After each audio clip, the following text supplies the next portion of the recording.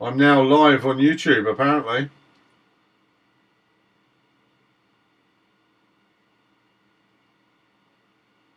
Which is interesting.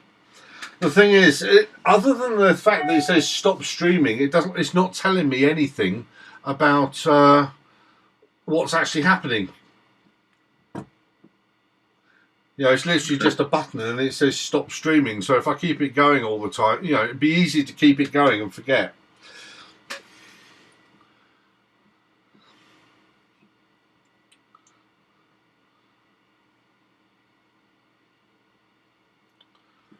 Let's have another look here. We're on M76 now, just coming up. If I flip over to Stellarium, we should be able to see it nicely.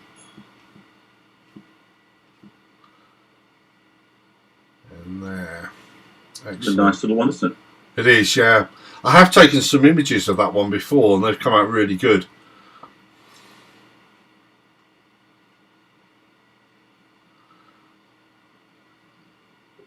Right, what's the next one? Let's transition again and see what we've got.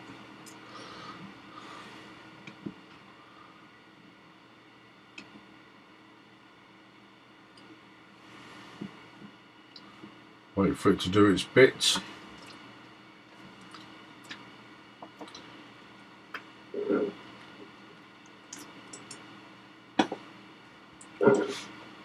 So your field of view is more south, is it, Ross?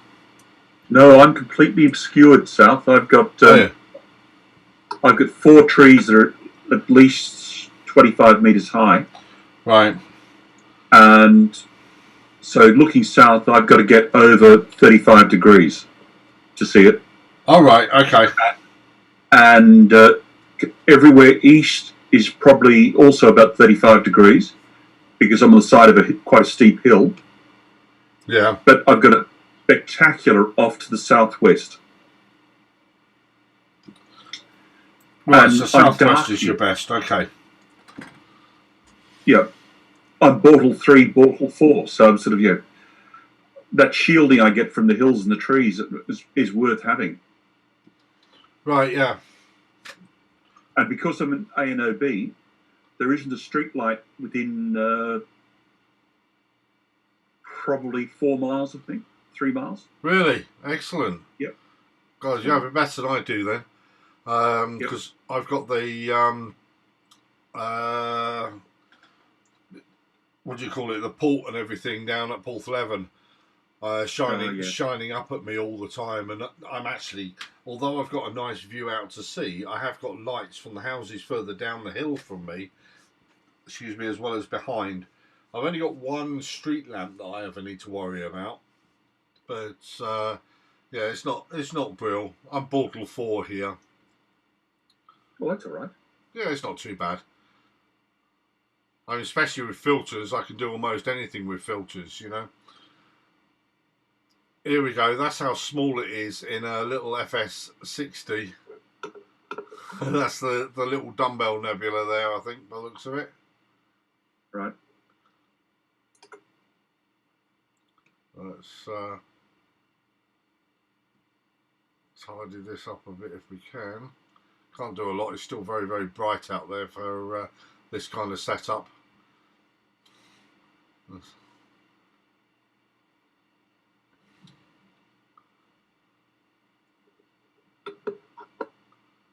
So the next one's M31. That's going to be a nice big one. So hopefully that's where the little scope on top will come into being. Let's see where that is. I was just looking at one about 2 minutes ago. Were you? Yeah. Let's see where that is. That's very low down, isn't it? I should really have done that one before this one. But there you go.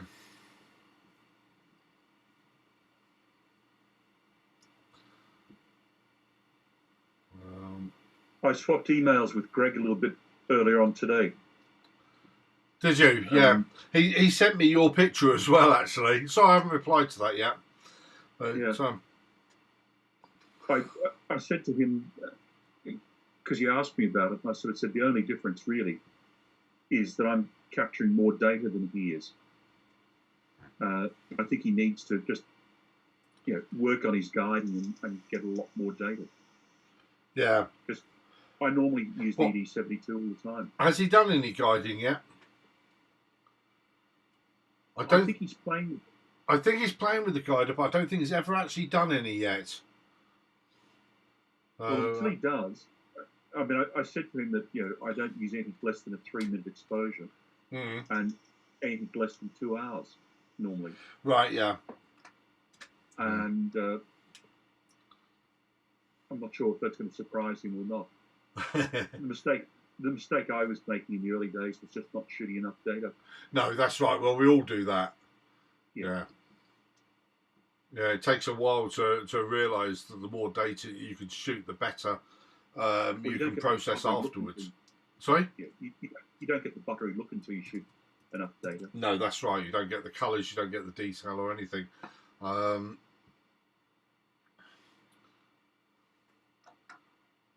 only just over a year into doing this seriously now, and I'm really enjoying it. Yeah, it's a wonderful hobby, and it lasts as well. Yep. I mean, I've been doing it for many years, many years. I've been looking up at the sky for many years. I think it's about 10 years when I started changing over to astrophotography, and I do. I absolutely love it. I really do. And what's more, after doing it for years, you've got all your previous year's data, and people don't realise how amazing it is to have that data at hand. Even bad data, you can. There's been times when I've got some really rubbish data from, 5 years ago, but then you go out and shoot a whole load of HA luminance, and then put your bad data behind it, and hey presto, you've got a really nice image.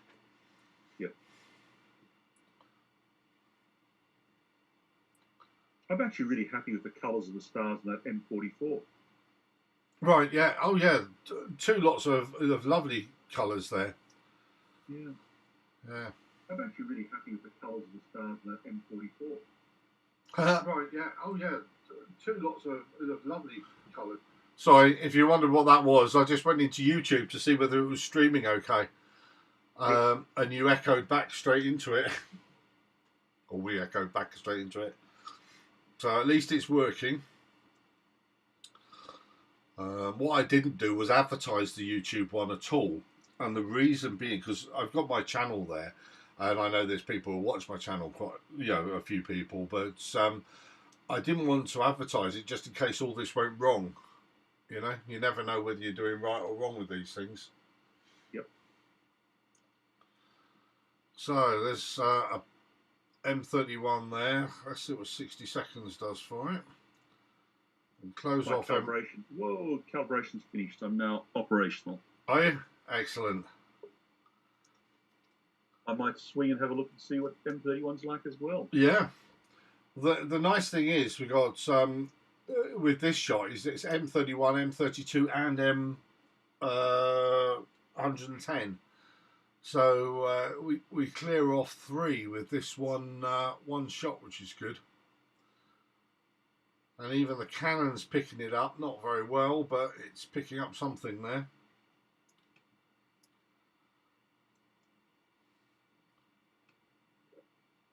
Max Val there. Certainly seeing them. If I increase that, I'll put that over here.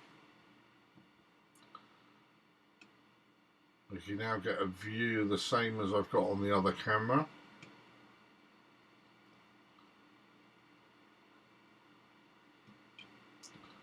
It's actually quite terrible really, but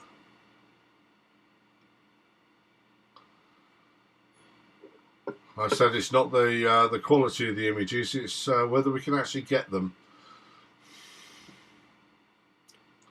So the next one after that's M33. I would have thought M33 would be even lower in the sky. Let me have a look on Stellarium a second.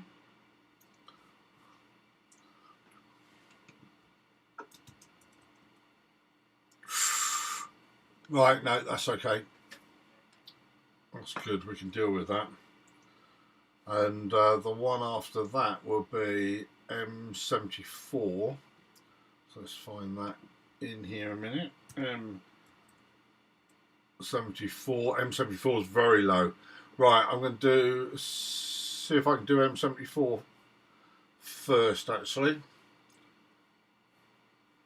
I'm going to go across and start shooting on some B33. B33, that's Horsehead, isn't it? Yep. Yeah. Excellent. Very low, but I've got it in the L-enhanced filter, but I just want to get some natural stuff with it. Right, yeah.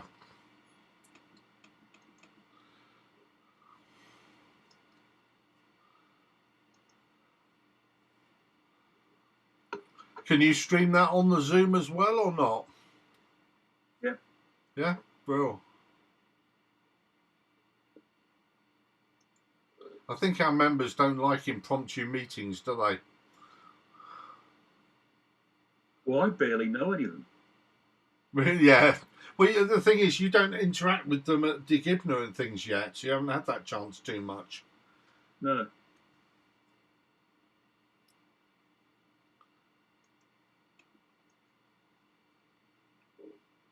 Right, just one more 30-second by the look of it, and then yeah,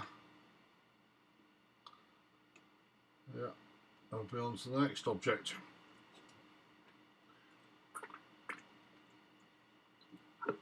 There you go.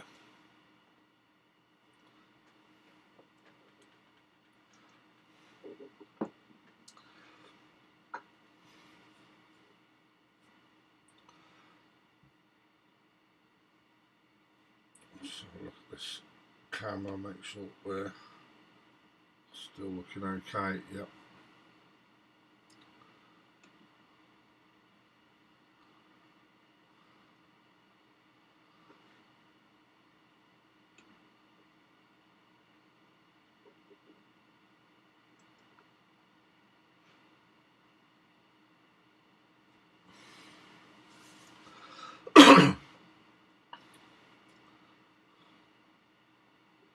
Slowly getting darker out there. Right, if it's picked up with an error, which is good, so at least it's able to find it. Now this is M74. I think M74 might be that thing just above the middle there.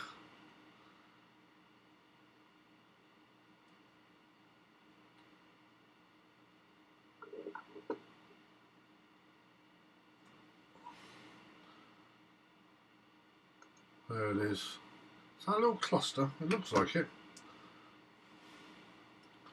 Let's go back onto Stellarea a minute. Let's have a look.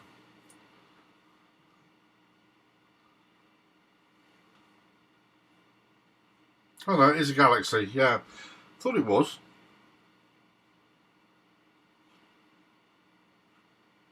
A small one. So we'll go back onto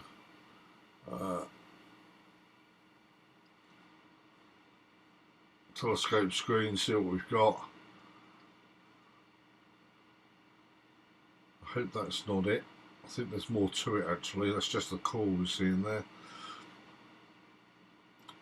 This one we're not even picking up anything yet.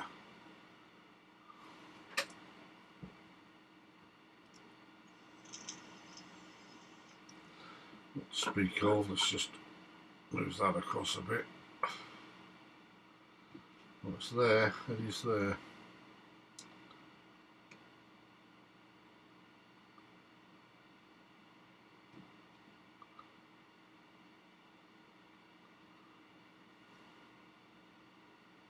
Okay.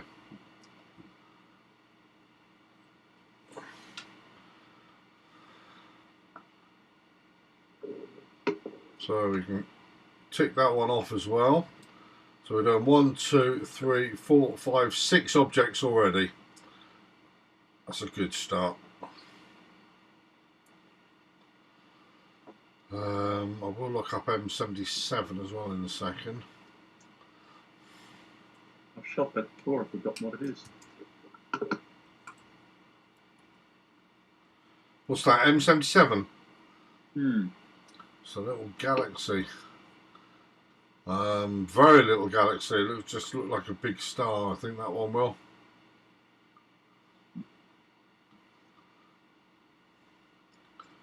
What I will do is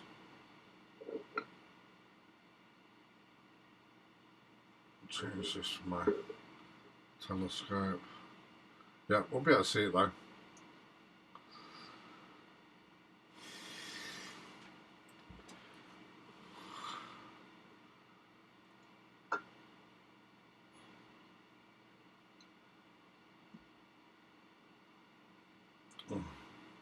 Telescope almost looking horizontal. There comes a time when it will start catching up with itself,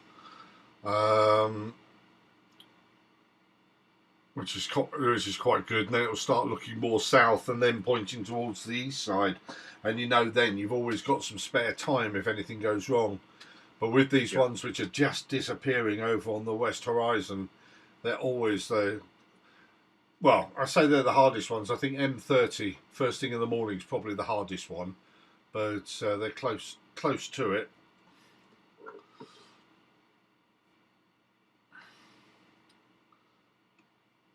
There's just another one done.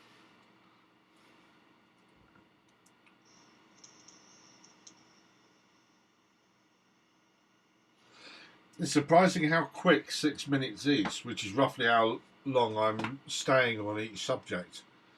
I would hate to try and do this by eye.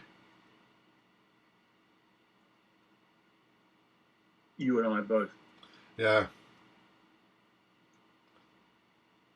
Well, you don't seem to have too many others checking in yet. No one else really. No one from the club. I mean, people from the club expect it to be 8 o'clock anyway, so if they're not reading the email, they'll probably just pick up at 7:30, 8 o'clock, maybe. But we'll see. I don't mind if it's just me, or just me and you. Not at all. Right, well, I've got the horsey head coming in. Doesn't look bad, actually. Good.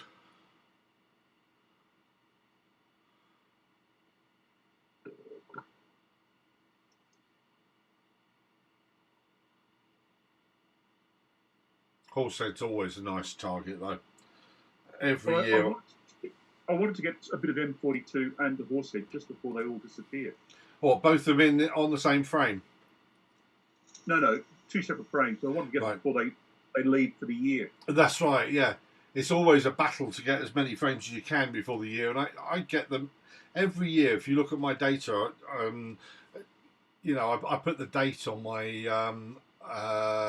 images as the first thing. So if it was today, it would be 2021-03-17, and then M42 or whatever it is, you know. In that directory for M42, you can just see every single year the images that I take of it. You never stop. You know, in 5 years' time, you'll still be taking photographs of M42 and the horsehead.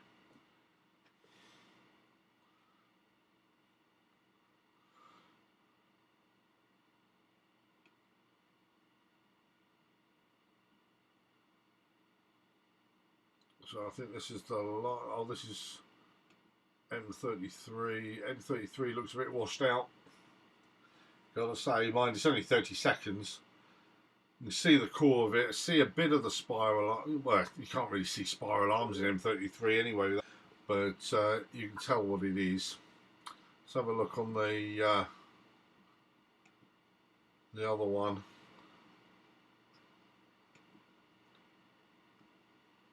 Again, that's just a fuzz, really. Just goes to show that a DSLR really has got no comparison, really.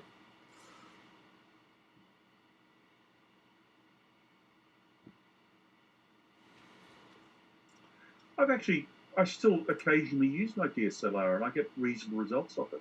Yeah, but you need longer exposures. You need it darker to be able to get something off of it. You've got to really plan something with a DSLR on a telescope. and get it for as long as you can. I mean, we're doing 30-second or minute exposures, and as you can see on there, a minute exposure of M33 is hardly picking up anything at all. Yeah. Now, I am only on a small ISO, so maybe I should stop at this and bring up the ISO. Let me just get this this image in. I'll do that. I always shoot 1600 or 3200. Yeah, let's see what I've got here. I'm 3200. Okay. Yeah. So actually, that's a reasonable amount. I mean, obviously, Maxim is a terrible piece of software for being able to preview images anyway. So if this was in a Nina or SG Pro, it would look a lot better than it is. You have to kind of really play with Maxim to be able to get anything out of it. A funny thing, it doesn't. When you're shooting something, it doesn't give it a little stretch or anything. It's actually as it is. Oh yeah. Straight out of the camera. You can set the stretch though. Yeah, you can. I don't. I like to see what I'm getting out of the camera. Oh right. Okay. Yeah. Yeah, I could offer to put this screen up for you now, but the problem is because it is completely unstretched. Yeah, you don't get to see an awful lot. Yeah. Oh, okay.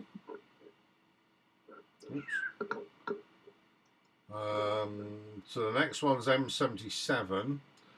So I'm just going to go to Stellarium on my screen a second and see what's. That's me unstretched. Oh, that's it there.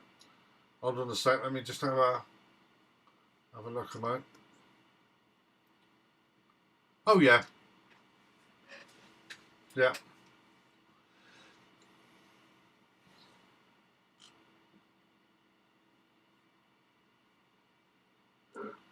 Right, the next one after that would be M34. Now that was a difficult one yesterday, but it was much later. So M34. I'll do that wrong. M34. Okay, that seemed a bit further over. Yeah, that's nice positioning. Have you caught one, have you? Yep.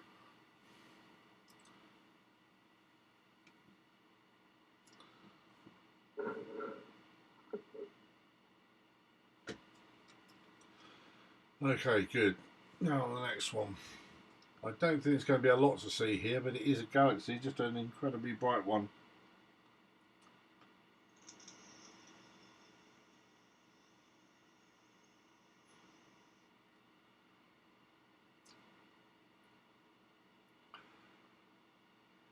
So it's still quite windy out there, actually, isn't it? Dead calm here. Is it? It's dropping, but it is still quite windy.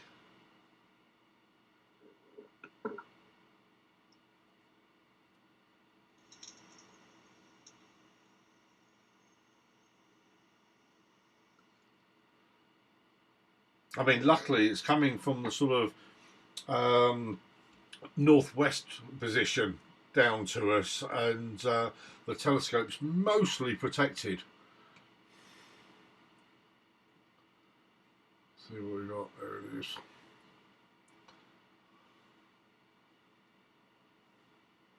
Just getting to the point where it's fully dark out there now.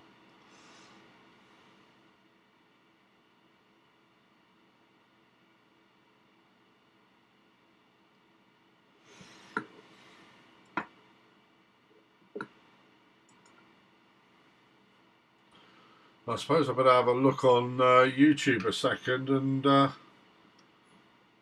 see if anybody's on there. Go for it. So this will be fun. What I can do is turn the volume down to nothing on there.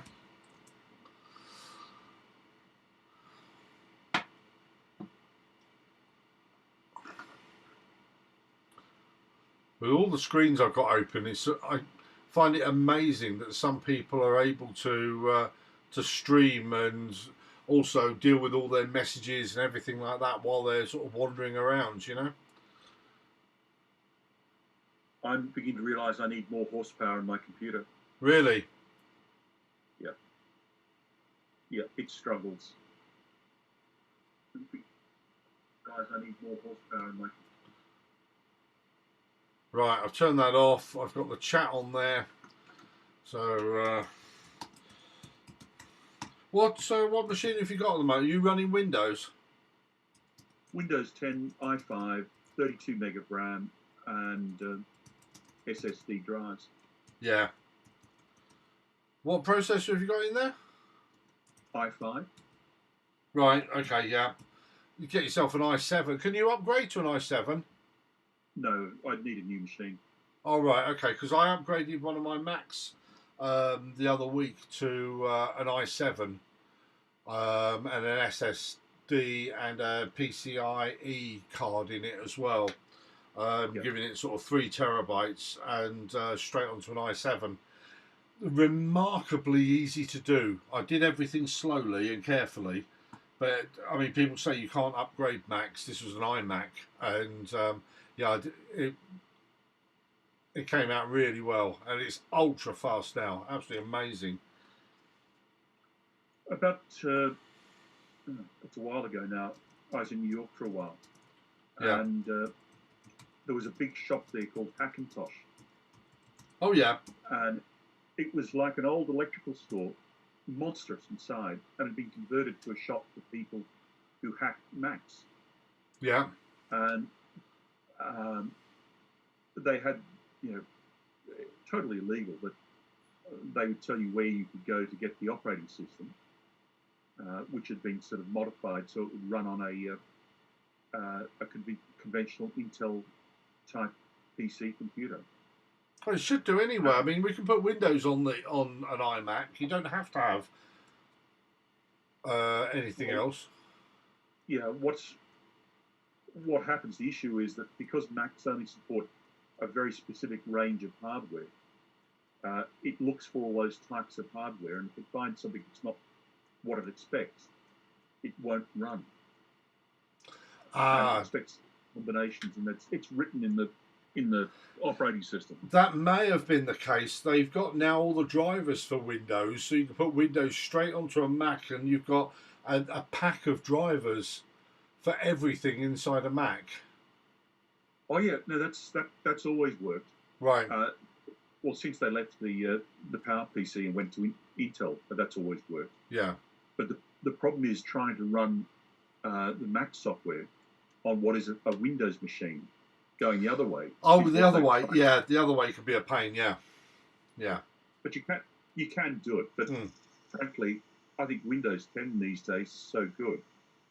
I've made the migration from Mac to Windows, and I'm not unhappy. No. Well, on all of my Macs, I've got Windows running as well as the Mac operating system. Anyway, mainly because.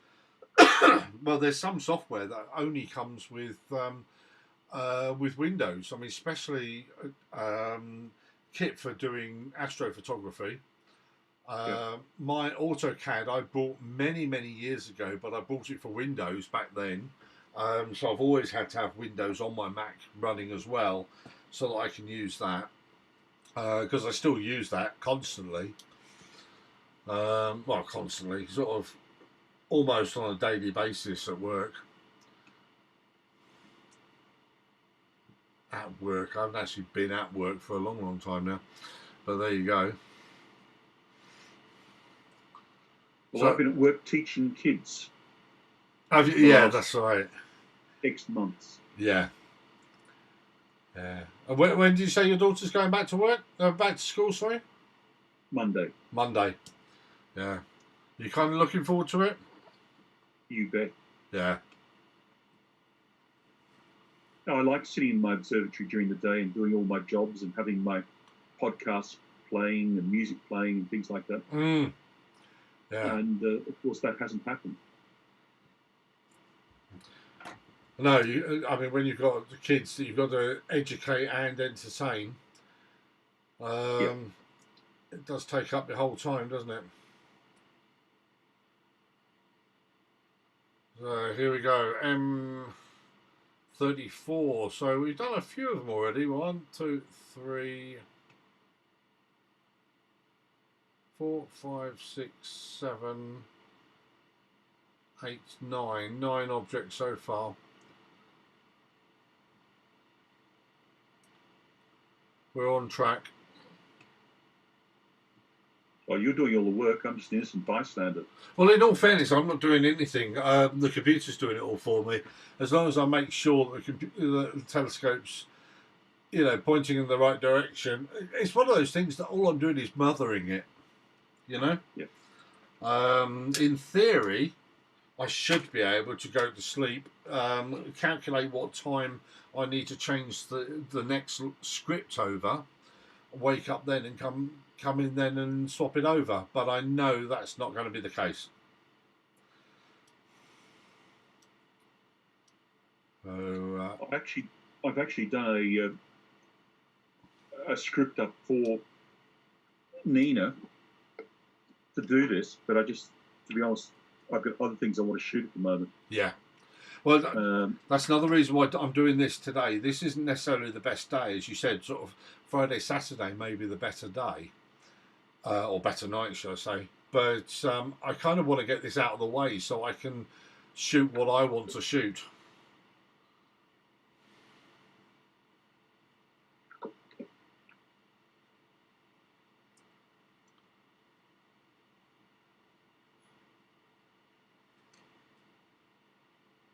A lot of moisture in the sky. There is a bit. Very good for imaging yet. No. And that might be why the I mean, I've got dew heaters and everything on, but oh no, it's starting to. The images are starting to get quite nice actually from that DSLR now. God, there's a lot of colour in that. It's quite meant to be quite so much, but once you've done a colour calibration on that, I think that's going to come up quite nice. Mm.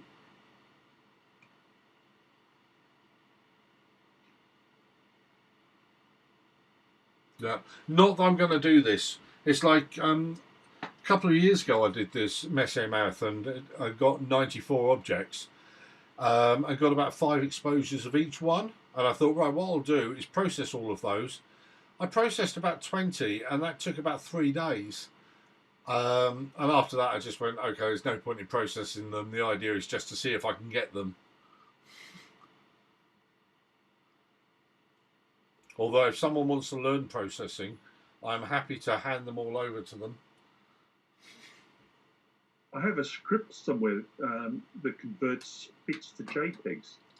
Oh yeah, yeah. On a batch basis, you point it at the directory and you get another directory full of JPEGs. That's right. Maxim does that, and also I've got another piece of software from the makers of PM Pro. They've got a couple of bits like that, but it's also every sort of set of 5 images that you get. They may only be 1 minute and 30-second exposures. They all really need to be done individually to be able to bring out whatever it is. I mean, some of them are galaxies, some of them are nebulas, some of them are clusters. And I've tried writing a sort of standard script just to get them looking reasonable, but you want them to look the best they can, so you have to do each one properly by hand, you know? Yeah. So what was your original mother language? My mother language for what, sorry? For programming.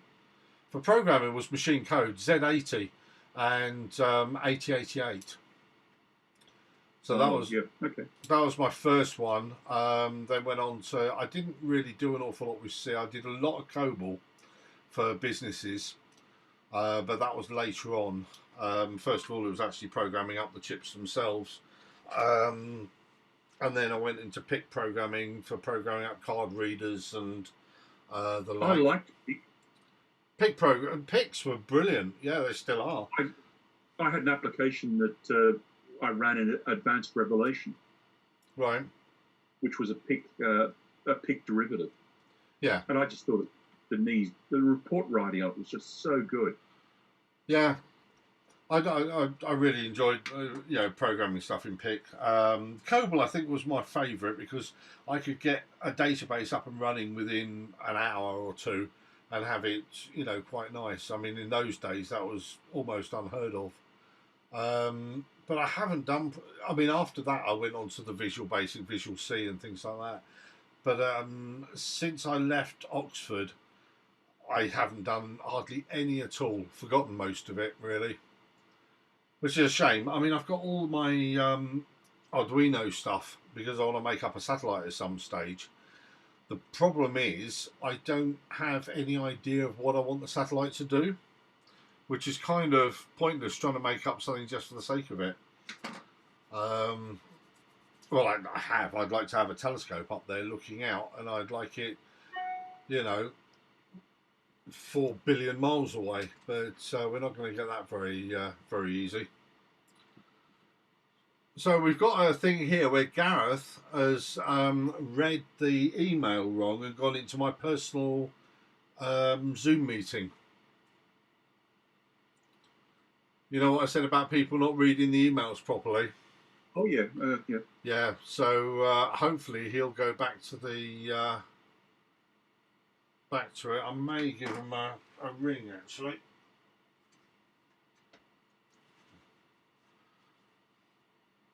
Let me see if I can get him a sec. Must have My guiding's starting to get really rubbish, and it's because of the guide camera. Is it? Why? What's wrong with the guide camera? It's giving me an error saying calibration is too far from equator. Oh right, yeah.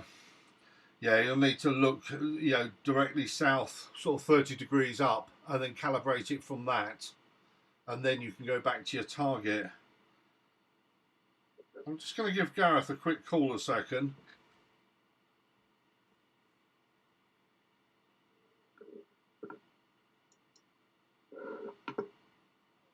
Hello, Gareth. All right, how are you doing? Good. Oh, right, okay, because I just got a message through saying Gareth's trying to get through on your normal meeting number. So, yeah, shall I read it out to you if I've got it? Hold on. Let me see if I can find my email a second.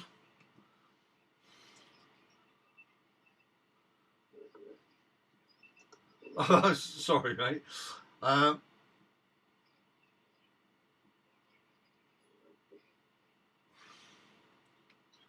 That's okay, no problem. Right, the meeting ID, you ready for it? Is 826 4160 2181, and the password is 251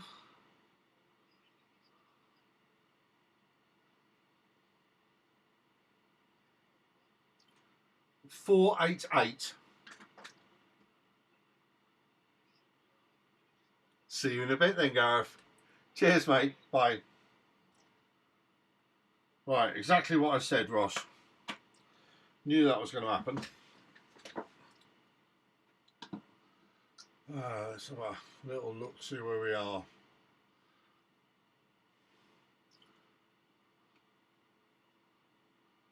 Now, it looks to me that something's got stuck. Why has it got stuck?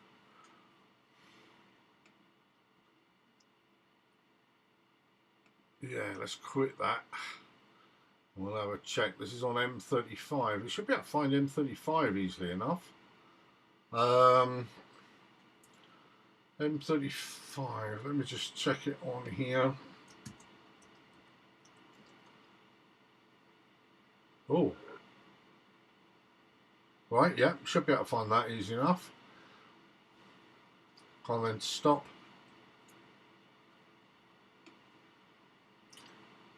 In fact, I think it found it. I think it was still in the middle of a slough. Flowing, yeah. Obviously, I hadn't settled enough.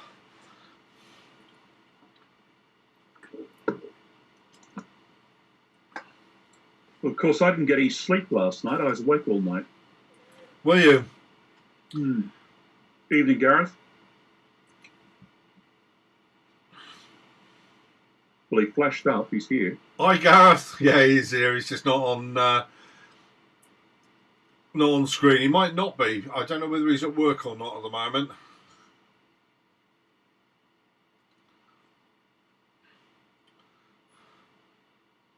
Come on, damn thing won't stop. When you stop something, I've just told it to stop. Okay.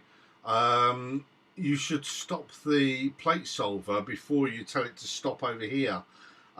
If you just stop it here, the plate solver disappears and you have to wait then until it decides it wants to stop. That's user controllable within Nina. Yeah, I mean, it's an awful feature, and I think they've sorted it out in SG Pro, but with the new versions of SG Pro, I've got 9 licenses altogether. The reason being, I have let other people borrow my licenses every now and then. Plus, I've got a couple of different computers that I use it with. And the issue there is that if I want to upgrade now to the next version, which is version 4, I think it is, the next major version, I have to pay a bloody fortune for it because I've got so many licenses. Yeah, not happy about that, but now let me just, I've been keeping up to date with this, right. I've got it on screen, so let me just take one shot and just see whether it's still on screen. If it is, I'm just going to resume it. I'm not doing any auto guiding at all today. You don't need to, do you? No, not really.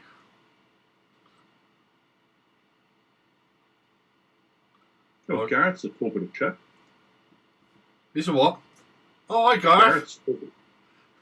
You can take your mute off. This isn't like one of our normal meetings, so you just say what you want, do what you want. I've just come off the phone from somebody else. So. Oh, that's okay. The only thing to be mindful of is your voice is on YouTube at the moment live. Don't worry, no one's watching it. Okay, it's more of a tester. I told everybody about the Zoom meeting, but I didn't tell anybody on my YouTube channel that I would be going live. So I just wanted to test to see whether they're there. So no faces are on there at all, but your voices are. All right. No problem. Now that isn't perfect. Actually, it's as if there's something's moving. I may have a wire caught. So what I'm going to do is reset the sequence. I'll take a minute. Now we've got a few things already. About 12 targets. We'll have a look in a minute. We've got the difficult ones, which is good. So you're not actually at work, Gareth? No, I finished an hour or so ago. Right, good. So where are we? We're up here, M35, aren't we? Right, let's run that sequence. Yeah. Go. Move that out of the way.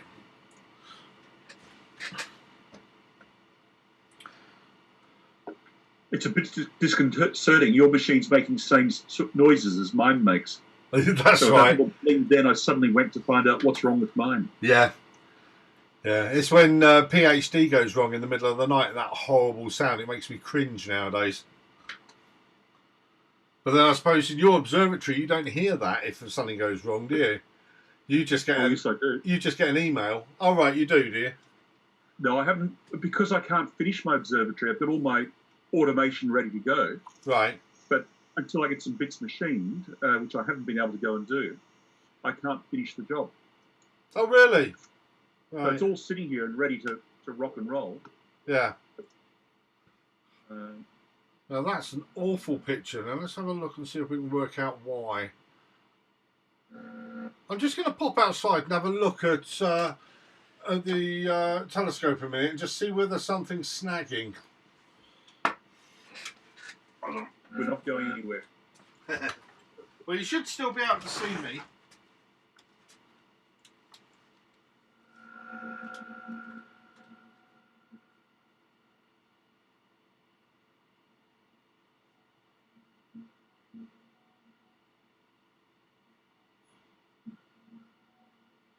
So how are you tonight, Gareth? Yeah, I'm pretty good, thanks. Yeah, I did put the telescope out last night briefly, but I think it's probably to put. I think I buggered the corrector plate. It's a Celestial C8, but I think I buggered up the corrector plate on it, and it just wasn't very good. So didn't spend very long out. That's a shame. Never mind. Worse things happen at sea and all that. Indeed. Let's see if I've got this running. I'm actually doing some imaging tonight. Mm-hmm. I had a good night of imaging last night as well. What were you after? Oh, I can show you in a second. Right, that's You see actually. my... Oh, sorry, Ross. Go on. Yeah, Gareth just asked me what did I see last night. Can you see that that beehive cluster on the screen? Mm-hmm. I shot that That's last night. pretty excellent. And that M42, which I was Mhm. really pleased with. I'm not surprised. That is superb. It is stunning when you look at the cloud formation around the trapezium. You can't even see the trapezium on this resolution. Yeah, that is absolutely fantastic. The Leo, Oh, lovely. and I've got another one which is just processing in the background, which is I've got 4 hours on the Macarian chain, Mm-hmm. and except for the crisscrosses of Starlinks, it looks pretty good. So that's where I'm up to.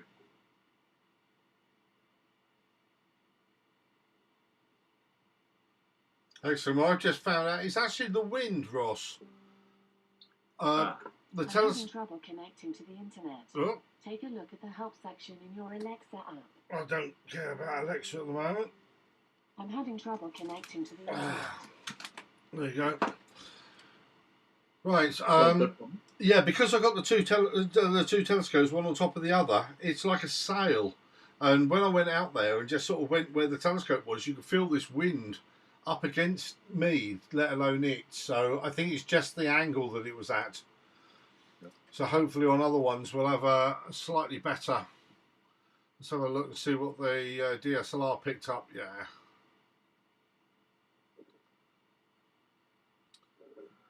But for Gareth and Christine, hi Christine. A bit of gunk in the atmosphere last night. Yep, lots of it early. Yeah. Yeah. But one of the things on this, though, I've said right from the beginning, is I don't really care about the quality of the pictures as long as you can see what it is that we're trying to capture. So if we do get some strange ones like that, or we've got some halos like we had last night, I'm not really that worried. The idea is to actually capture the images and see whether we can. And it's also quite good for people to see what's up there, if you know what I mean. I mean, this is M36. M36 I've done before. It's lovely. There you go. May put a little bit more of a waiting time on it. You can understand why it was a lifetime of work for this poor guy to find all these objects and document it. Yeah, I mean, he didn't find a vast amount of them, really. But, I mean, for everybody who was involved, I mean, there was a lot of these ones. Like we saw earlier with M76, such a tiny object. I mean, they must have still had some fairly good optics back in those days just to be able to find some of these things. Well, did he not simply have two lenses without a tube in between them? I've got a feeling he didn't have a telescope as such. It was just two lenses. Really? Yeah. I could be wrong. I'll have to have a look at that. I've got that somewhere in my memory, but I might have dreamt it.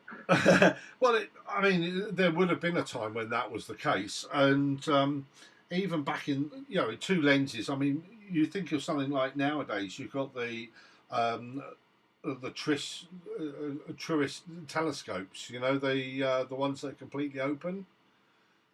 Truss Yeah. ones, sorry, truss ones. Yeah. Those are in effect just two lenses held together, aren't they? Or in that case, a mirror and a lens on most of them, but some of them have got two lenses.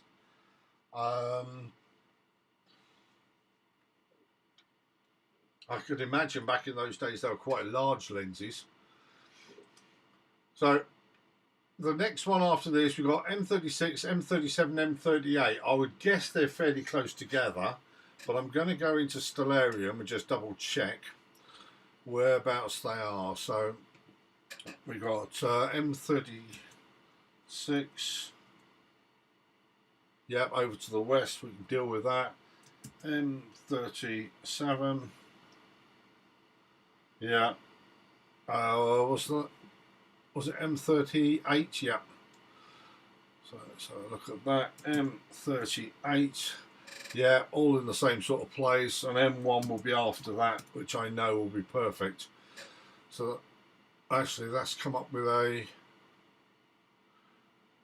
Right, that's a Comet M1, right? Let's type in Crab Nebula then.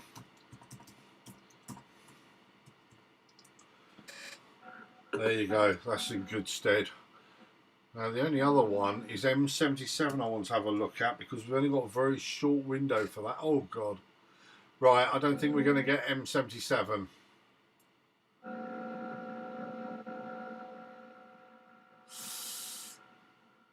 Too low. Okay, so that's going to be our first one I'm going to have to strike off the list. So let's put everybody back onto there. Oh, we're moving again. What's that last image like? Nice.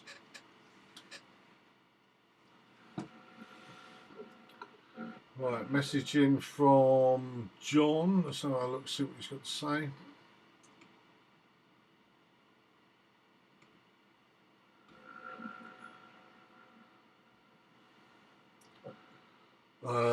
Hi Fred, hopefully we'll be logging in about 9 PM, so that's John later, good. You gave me a very useful tip that I didn't know. You did it by accident. When I do my calibration, I tend to do it just wherever I'm pointing. Right, no. PhD doesn't like that. It prefers if you calibrate on the equatorial plane facing south, and then you don't calibrate again if you're pointing somewhere else. And you did right, and the guiding has just gone dramatically better. Yeah, it will do. It's quite simple, really, when you think about it. If you're guiding fairly close to the pole, it can't understand the movements quite as well, but it can calculate the difference between, looking at somewhere on the meridian and going from there. So, yeah, hopefully that'll pick you up a little bit better then. My total error is 0.29 pixels. 2.9, that's good. Yeah. 0.29, yeah.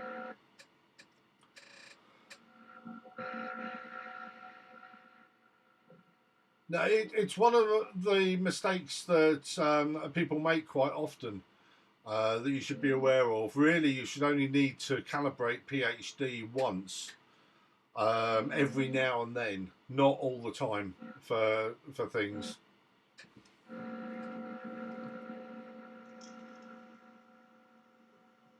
So we've got a bit of movement there again. That's excuse me, M37 again. It's right where the wind is, so that's a pain. Now what I can do is put some more weight on one side to try and get it closer to the gears, but I don't know whether that's going to do an awful lot. That one's better.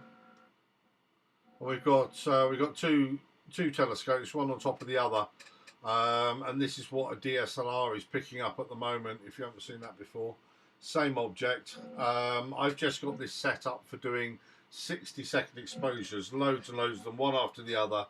So obviously some of them are going to be useless, and other ones are going to be good. But We should get one of every object at least. The quality is nowhere near what the CCD's given us at the moment, but it's getting better. It is getting better. A couple of bad pixels there, not too bad. Yeah, you can see when the gusts are happening. Let's have a look at the camera a minute, see what we're on. Yeah, I might move that weight a little bit actually. Get it connected to the gears a bit better. Let's get this run out of the way. So, next one, M38. See, the nice thing with this array of clusters, there's quite a lot of them all in the same sort of place. Very rarely you image them, I've found.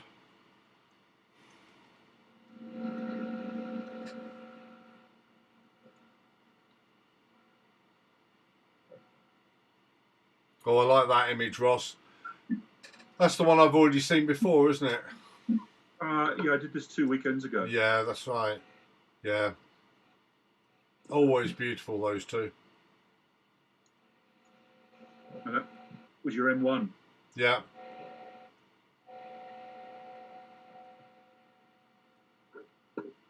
Yeah, wonderful.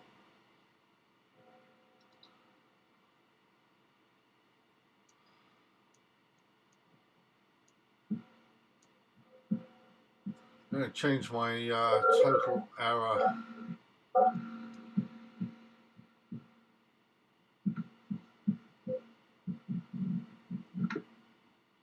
Here a minute, hold on a minute. That's the rig that I'm on at the moment. Oh, yeah? And you can see the grey box next to it. Yeah.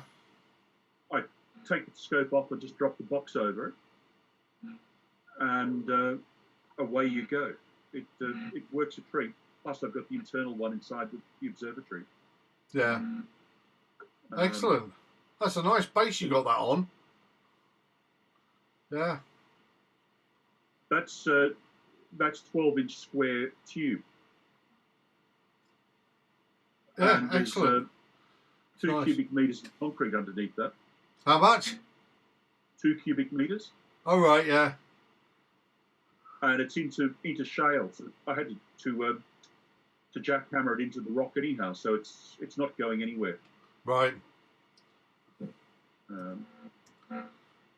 And that box is just simply made out of 25mm Celotex foam with a single skin of fiberglass over it. So it's super light. So, yeah, but it's completely rigid. And it's got a dehumidifier in there, and stuff sits in there without a problem. Oh, excellent. Yeah. I wouldn't dare do something like that though with my astrophysics mount. That's the only problem. It'll probably be fine, but I couldn't bring myself to do it.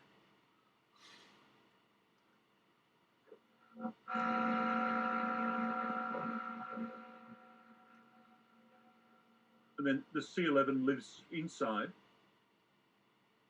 Right, hold on a second. And that's a nice big pier as well. So that's on a raised stage. Oh, yeah. So that when that lid gets rolled off on the top, your head sticks out the top and you can see the world. Yeah. Beautiful. It's slowly getting there. Mm. And the C11's such a great telescope. Did I hear, Gareth, you said something about your corrector plate? Yeah, I think I bugged it up. Have you? Yeah, I used it for the first time in a long, long time last night, and things just weren't resolved. I meant to have put it out in daylight and see what it looked like through daylight, but yeah, stars weren't resolving terribly well last night. But that might be in the gunk in the atmosphere, I don't know. It was quite horrible for a long time last night, mind. Yeah. You've got no crack in it though, have you? Well, there's no crack or anything. No, what it was a few years ago there was an article about cleaning corrector plate, basically covering it with sellotape and then peeling it off. That's what I did. Really? Oh, I've never heard of I that don't know before. whether that was. Yeah, he's in one of the magazines. Yeah. I think he's in one of the magazines. Say a long time ago now, but yeah, he said use good quality sellotape, not cheap stuff. So I got that, and yeah, it's just basically putting strips across the corrector plate, and then just peeling the whole lot off in one go, because that'll take off the dust without scratching anything. But Yeah, but it's got a coating on the outside, hasn't it? And that's why I damaged. Right. Bloody hell. Well, I mean, Never mind. if you take the coating off, or a little bit of it off, it's worth stripping the whole lot off rather than having bits of it on. But it still works very well. I mean, it's a contrast thing, so you should still be able to resolve quite well in it. Let's say it might be in the dump. It might be okay. Yeah. Yeah. And then, I mean, the other problem with last night is neighbours opposite. They put a really bright light in their bathroom, don't bother drawing the curtains, and it was on like a, you know what? Right. Yeah. Didn't help. Well, the other thing is, whether did you just take it out and have a look at it? Was there some thermals going on inside the thing, or did you have the tube out for a long time? Oh, no, gone out for a very long half-hour tops. Right. I mean, that can kill any viewing that you want to do anyway, can't it? Yeah. Oh, here we go. It was a long time since I last pulled that one out. Right. Nice scopes though. I used to like my C8. I never used it much, but it was good. Yeah, because I've also put a focuser on it, so it's not just a little fiddly knob at the end. There's I think it's William Optics focus unit I put on it. Right. Yeah. Which is very nice. Yes. Yeah, they are. There's a Crayford focuser just on the back end, is it? Yeah. Yeah, what I'm really gutted at is when I got my 300p, I got the Barda Diamond track focuser for it.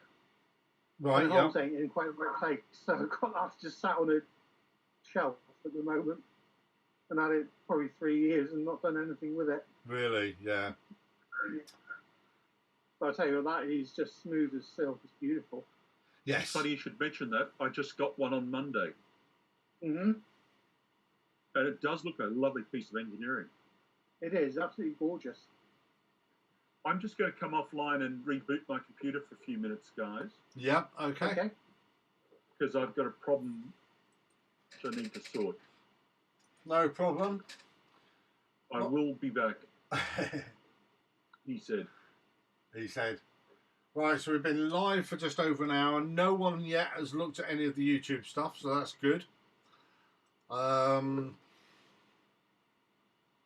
mind that in the slightest because I don't have to worry about it. And we've got a few items already, so let's have a look and see how many we've actually done so far.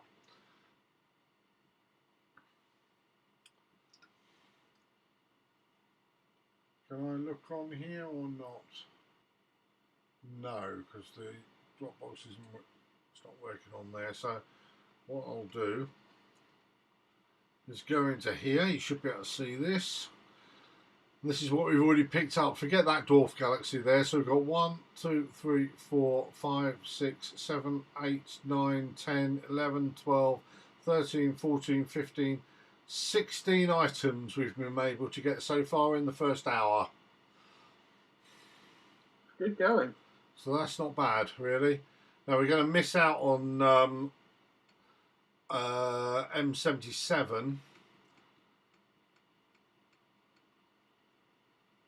I can see where that was now, but when we get to it, I'll switch that one off. We've got M79 coming up next, so I suppose I better have a check on where that is. So I'll swap everybody over to Stellarium. M79 we're going to be looking at.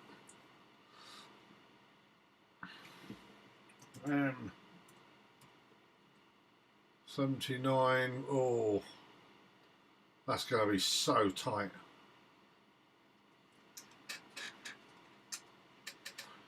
Right, do you know what? I'm going to let it have a go.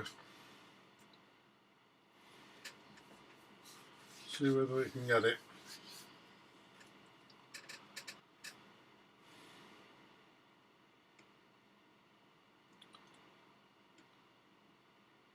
Now, because of the type of most of my 1 minute, I've actually got 2 minutes going on this M1. In fact, I'm going to drop that down so it's only 3 exposures rather than just so we can get M79 in quickly if we can.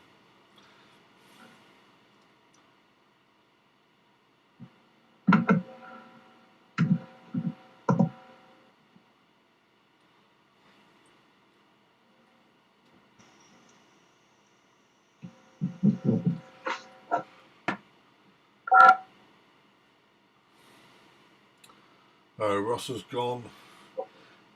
How are you doing, Gareth, anyway? Yeah, I'm not bad, thanks. Yeah. Good. We were all a bit worried about you at the end of last year. Well, the whole of last year, really. But then it was understandable. It is a tough year, Yeah. to be fair. And hopefully it will improve soon. It isn't improving just yet, but hopefully soon. But Good. yeah, got one guy I'm managing who is a bucket load to handle. He's absolute pain in the backside. You do realise you have got guns. Yeah. Yeah. I was chatting to the other, because there's something he's done over the last couple of days of bloody annoying. I was chatting to a couple of the other guys, one of the audit managers, and said, "Oh, you can find smoking guns." I said, "Well, I've got about 15 in this room. Right. Not quite smoking, maybe." Yeah. But, yeah. I hope it does get better. Both you and Christine, while you're on, you're going to have an interesting letter in the next week about the next. I won't say too much about it, but a little project that the Cornwall Astronomy Society are going to be doing, or hopefully going to be doing. So yeah, look out for that one. It'll go on the emails. So I've just got the committee. I mean, it's been unanimously agreed with the committee. So I just had to write everything out for it, and then it'll be going out to everybody. So at least on that side, there'll be something exciting, hopefully happening this year. Gareth's probably got more of an idea than Christine will, but I won't say anything more than that, really, at the moment. Good to have something to look forward to. Yeah, well, you all need that at the moment. I mean, I'm starting work again on the first week of April. Is it the first week or second week? It's straight after Easter, where I'll have a job up country every single week, midweek, right the way through April. So I'm actually really looking forward to getting back to it. Rather than sitting at home making cakes, eating too much, playing silly buggers on Zoom so that I can get it going all pretty on us, you know. Right, I'm just going to go back to the telescope, see what we can do here. Is it picking up M79? Yes, we've got it. So what I'm going to do is stop that.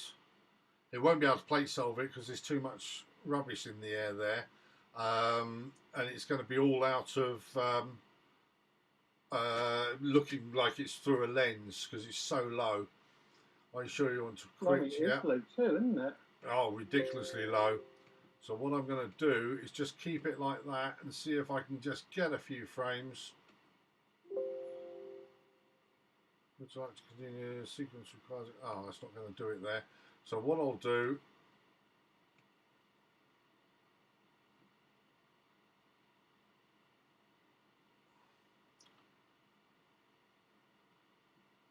that's no good. I'm going to get some 30-second frames up here, and then one by one save them manually.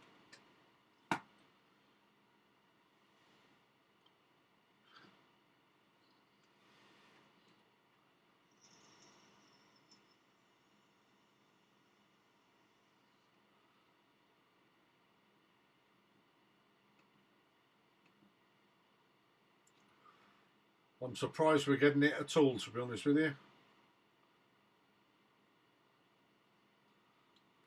Yeah, it's just stupidly low. But then that's the idea of a challenge, I suppose. Well, yeah, it makes it worth doing, doesn't it? Yeah. So what I'm going to do is save that target. How do I do that? Not there, here. Its altitude at the moment is just +7 or just under 8 degrees. Right. They're doing incredibly well to even So get anything on screen.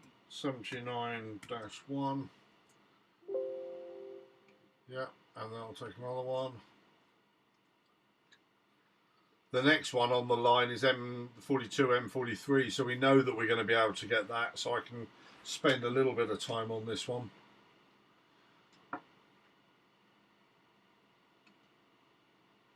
Yeah, you can see the camera's almost horizontal. Or telescope, should I say.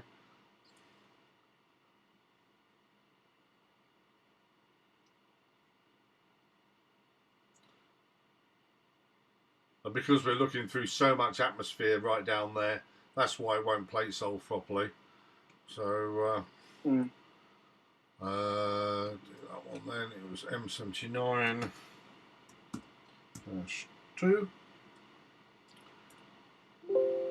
And I'll do one more. Now this is actually a one-shot colour camera. You might not be able to see it, but I can actually see the Bayer matrix in it. So saving it as a mono fit won't be a problem. I can still de-Bayer that and bring the colour out if I ever wanted to process these. Now, this is one of the problems with doing this thing. I did this a couple of years ago, got 94 images and then started processing them, and it took 3 days to process the first sort of 20 or 30. I thought, I'm not going to do them.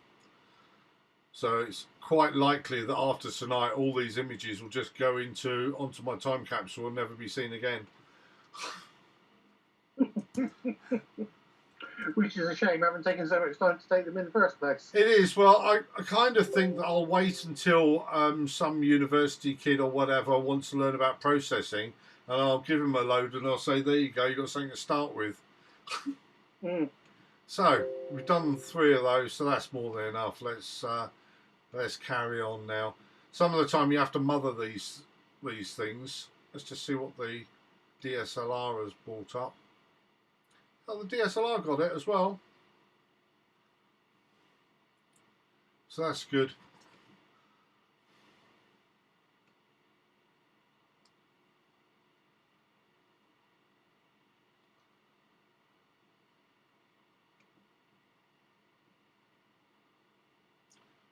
While that's going, let me just have a quick look on YouTube. Oh, we've got a couple of people watching now. They're watching the live stream. Hi, everyone who's watching.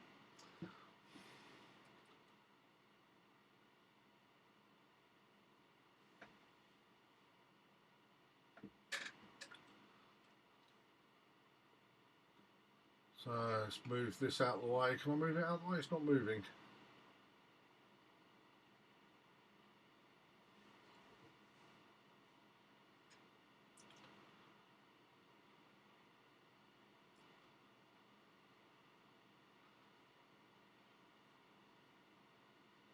Let it find itself.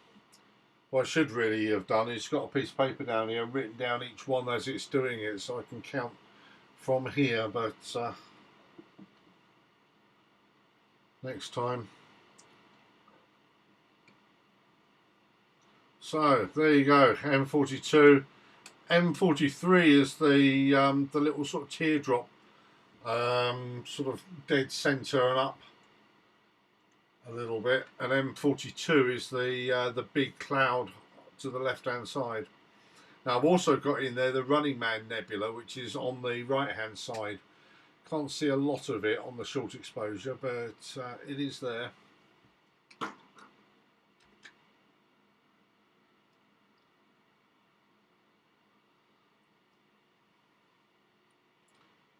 That's better.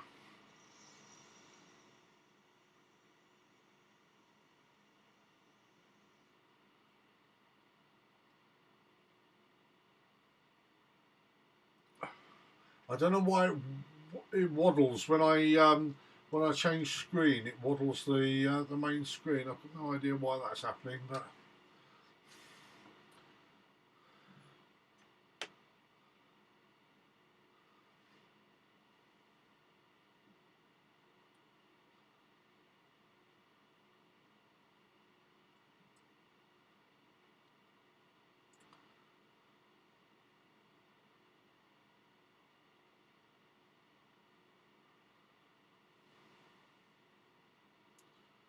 What I have noticed, I've just gone onto YouTube to see how the live stream's going.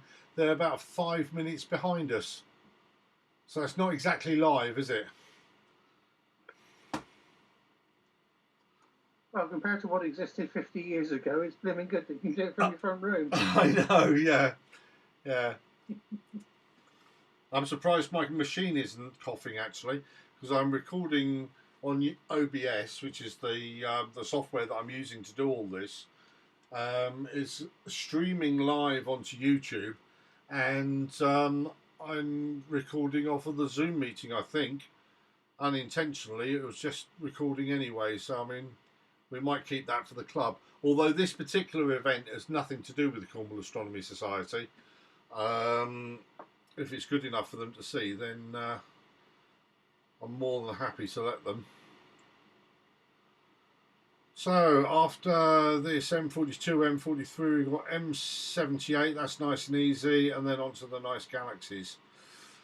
We've got a whole range of galaxies afterwards, so that's going to take us right up to about 11 o'clock, I would guess.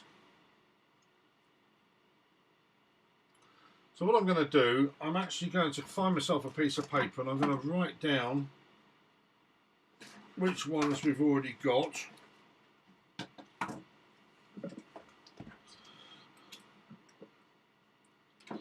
Something I should have done at the beginning, but those who know me know what I'm like. So let's have a little look here. So it's in Eagle 2. So we've got M1, M31, M32, M110, 33, 34, 35, 36, 37, and 38. So 33, 34, 35, 36, 37, and 38. Then M42 and 43 it's doing now.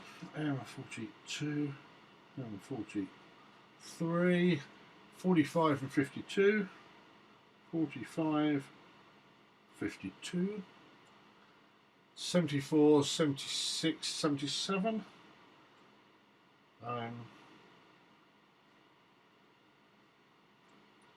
And 79, which I saved by hand, and 103. Brilliant. Right, close that. And it's now on the next one, M78. Very, very dim M78 is, so I don't know what we're going to be able to see of it. That's on the DSLR. Yeah, not great. We've got a nice little streak across there.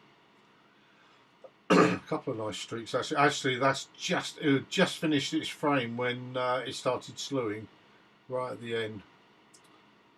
That's okay. We'll have a couple of good ones in there anyway. So finished with that. We're now on M78.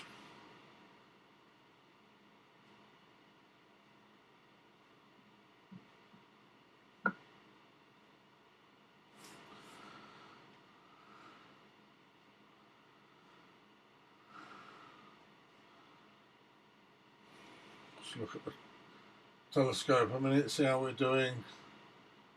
Yeah, doing fine there.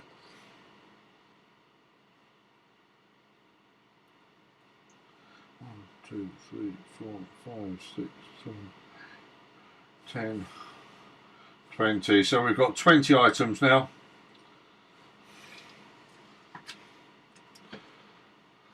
Definitely not too shabby. And we've been online for an hour and 20 minutes.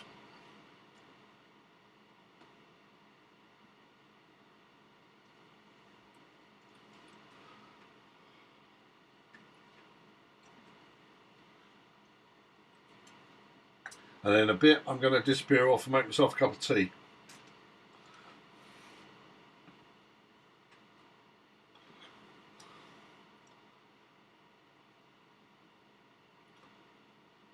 Again, still got a little bit of wind. Hope it's wind anyway. It seems to be, because it's only on certain objects at certain elevations, I think. So if I got an autoguider working, it would correct for it, but it's just not doing that at the moment.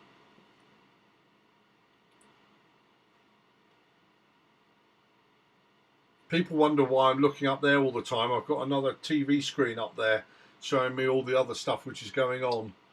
So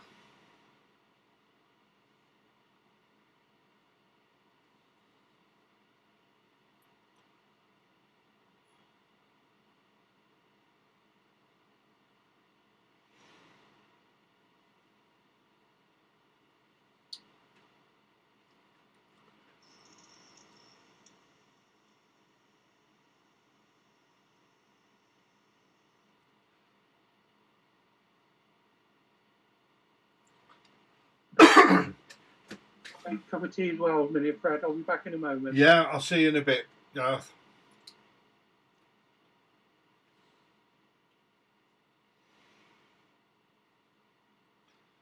So we've got 110 objects to do altogether, and we've done 20, so we are definitely on track at the moment.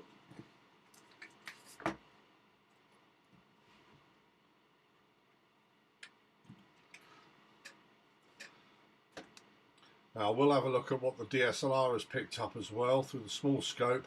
Won't be an awful lot. Now, it is a modified camera, but even then it won't pick up a vast amount there. Let me stretch it a little bit to get a little bit more, but no, not a lot. Shame really, because we've got coming around here. Is it around here or around here? I don't know. One of those two.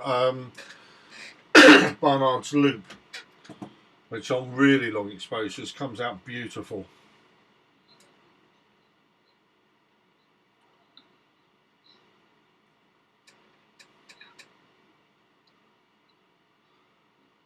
Hi, Greg's with us. Hi, Greg.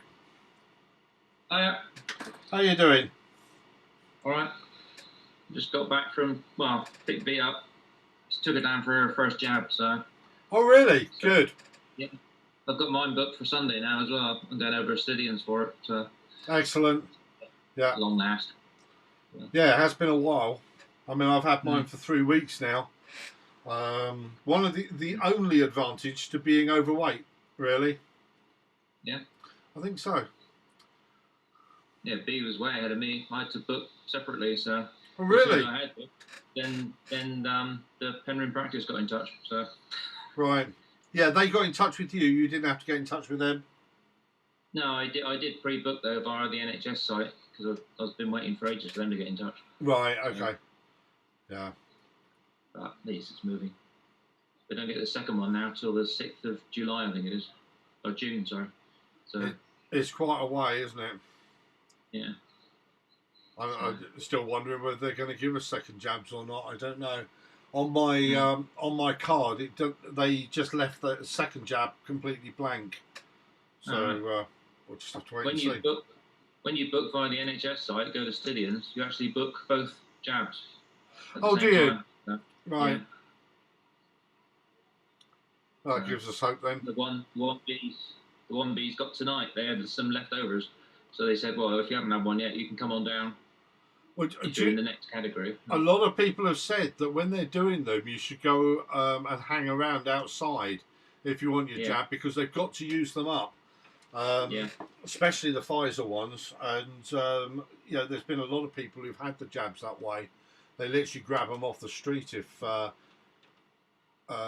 find they've got any left over. Yeah.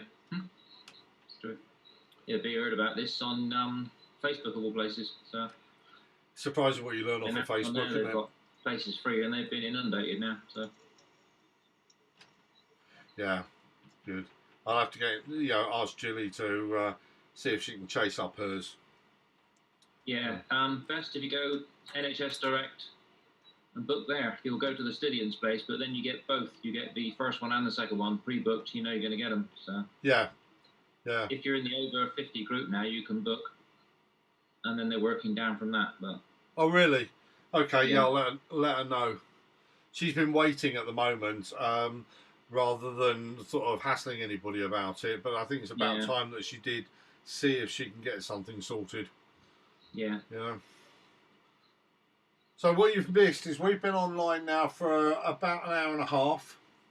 yeah. We've got 20 objects so far. All right, good one. Yeah, we're doing all right. Right. In fact, we've done all of the deep western ones, and it's now Yeah. catching up with itself. So as you can see on the image or the picture of the scope, it's starting to look more south now, Yeah, which is good. It's the first lot that's always the difficult stuff because you've got to try and catch it while it's setting. that M78 you got there. Yeah, All right, cool. yeah. Now, if you want to have a look at it on the DSLR, that's Yeah. it on the DSLR. So it hasn't come out as well, Yeah, but it's come out for short exposures. The DSLR is just picking up 60-second exposures over and over again. all right. So I haven't asked it to, because I'm running two scopes next, one on top of the other. Yeah, The small one on top is literally just running 6-second exposures constantly, 500 of them, and while that's doing it, the bottom scope, which is the one that's doing all the work, controlling everything and plate solving, etc. That's the one that's will sort of get the better images, really. Now the bottom Cool. one's FS78, so it's slightly longer focal length as well. yeah. We're also live on YouTube. Yeah, I saw that. Did you see it? Did you? Yeah, I was just on YouTube. Then you said you were 5 minutes behind, and I tried the link on the laptop, and I realised it was a different link there. So Oh right. ported the link over and got back on. So, bit of a delay here. Yeah. I was thinking of setting up my scope here, but I can't stream anything. But I can at least see It's, what I can grab. to be honest with you, I mean, this is going to, you can always look at this another time anyway. So there's no problems with that. So I mean, I've always said to everybody, if you can see them visually, then it's better to do that anyway. Having said that, you won't be able to do the marathon in the same way. No. I mean, the idea of this is to see whether it's possible to image them all in one night. I don't think I can because I can't see east very well. But if I can get close to 100, I'll be very, very happy. Yeah. I'm quite restricted here. Low to the north I can't see because there's a tree in my shed in the way. To the east there's another tree and a bush and my neighbour's building in the way. To the south I've got the house in the way. I can only look above the house. And to the west there's more trees and more buildings. Yeah. So I can look generally south and up, east and west, but I'm a bit limited there. Yeah. I mean, I'm fairly good here, really. I mean, normally I'm limited when I use the pier, but I'm using a tripod at the end of the garden this time, just so that I've got a chance of sort of looking over the top of the fence at the back, and just so that I can get a little bit more of a view around, Yeah, nice one. Yeah, I was thinking of putting the 800mm refractor on there because a lot of these are too small really for the ED72. They're tiny little dots in the background. So. Some of them really are very, very small. We've only picked up really one very small one so far here. But I know later on when we're looking at the galaxies in Virgo and Leo, some of those are ridiculously small. Even on this focal length, they're tiny. Oh, hold on a minute. I've got a cup of tea waiting for me. You can bring it in. You're only live on YouTube. Thank you very much. Yeah, going very well, Tot.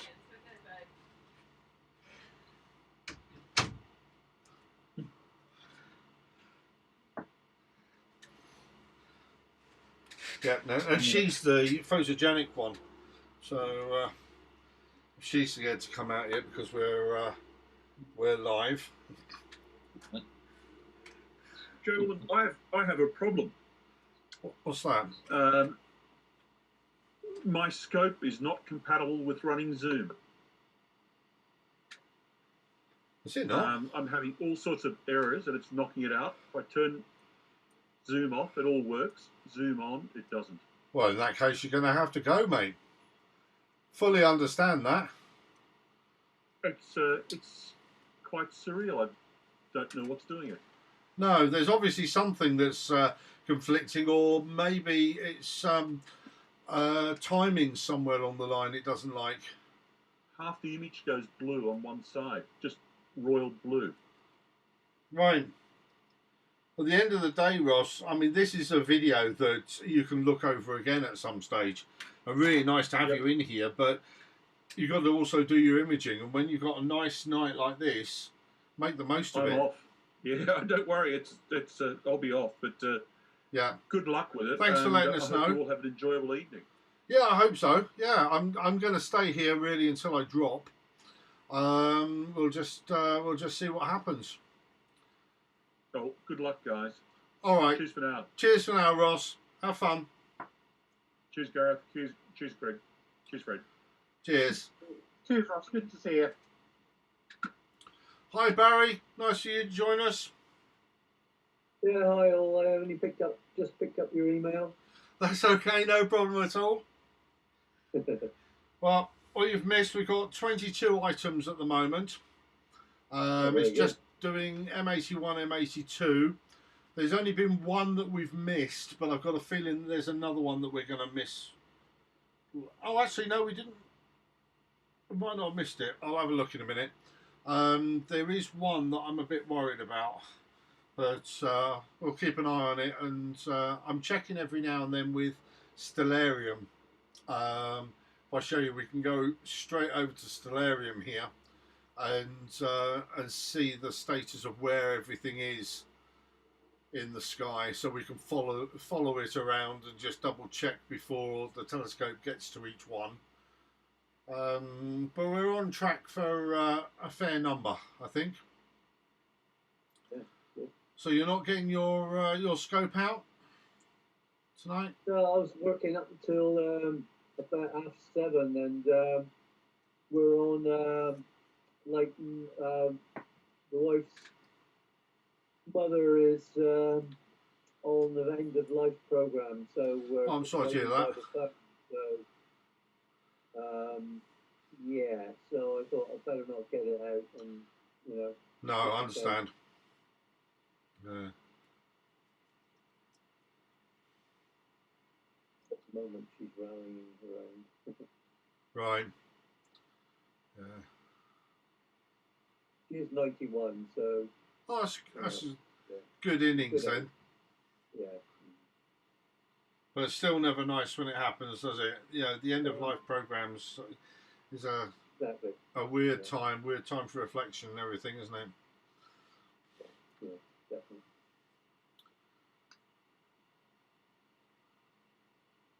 So, two fairly small ones, but always imaged together, and they look lovely. I'm just going to move this out the way here so you can see it. There's the Owl Nebula at the bottom right, and M108 Galaxy at the top. You can't see it very well at the moment, but hopefully when the exposure finishes you'll be able to see it a lot better.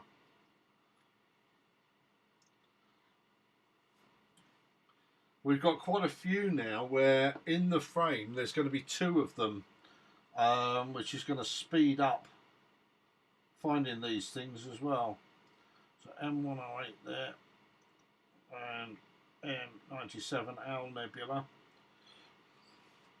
So if you haven't taken this image before of these two, and you've got a wide field scope, definitely worth doing because they do come out beautiful. Let's have a look and see what the DSLR is giving us. We've got some colour in the DSLR ones, although not a vast amount. Looking at this, it's a bit more. Again, that caught it halfway through the slough, so let's just wait another few seconds.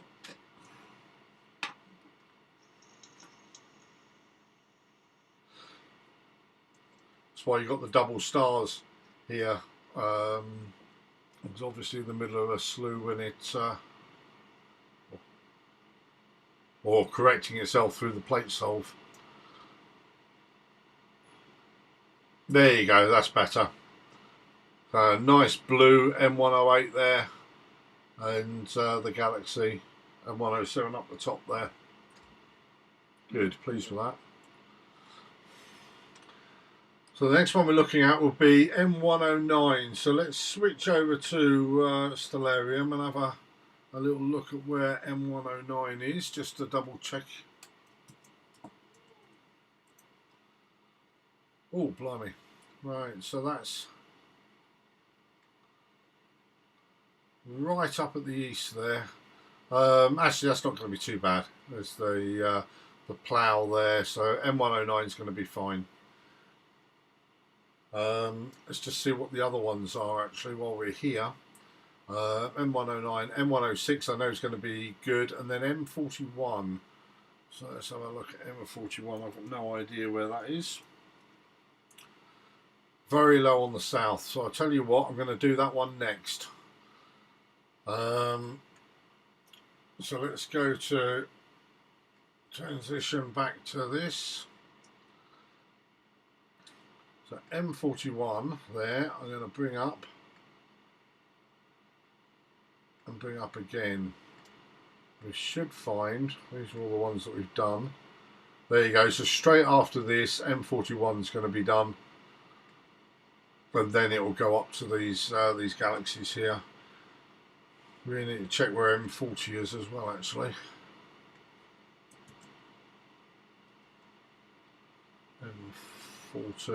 M40 is in a good place, we've got no problem with that.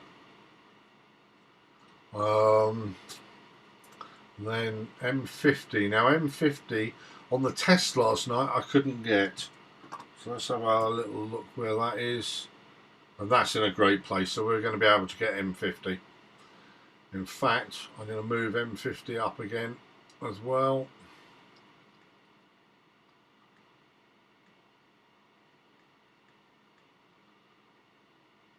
There you go.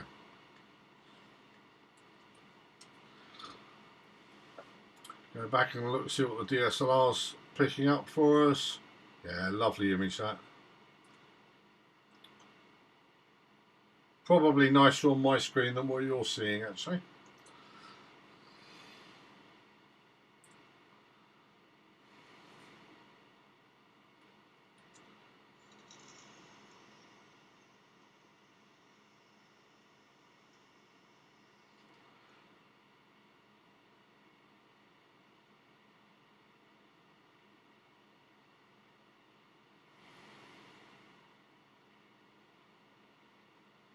So this is that very low down one, M41.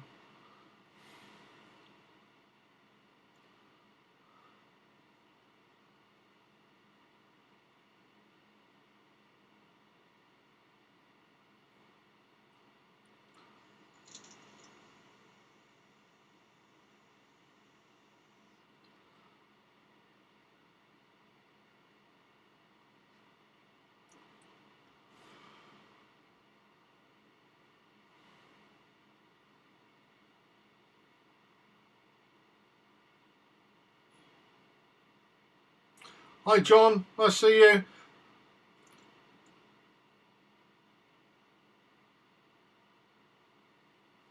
Evening everyone. Thought I'd just pop in for an hour and just see what's going on. Just see, yeah, see how we're doing. I mean, Go to sleep. I'm actually knackered. Are you? Have you been working? Yeah, no, I've had a headache for a couple of days, so it just wipes me out. So. All right. Well, I can always send you a link to the video of this when it's finished. You don't have to watch it today. I've got your screen up on here, Fred, but I can't even read what's coming up on your screen. Have I done something wrong? No, is my screen showing full screen, is it? Well, I had to change it to full screen. It only come up with a little piece in the corner.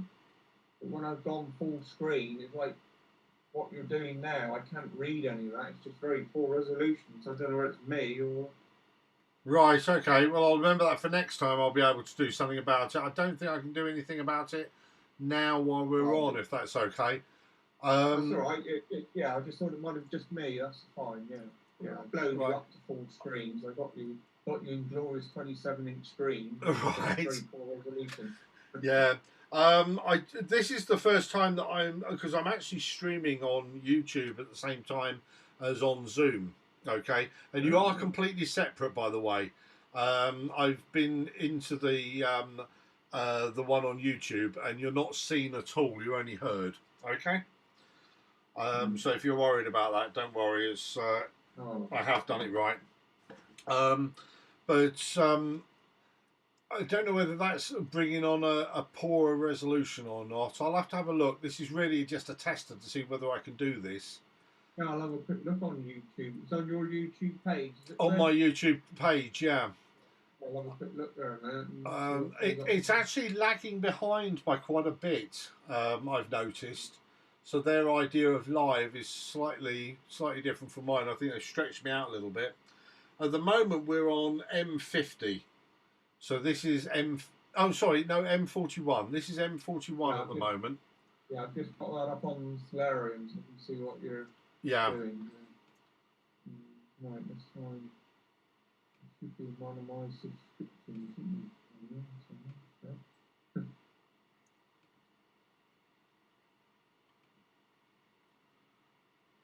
So Deakin live stream. Oh, live now it says. Yeah. Right. YouTube preview. Quality, Fred. Is it? It's better than what I'm getting from Zoom. Yeah. Oh yeah, much better. I can actually read it. Oh, that's good. Where you've got your blue highlighter now on M93, which obviously it's running a bit behind by the look of it. I can read that, as on this one I can't read it at all. Right. It's only slightly behind though, isn't it? Looking at it. Don't know. I've actually switched off from here at the moment. I'll put it on my iPad in a minute so I can see them both.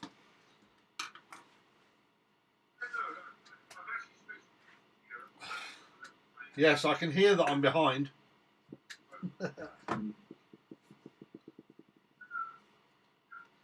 But I am streaming at a higher quality on there. But I don't know whether I can change the quality on Zoom.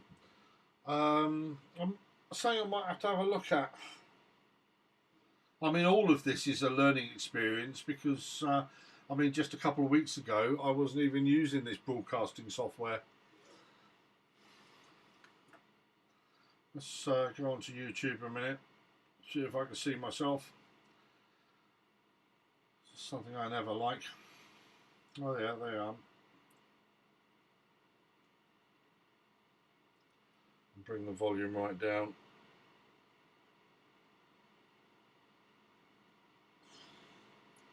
All I can see is the top of my head. Yeah, the YouTube video, Fred, is much better quality. Is it? Much better, yeah. Good. Yeah. I got you in two screens now. I got you on one screen. That's really not good. The other screen on Zoom. I'll have to use my other screen now for Solarium. That's right, yeah. Yeah. You're having three screens, isn't it? Well, funny enough, I've put a TV down here so I can see everything that's going on.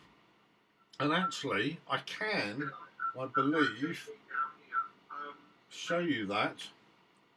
Because if I go on to Live Me, I should be able to bring on, there you go, see the other webcam there.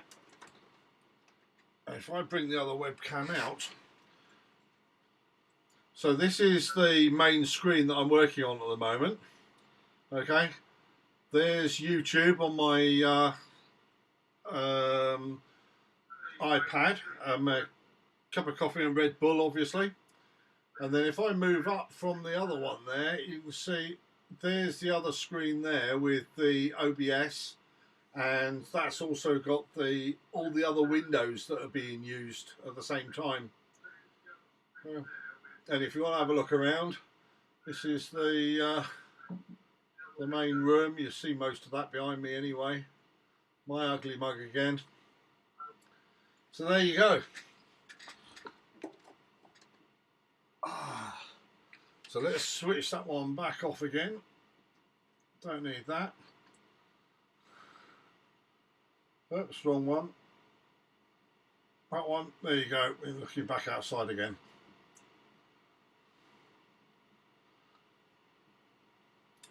So what are we on now? We're on M50. Good. M41's done. Let's jot these down. Fred, I'm back again briefly. You're back, yeah? I'm 100% cloud. Are you really? Completely locked out now. Damn. Alright, because you're not far away from me.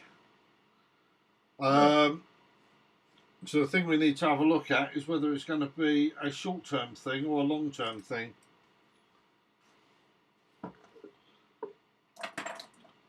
I would think, looking at the models, it's going to be a short-term thing, really. Well, I've got to tell you, it's thick as can be. Right. That's looking through my guide scope. Yeah. Okay. Unfortunately, there's not a lot we can do about that. Nope. Sorry about that. I thought I'd better give you some warning, though. That's okay. Well, it is a challenge for a reason, mate. Good evening to everybody else. Yeah, they're all being very, very quiet at the moment. Like little church mice. That's right. Gareth's left us at the moment. I think he was feeling a bit knackered. He says, good night all, look forward to seeing how well the rest of the evening goes. Well, luckily he didn't hear you. When you said about the clouds. And Christine's gone as well. Good night, Fred. Happy hunting and enjoy the rest of the evening. So that's a nice little image there. What's that of? That's of M109. So we've already done M50. Blimey, this is racing through.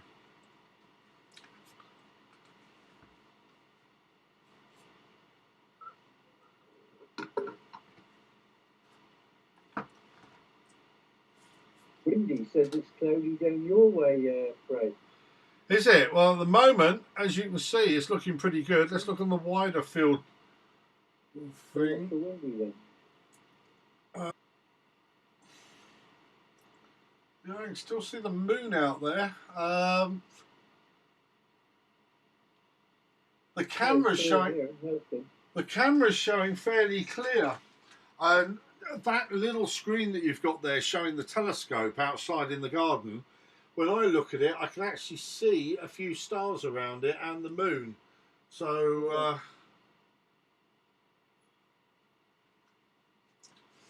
Whether it's going to stay like that.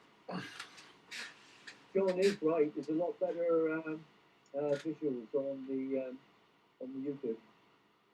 Is it really? Yeah. Yeah. The only problem with the YouTube is we can't talk to each other, but Yeah. I don't think that's too much of No. of an issue anyway, is it? So M109 at the moment, it's actually off by quite a bit. I'm not plate solving all of these things, but I think I might have to. So the next one will plate solve, so I'll be right in the centre, because that's way off.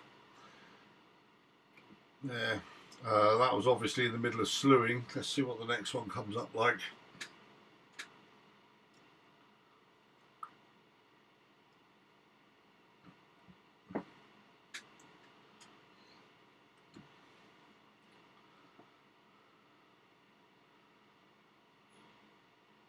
There you go. See that one quite nicely down there. A very bright star up there.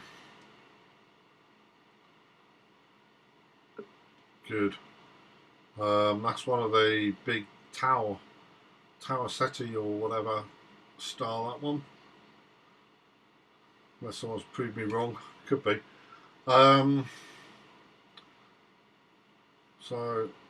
109 we're on at the moment, so we need to start looking at some of these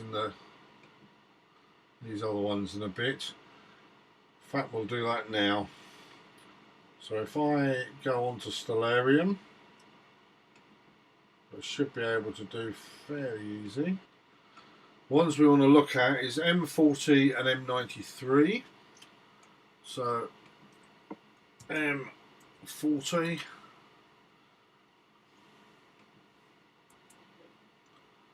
Yeah, we've already looked at that one. M93. It's always worth checking these before telescope gets to them. That one's very low. So M93 I'm going to bring up a little bit. Get that one happening a bit earlier.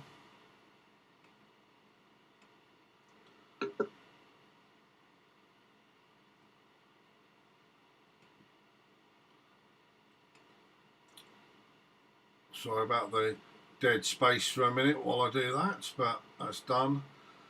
And then M46 and M47, so let's have a little look at those. Yeah, and M47 next to it. So what I'm going to do is move those as well. So let's go back to our main screen here. So M46, that one there, I'm going to elevate up a little bit. I don't know why this software always does that. And M47, I suppose we better have a look at M48 as well, haven't we?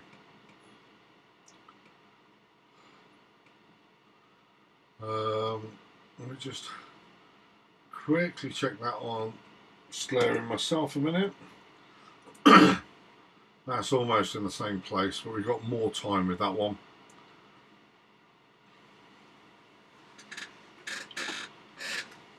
So it's now looking for M93. Where is Ross situated, Fred? He's down St Ives Way. Is it St Ives Way, I think? I'm not 100% sure, actually. It's Fiok, isn't it? Oh, yeah, Fiok, that's right. Yeah. So I'm getting him mixed up with Kevin. Not 100% sure, actually. Fiok, that's right. Yeah. So I'm getting him mixed up with Kevin. Oh, I seem to have caught up on the YouTube then. Getting closer. It was literally about 5 minutes out a while ago when I was trying to look at it.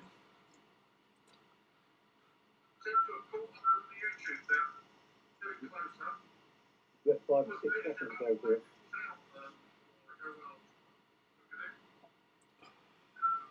I'm glad the sound's coming through because I've got a microphone and everything here, but my son forgot the lead, so it's just sitting here doing nothing, so I'm having to use the microphone on the computer.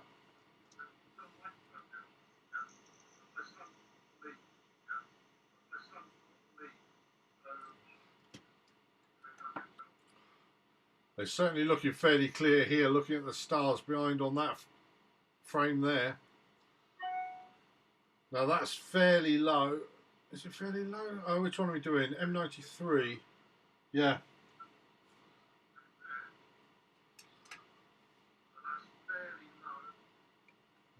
M93. What I'm going to do is just put you over onto Stellarium a second so you can see exactly how low that is in the sky.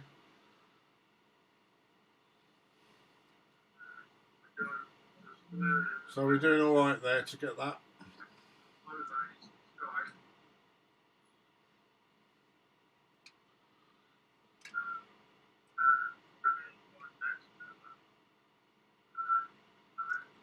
So let's see where we are. We've got M109 I've already got on here. We can tick that one off as done. And we're now on M93.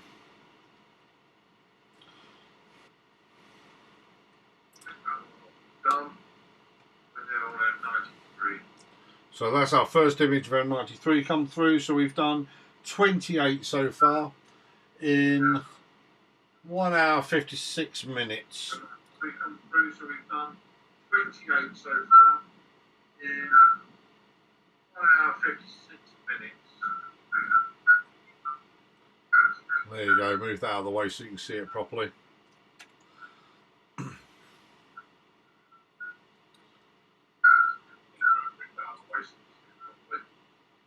Nice little cluster, that one.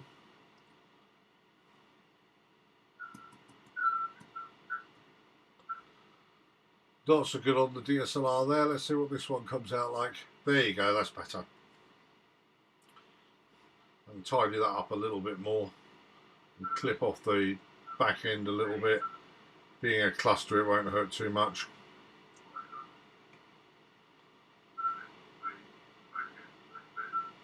If I calibrate the colours on that one, that'll come out as quite a nice little image.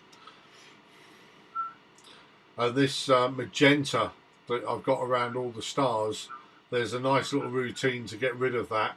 Yeah, a bother now either.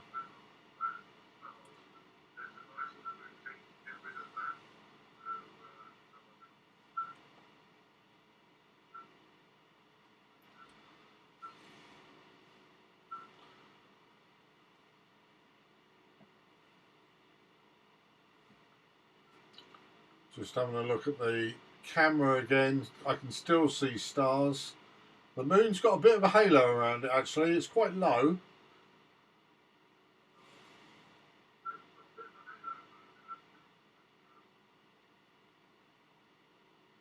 But no clouds as yet.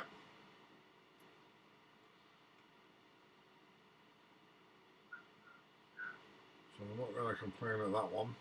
In fact, I'm going to bring that off that screen and down here so I can see a little bit better.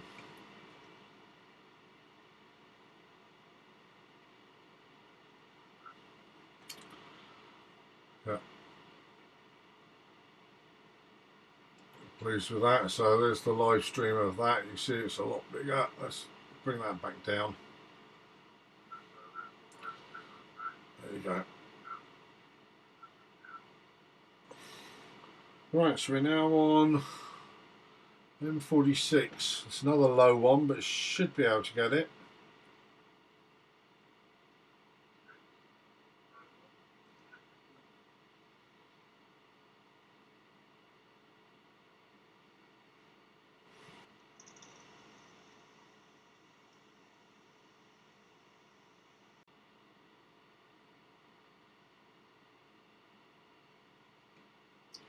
We seem to disconnect from YouTube for a second there. Sorry about that.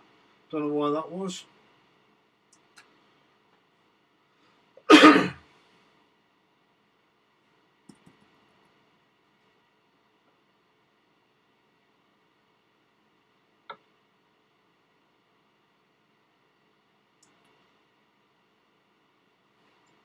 M46, lovely little cluster, that one.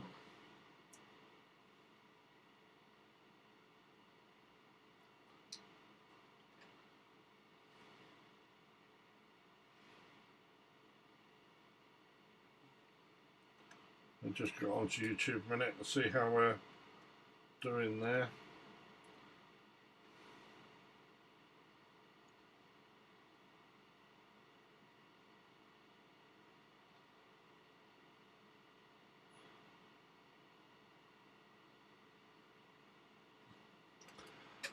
Now we're on M46.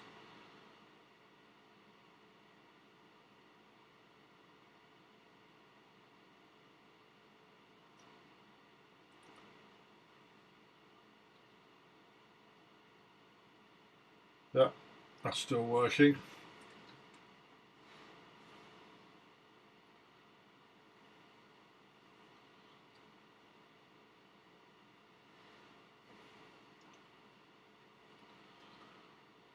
Untick M93.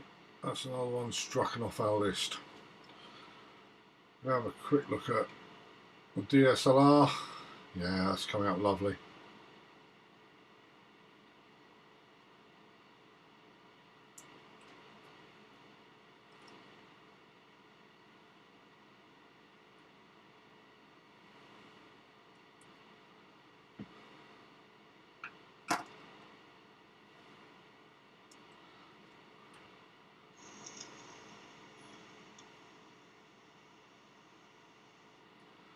Yeah, very pleased with some of these images that I'm getting.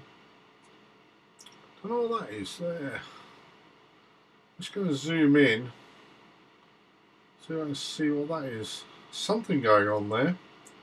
See, zoomed in, the stars aren't perfect, so it's obviously still a little bit windy out there. I will have to have a look and see what that is there.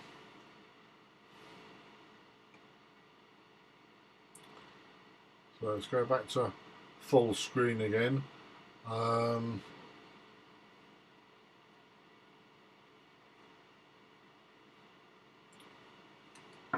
going to do is M46. I'm just going to zoom in my one. If I transition that over, this is M46 that we've just been looking at, and sure enough, there is a planetary nebula hidden right in there. That's what we're picking up.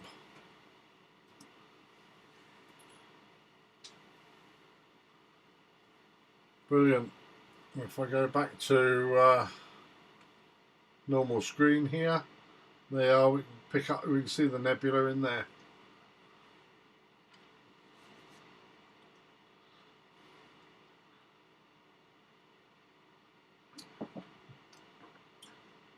So this is M47 we're going to. This is our 30th object, 30th target. We've been online for 2 hours and 4 minutes, so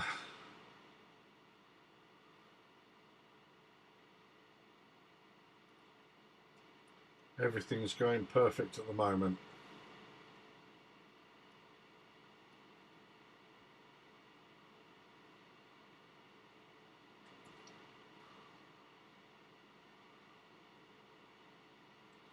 Untick over 46, click on over 47. Perfect. Now what we do want to do is have a look at some of these future ones and make sure there's no issues arising from them. So we'll just jot those down. We've got 106 I know is going to be right, M40 is going to be right, so 48, 44, M44 is going to be fine. That's Presser P, M48 is going to be fine, and M67 I think that's going to be fine as well, so we're all right.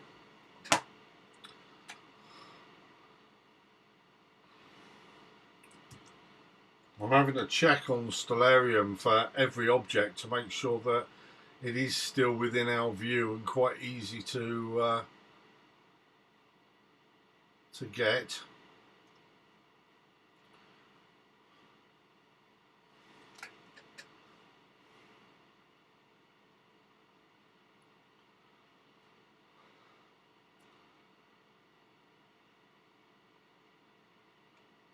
So a couple of nice shots of that already. Let's go over to the DSLR, see what that's picked up. Just reading it now.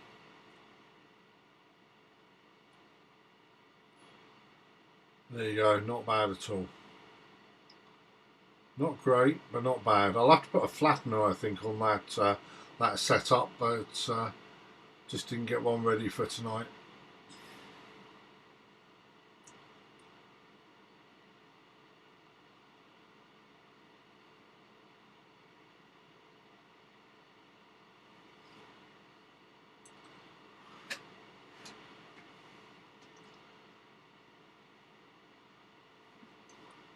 Right, well, if you would excuse me for a minute, I'm just going to disappear off for a couple of minutes and I'll be straight back. Okay? See you in a sec.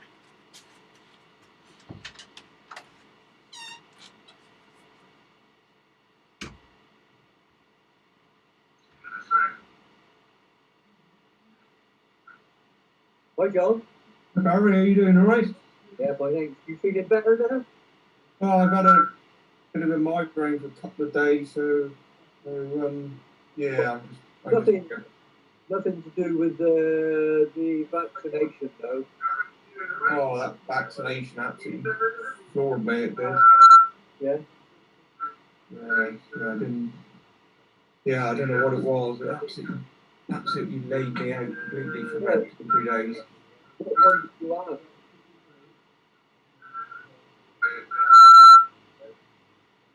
Was it the Oxford one? Yeah, AstraZeneca. That's Oxford, isn't it? Yeah, I mean, Jenny was floored for 24 hours on that one. Well, I mean, not really floored, but she had cold sweats and then hot sweats during the night, and lasted about 24 hours. Yeah, I just had a headache, mild headache, and just felt sick. Yeah. But I lost all my energy. I had a job lifting catalogue with water in it. It was too heavy. Yeah. All right. Yeah. And I went out for a walk in the morning, and then the boating late, and I had a job to get home. I thought I was going to have to get Lynn to get the car and pick me up. It was absolutely laid me out fully. It did. Yeah. I think I made the mistake. I had the jab in the morning. Yeah. And then I went and did an hour and a half walk in the afternoon. I think I might have been better off just going home and resting. So I think we'll have the next one. I'll just have it and go home and just relax and figure that out. Yeah, they someone on the box last night. They reckon that you won't get nowhere near the side effects from the second one. Well, let's hope so. Yeah. Well, in one respect, they reckon it's good because it means your immune system is fighting the dose of that you've had pumped into you. You thought you'd like to tell us, go out tonight, nice evening. Yeah, I was working up until about 7:30, and Jenny's mum is on end of life countdown, so we're just waiting by the phone, really. You had a few strokes, didn't you? Yeah, she's had another stroke. Yeah. I'm sorry, I could get Jenny our love. We're thinking of her, fella. Sorry. Do Jenny our love, and we're thinking of her. Yeah, we'll do. Yeah, thanks, John. We should be able to catch up and go for a walk soon, shouldn't we? Yeah. Oh, yeah. Well, got about a month, have we? I think you can meet one other person out, so we could meet up and we could send the women off 50 yards in front and we're 50 yards behind, and then we're one-on-one, aren't we? That's true, yeah.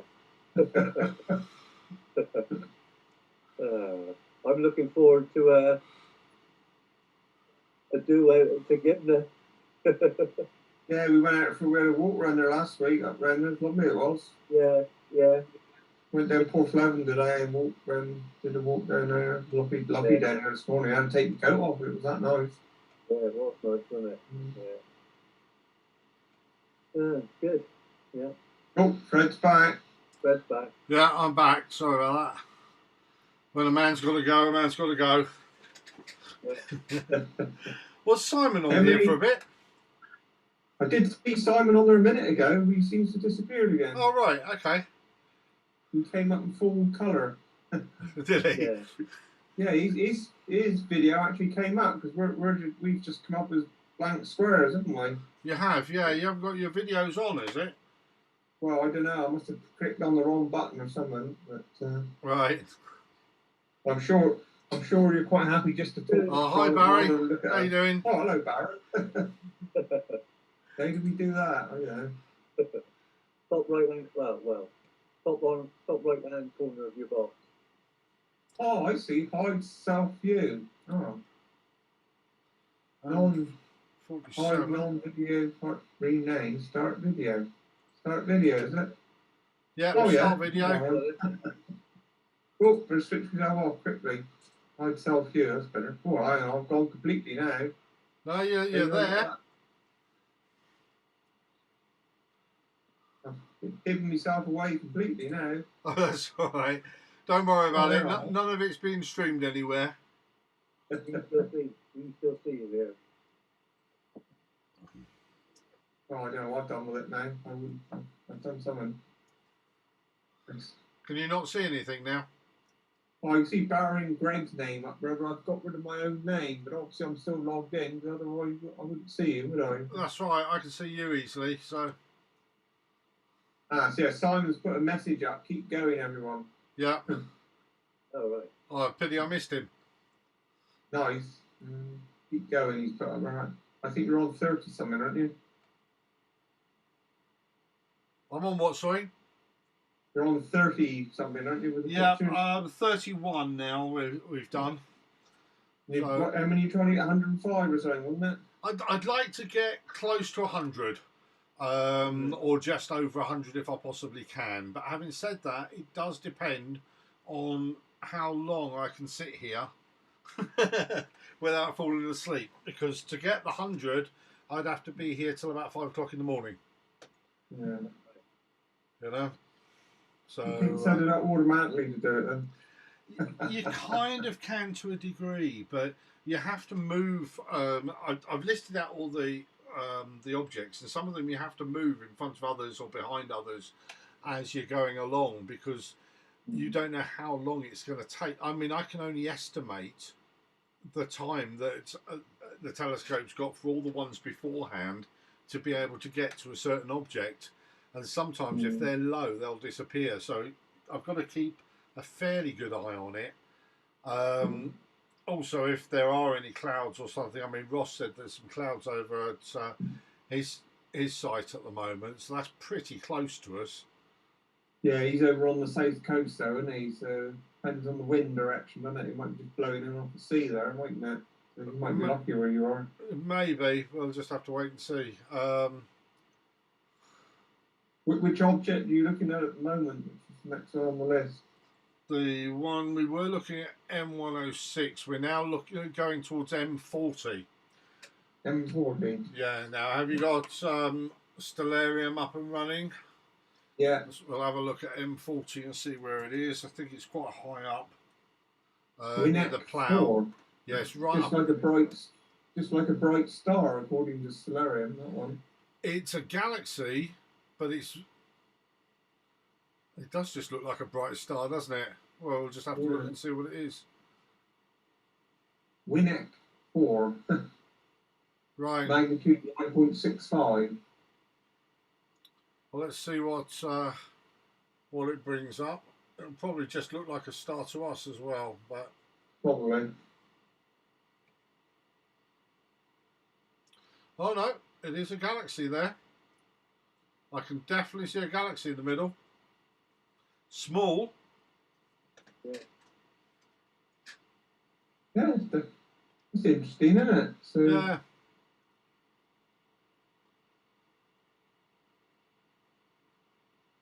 Well, that's got to be I wonder close if that enough. bright star is the one off to the right. Well, you've got a bright star, then you've got 2 there, and kind of arc. If you think of an arc going around there, so you may be able to look at Stellarium and see if we can find that. So if I go into Stellarium again, zoom in and see, we're looking for that arc. So there you go, there's the arc. Yeah. There. So we're It It's shows actually it's a showing bright it. star of Stellarium, doesn't it? yeah, it's showing it wrong, isn't it, in Stellarium? Yeah. Yeah, just showing at the bottom of those 2, where if we go back to our image, Found a fault in Stellarium. yeah, it's showing that bottom star down there where you've got 2 stars. There's actually, if you see the galaxy there, just above it, there's another one, very, very faint. I'm Yeah. going to zoom Yeah, in. yeah, I can see it. It's very, very faint, isn't it? Yeah, if I zoom in, you can see a fainter one just above it there.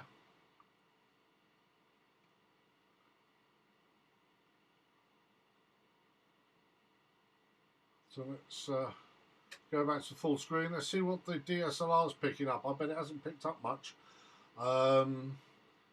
So there's the arc. It's obviously halfway through plate solve, so let's wait for this one just to download. There you go, and it's there.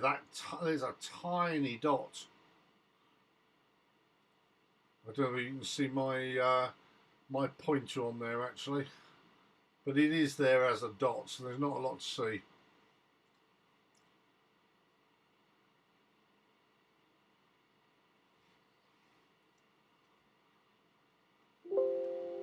But that was M40.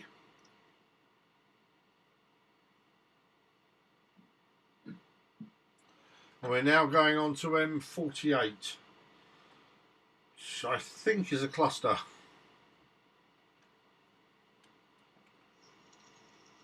Yeah, that's the cluster, that is.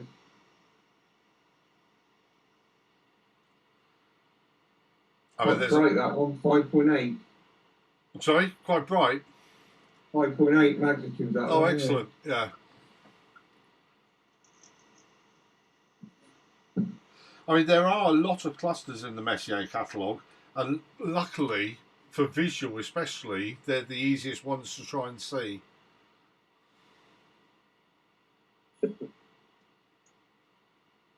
Was that a chuckle, Barry? You didn't agree with that one? Oh, no, sorry, that was a little cough. Oh, right, sorry. Sorry. No, it's okay. I'll mute. No, don't mute. This is open for all.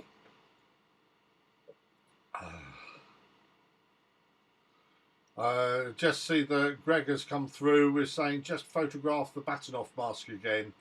Smiley face. We've all done that at some stage or another. So why aren't you using your pillar then, Frank? Because it's too close to the house, and I lose a lot of the field of view going around. Yeah. By having it the camera at the end of the garden, I can pick up a lot more to the east and to the north. I can actually see the north from there. It doesn't look like it, but there's about 10 foot between the pillar, the pier that I've got there, and the tripod that I've got at the end of the garden. So perspective, yeah, it was one of those things that spent a long time out in the garden looking around to see where the best place was to be able to place the tripod, because I've also got 2 telegraph poles which are facing dead south when I'm on the pier. So I have to wait until everything just moves off of south a little bit before I can image it. But they're only going to be a problem at about 3-4 o'clock in the morning when the telescope's going to be trying to look through those at certain objects. So that's going to be interesting. So what I'll normally have to do then is shuffle around what objects go where to miss them. Another reason why I've got to sort of mother this a little bit. So let's have a look. The next one's going to be Precipice. That's going to be a nice, interesting one. Let's just see what the DSLR's come up with this. Again, just wait for that last little bit.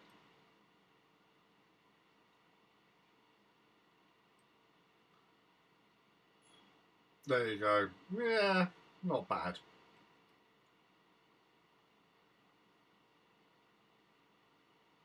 I would never expect the DSLR to on that scope to come up with the same as the CCD on this one anyway. So this is actually, I don't know whether you know, I did say earlier on in the video, but this is a one-shot colour camera. So although you're just seeing the luminance of it in grey here, I will be able to bring out the colours of them later on if I want to. Now, in all fairness, the only ones of these I'll process will probably, oh, that's not very good, will probably be the ones that I haven't already got from other imaging times. So it will just be to fill up my Messier catalogue. I don't know whether that's the wind that's called that or something else, but we'll keep an eye on it.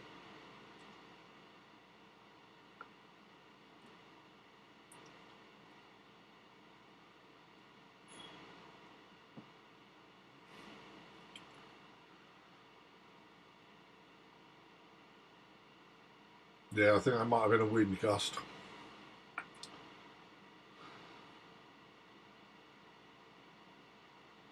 And so one more 30-second exposure and then we're on to M44.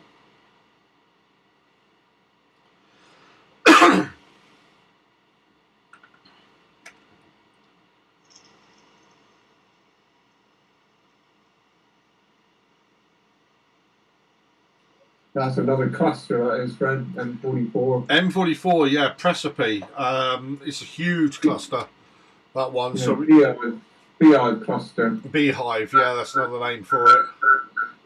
M44, yeah, Precipice. Oh, got a bit of feedback there.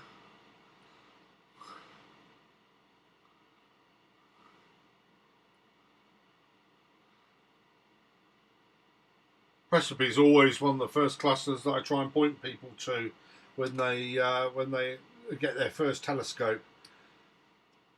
It is quite nice, very, very open cluster, that one. And viewable with the naked eye.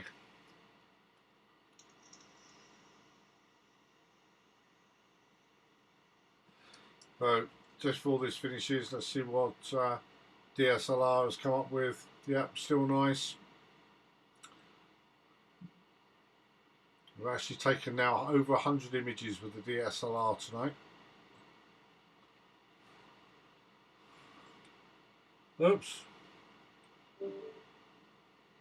Oh, it's not good at all. Have you got a big hard drive then, Fred? Yeah, absolutely huge. I won't have to worry about that. In fact, all of this isn't, although we're seeing the screen here, everything's being saved onto Dropbox at the moment. So what you're seeing, this screen, the main screen, is on the computer on board the telescope itself. So the computer I'm using here to actually talk to you with isn't saving anything.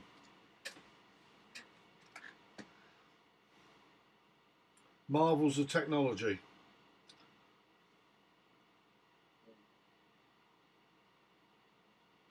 So this is M44. The first one's not very good at all. I obviously didn't. I just slew to that one, so there was no plate solving involved. Should really have plate solved it, I suppose. Let's have a look at the next one. Now let's change that to plate solve. Center on. Doesn't take long. I might as well do that on all of them, really. That's a little bit better. Still slight movement. Unfortunately, I haven't. I'm not auto guiding any of these. And although if there's a wind gust, the auto guider won't be able to help an awful lot anyway. We've still got 10 mile an hour winds going up to 13, so still a reasonable amount of wind around. I think it's when it's in certain positions, it's acting because they've got one telescope on top of another with a computer in between the two. It's acting like a windbreak. So that's a bit of a shame, really. But as I said, this is a challenge to see if we can image all the items. It's not the quality of the images we're really after. Although I would prefer better than that.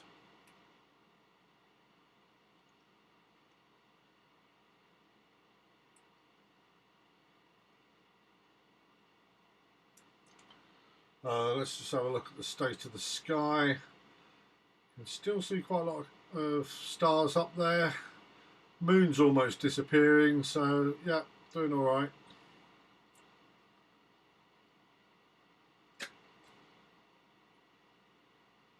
Don't think we've got any decent images of M44 in that run. Oh, except maybe that last one. Yep, we got one. Okay, that's good. Well, reasonably good. So the next one we're on now is M67. I have no idea where that is in the sky.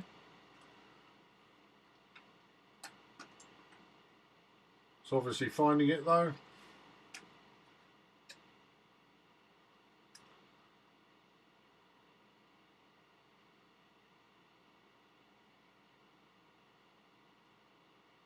Now, according to Windy, the wind's going to drop quite dramatically soon. So that'll be good.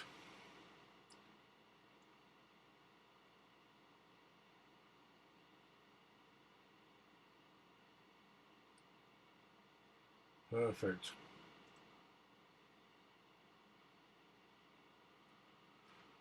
G4, so it's probably a good idea to check on the next lot coming up. Whoops, keep that on. So we've got 94, 63, M51 and 101, where we know those two, the Whirlpool Galaxy and the I forgot what the other one's called, but let's have a look up M94 and M63. M94 is a nice one, Brad. Is it? Yeah. Just looking up the positions actually, more than what it is. Let's see where that is on here. Oh, it's nice high up. So that's high up towards the east. Okay, yeah.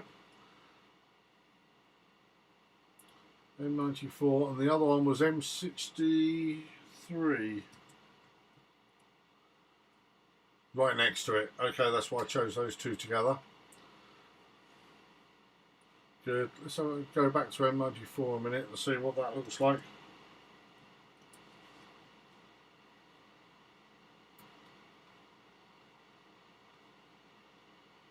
Yeah.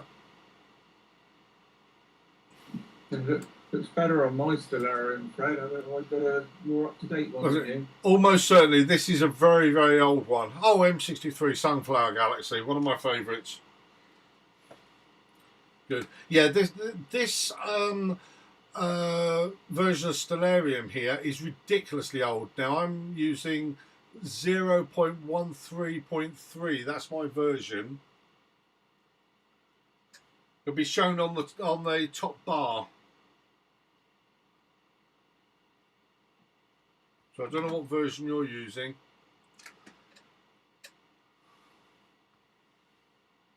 Let's.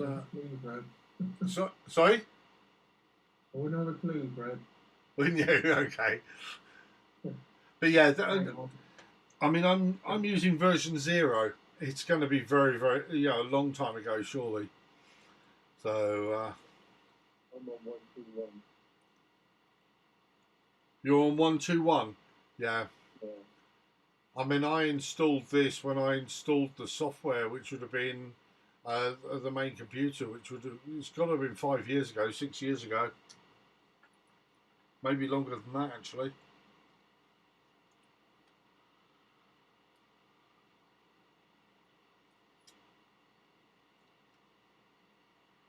I just want to check where we are here. So we got 48, 44. We're on M67 at the moment. And then it's M94. Yep. Here we go. Let's see what that last image looked like. Nice. And from the DSLR, yeah, quite nice. Good.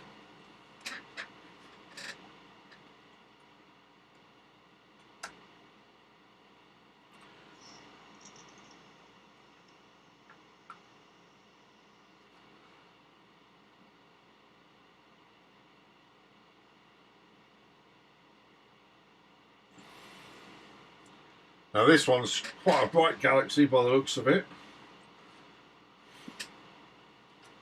Oh, I found mine at last. I'm on 0.20.0. 0.20.0. Okay, so you're behind as well, but you're not anywhere near as behind as I am. I've no idea how you update that whatsoever. You can go into the Stellarium site and just re-download it, and what happens is it'll overwrite the Stellarium you've got, I think. The thing is... just showing a satellite going past. Is it? Yeah. Global Star, it says. For M63 is what you're on there. I'm actually showing M94 at the moment, both on Stellarium as well as the main screen.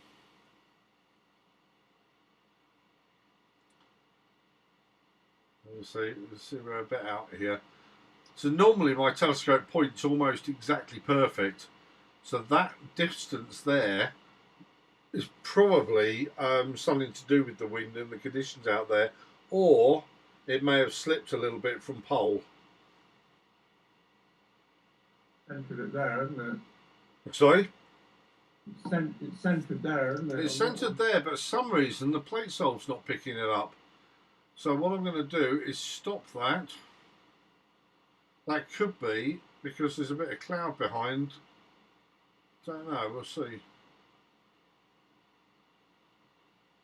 We don't want it to repark itself, definitely not. Let's get rid of that and we'll resume. On here we've got a nice little resume button. Let it try again.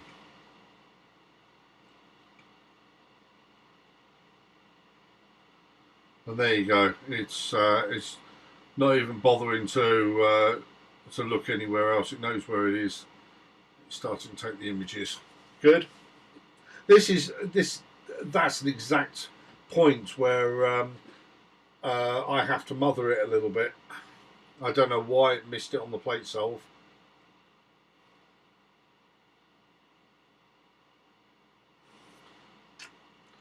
We can actually look at the previous image there. That was at the cluster beforehand.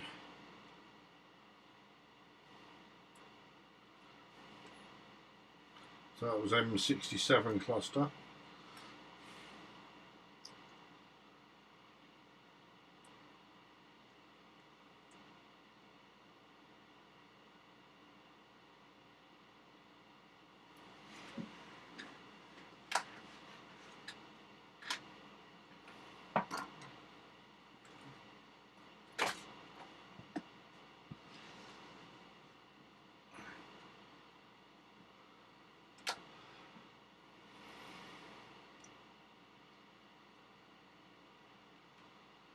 Well, sometimes it's like watching paint dry, and other times you seem to turn away for 2 minutes and it's done a whole load.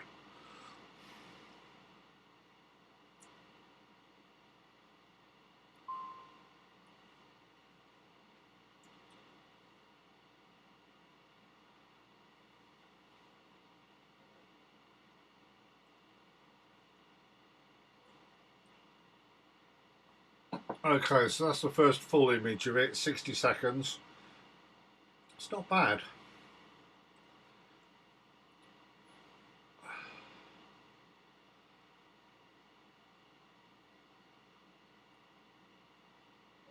It's now doing a quick 30-second one, so it'll be interesting to see the two.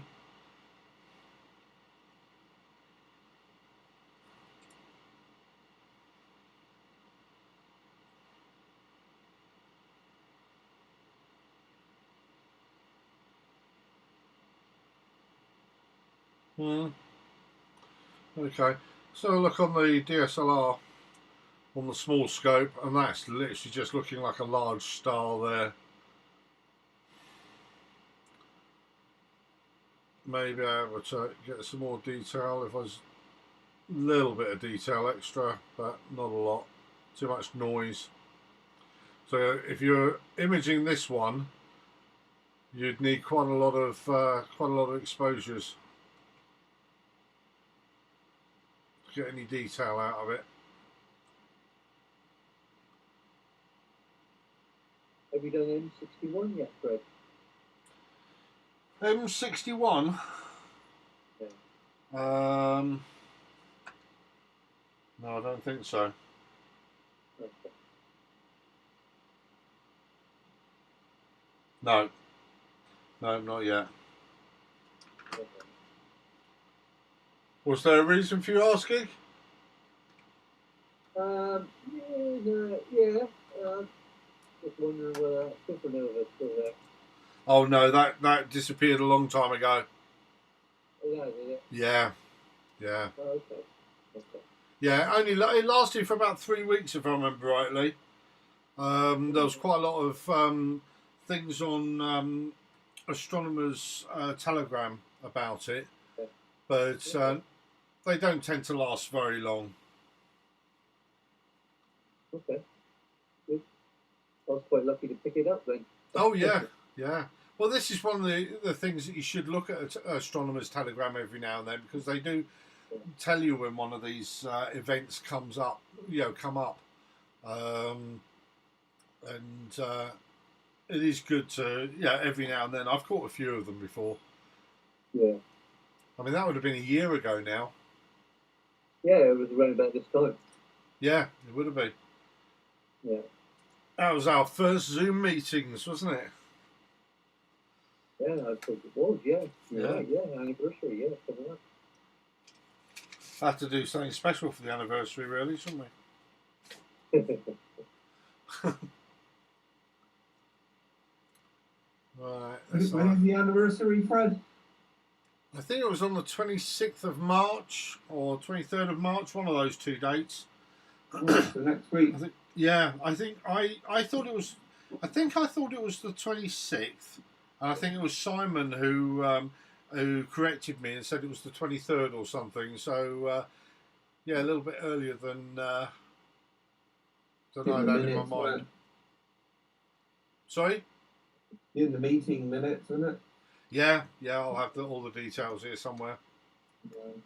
We should remember because it was a quiz question. Was it? Yes, that's right. Yeah. That's when I got corrected. Yeah, you're right. Around the 20th something. Yeah, hard to believe that we've been doing this for a whole year now. Yeah, sure. But hopefully soon. Sorry, I've left you on the Solarium one. Let me move over. There you go. So this is M63, which is now found, which is the Sunflower Galaxy. I do miss going up to Deakin. I mean, me and Jilly went up there to photograph comets Neowise. We spent early morning up there. I think we went up there about 2:30 till about 5 o'clock in the morning, photographing it. But other than that, I haven't even been up there, which is silly. It's only 2 miles away from me, but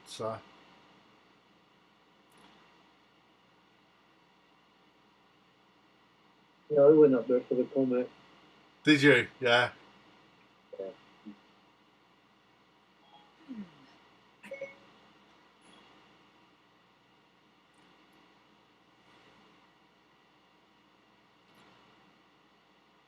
Yeah, I'm looking forward to us all going back up there again. Tea and biscuits and a good old chat. So we've been online now for 2 hours 40 minutes. We've got 10, 20, 30, 35, 36, 37 on here. So still not halfway yet, but we're getting there.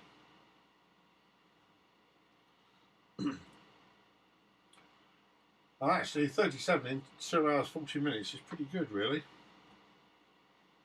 Let's have a look and see what the DSLR has picked up. There it is there.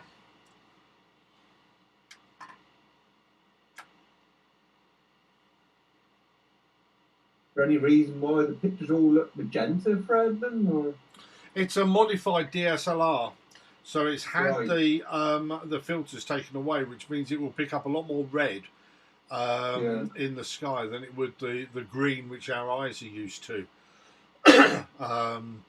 I mean, that's normally in processing, all I need to do is colour calibrate it, which only takes a minute or so to do. But that's what basically the red is. Now, Greg will be able to give you more info on that, especially on why there's a red around the stars. Now, is he still on at the moment, or is he out playing? He could be out playing. We'll see in a minute.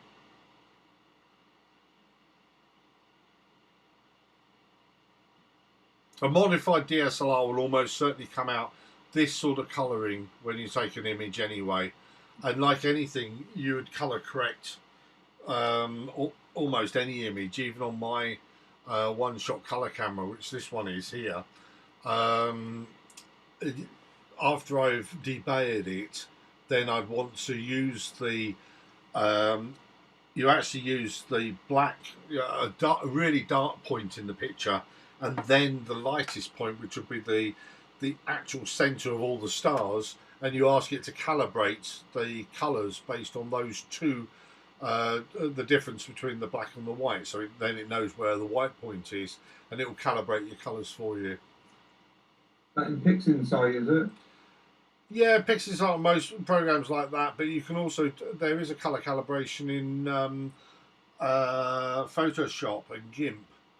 I can't remember how to use it yet. I do remember seeing a video on it by Adam Block at some stage, which was quite interesting. But I mean, the thing is now, I've used PixInsight for a few years, well, probably 3 years now, and you kind of forget how I used to do it in the other software. Now I know Barry, for instance, I said that I'll do him a video for GIMP of RGB.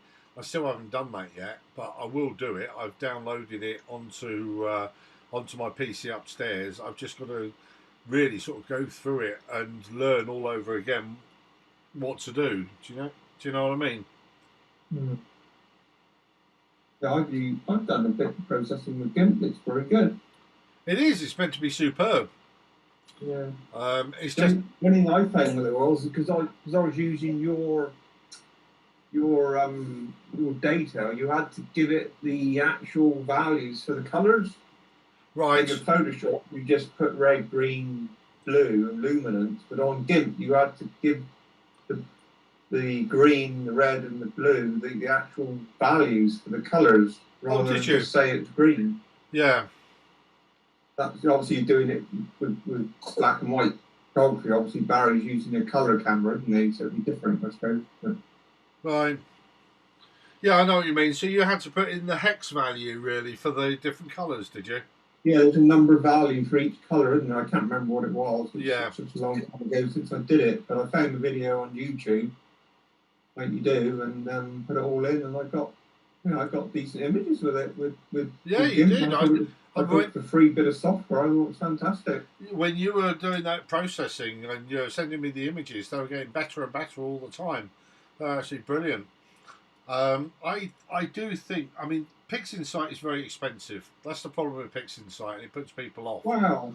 Now it is an hidden thread, isn't it? Because you've got to remember, it's not a software that's going to sell millions of copies, is it? It's not. So if you're selling millions, obviously you can sell it cheaper, can't you? You can do. But the development, the cost of it, isn't it? So what's it, about 290 quid, is it? That's right, yeah. But remember, a lot of it, I mean, the front end of it, the main front end was made by the Pleiades group, which created PixInsight, or the Pleiades company. But I believe that most of the modules in there are actually made by individuals. You know, people like Adam Block and everything have written them. I don't think that, I could be wrong, but I don't think the Pleiades company actually made them. Which does beg the question why someone hasn't done a version of PixInsight that's free and open source to everybody. You know, I'm sure it will come at some stage. Depends on your view on software. Sorry? I would look at 280 quid for a specialist piece of software is not expensive. No, that's right. But it's when I look at what I spent on software for doing my work, which was thousands, that's to me seems very reasonable. Oh yeah, software. Absolutely. But then it does take it away from people like you that want to do a bit of processing every now and then and see what it comes out like. or which is why we use GIMP, isn't it? well, You know, I suppose somebody so. like me or Barry, or, you know, we just play with it and have a bit of fun with it. You know, we're never going to get the quality of pictures that you sell, but GIMP is quite handy. And if you do find you get on and start producing good pictures, you can always progress. You can. Yeah, I mean, what I really need is to find a document or make up a document, because everything you can do in PixInsight you can do in GIMP and you can do in Photoshop, but I can't find very easily how to translate something that I do in PixInsight very well.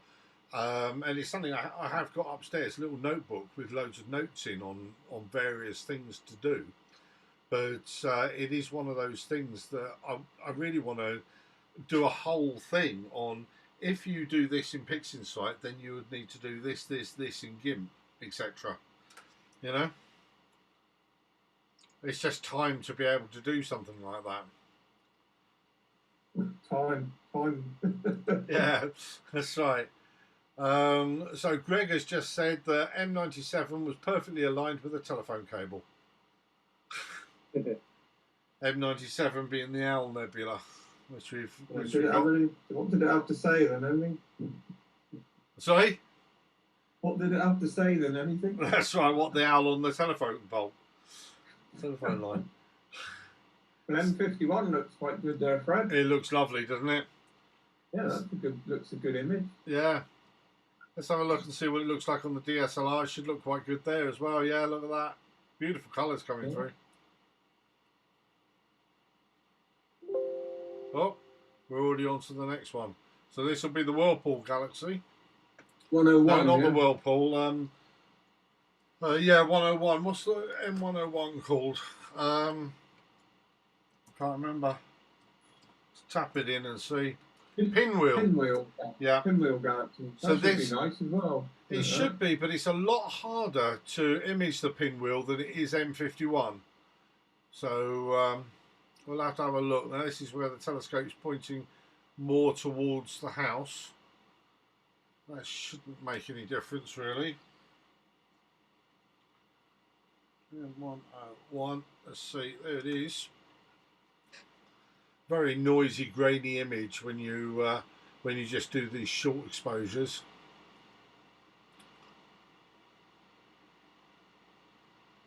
Yeah, you just pick it out there, couldn't you? Yeah.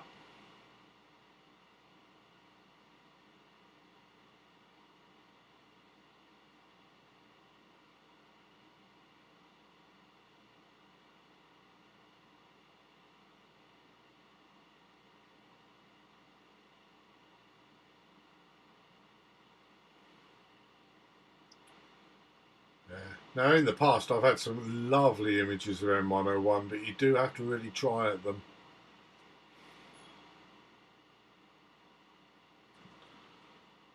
So, let's get rid of that. That's another one knocked off. M101. And then M95, M96, they're pretty close together. They're quite nice. M105. And then the Leo triplet, of course, M65, M66. So we'll get two at the same time. We've got a few coming up now, actually, where we'll be getting two objects or two targets on each image, which will be quite nice.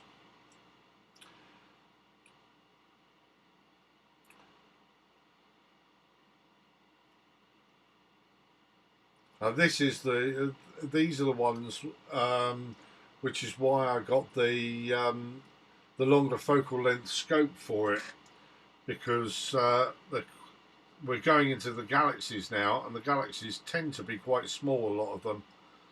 So that's a double image there. So let's just wait, see what that comes up with. It's settled.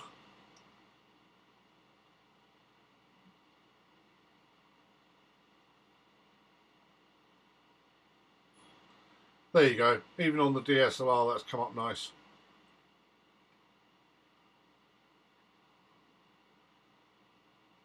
Yeah, gorgeous.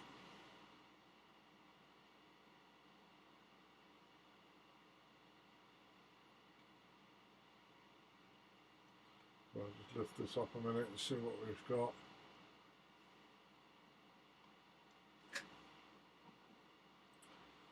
So on a lot of these, I'm actually taking 5 exposures, 2 30 seconds and 3 60 in this case. Quite a lot of the other ones I'm doing 3 30 seconds and 2 60. And on a lot of the clusters, I'm just doing 30-second exposures, and in that case, I'm doing about 5 30-second exposures. So that gives you an idea of what we're looking at. Just enough that if I wanted to, I can stack them. If they're faint ones, the fainter they are, the more longer exposures I'm going for, or slightly longer. On the DSLR, they're all 60-second exposures. I've just asked it to do 560-second exposures, complete blanket. Let's see what comes up.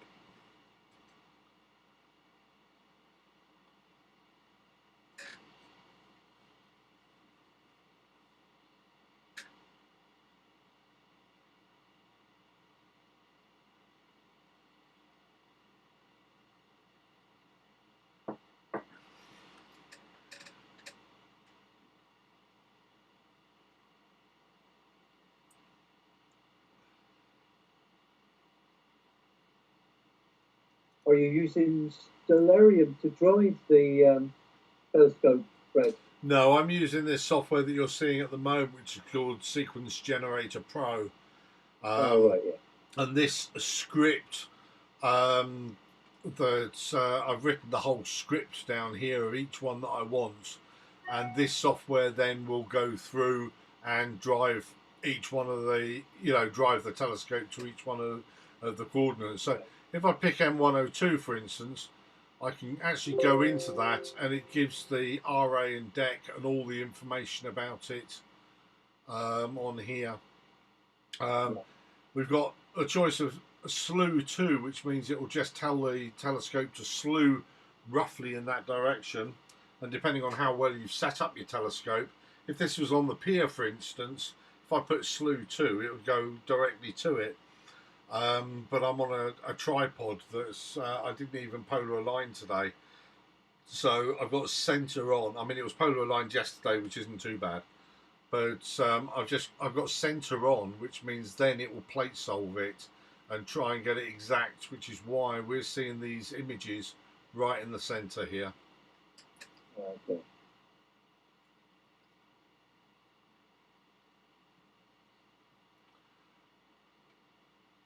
So I can actually see on my camera more stars than I've been able to see before. So we've obviously missed that lot of cloud that went over Ross's.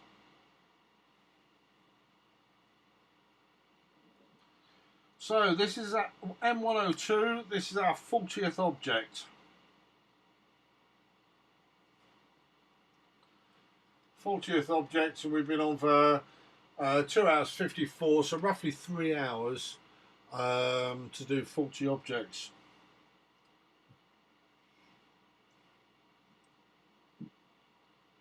Oh, now there is a problem. So M102, so the first thing we want to do is see whether that is cloud or whether it's hidden somewhere. So I'm not going to stop it, I'm just going to go onto here, M102, and see where that's supposed to be.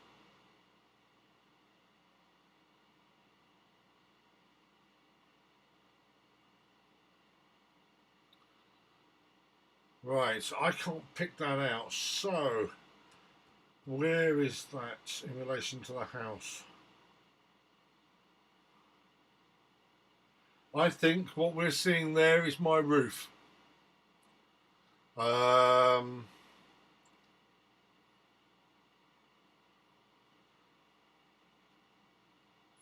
what I'm going to do, I'm going to stop that there. Are you sure you want to quit? Yes.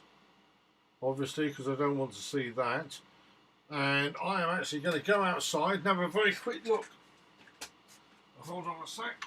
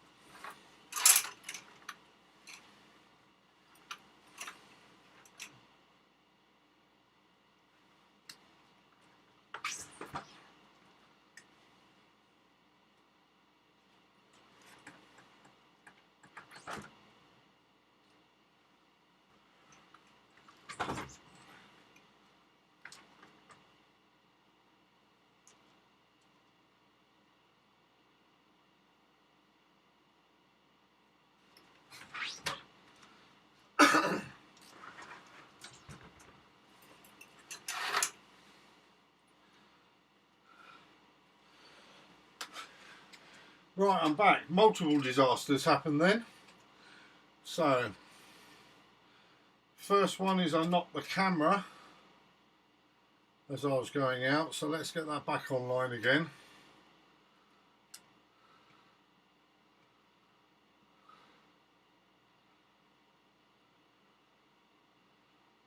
There you go. So that's back in. The other thing is I am right, it's going for my roof. So what I'm going to do, knock that one down a little bit.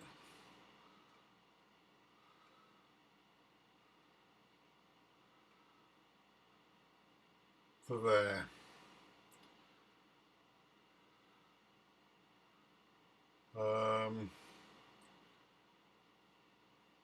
Sorry, you're seeing a different screen than me, so let's put that back on again so you can see. This is M102, just to check, yeah. So this one here I've got to bring down.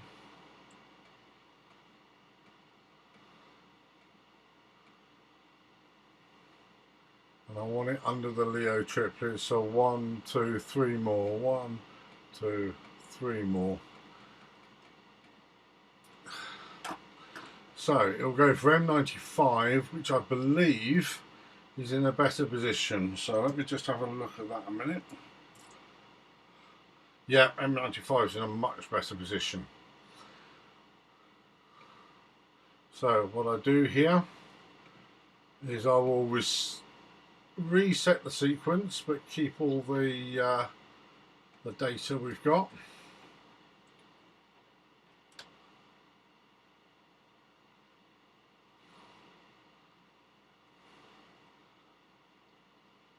So take a few seconds.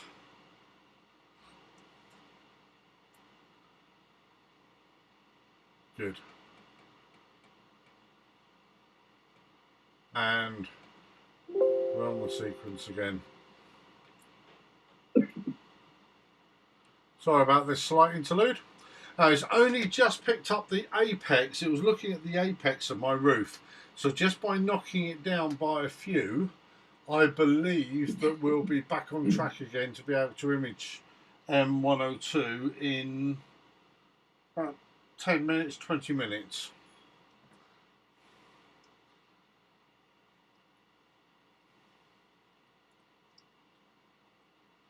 In fact, the wide field might have shown a little bit better.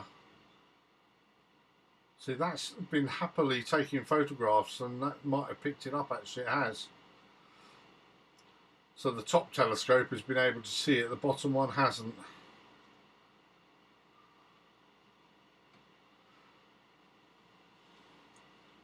Shouldn't be a problem.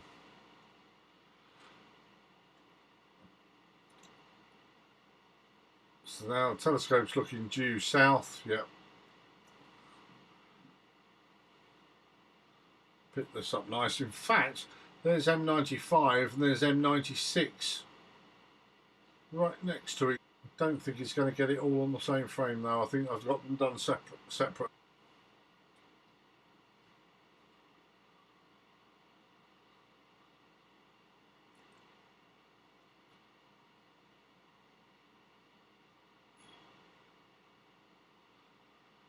Right, Greg has just said the hardest thing with GIMP is having to wear the mask. What DSLR software am I using? I'm using Maxim DL, Greg. Yeah, it's easy. That's the only reason. It's the software I used to use before using SG Pro, but I've been using SG Pro now for about 6 years. So.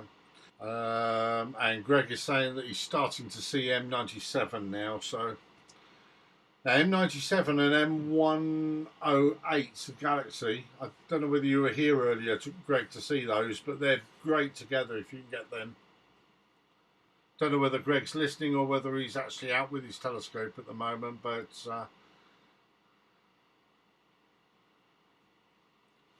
right, let me move this out of the way because we're missing this. M95 Well, at the moment, very small galaxy. So this is our 40th object. It's the last one that messed up. Now what this does say to me, because we went for M102 and it was still beyond my schedule of what I'd calculated where we would be at this time. So we're doing all right.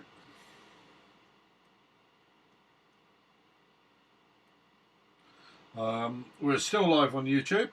So hi everybody who's on YouTube watching us. Not many at the moment. That's okay, not a problem. It's my first time live on YouTube, so I did want to see how this one goes before I advertise them. You've got 4 watching, Fred, and probably one of them is me, and probably the other one's Barry. Really? Yeah. I'm Jilly. I did say that I'd need to get a drink in a bit, but she obviously hasn't taken note of it or isn't watching anymore. I mean, the thing is, on my YouTube channel, I don't have many subscribers. I do have a lot of people who see things, but that's about it. But I refuse to do adverts. So I don't have any adverts for anything, and really they're just for the people I know more than anything else. So I'm happy with it. Yeah, the picture quality on YouTube is lovely. Is it? Good. Good.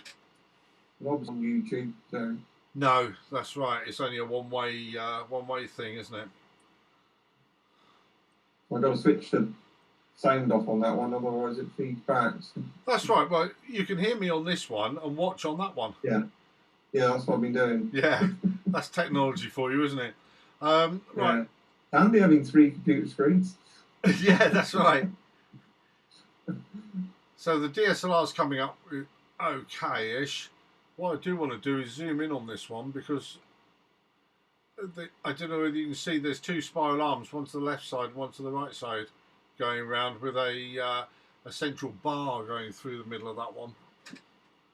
What is that, Fred? M95, is it? That's M95, yeah. Now, M96 is actually the prettier one of the 2. The reason I know this is because I've actually been taking images of M96 recently, and I've got to get a few more nights data really to get it really good. But it does show up well. It really shows up well, actually. Can't remember doing it M95. I have photographed it before, but I can't remember what the image comes out like. But I'll probably go back to, do M seasons here, and I'm using the big telescope. So now we're going for M96, which is the companion galaxy to it. We did see earlier they were actually on the same frame for a very short space of time. And if we go to the DSLR, actually, I don't know, if we zoom out a little bit on it, there you go, you can see them both. So there's M95 is the one higher up, M96 is the one further down, and right in the middle at the bottom, I don't know if you can see that, yeah, you can see that. That's another one that we'll be going for later, so I'll have to see which one that is. M95, M96.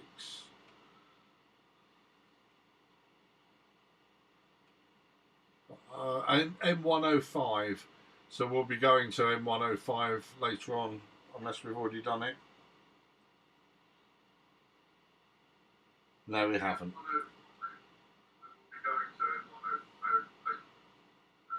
So let's go back out again. This is M96 we're on now. Let's just tidy this up. M95 is now finished, so let's clear that off the decks. Oh, actually, looking on here, we've got M105 is happening next, so it won't have to slew very far to be able to get that one.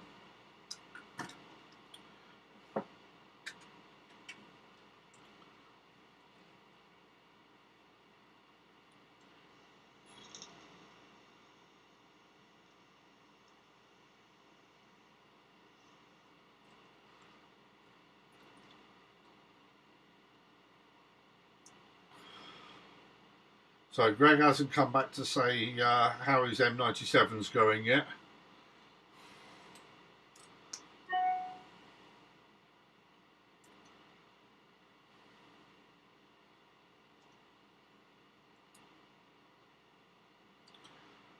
And we've got a new subscriber on YouTube. Thank you very much.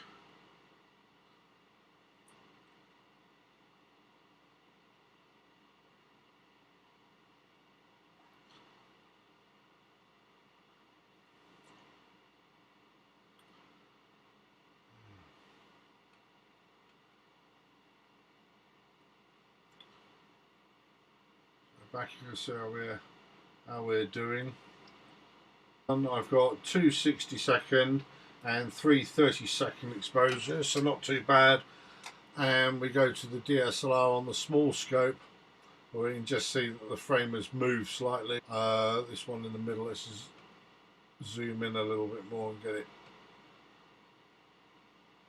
there. So that one actually, it's that one we're on. Go over slightly more, we can see the, I don't know whether that's the Leo triplet there. No, it isn't. That's M10. We've got M105 is the topmost one of those three, and the bottom two are NGC ones. But this is roughly how it's framed on the other screen.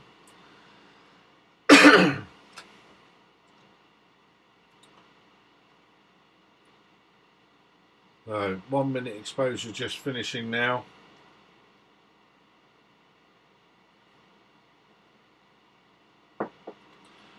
I've run out of drink in a minute.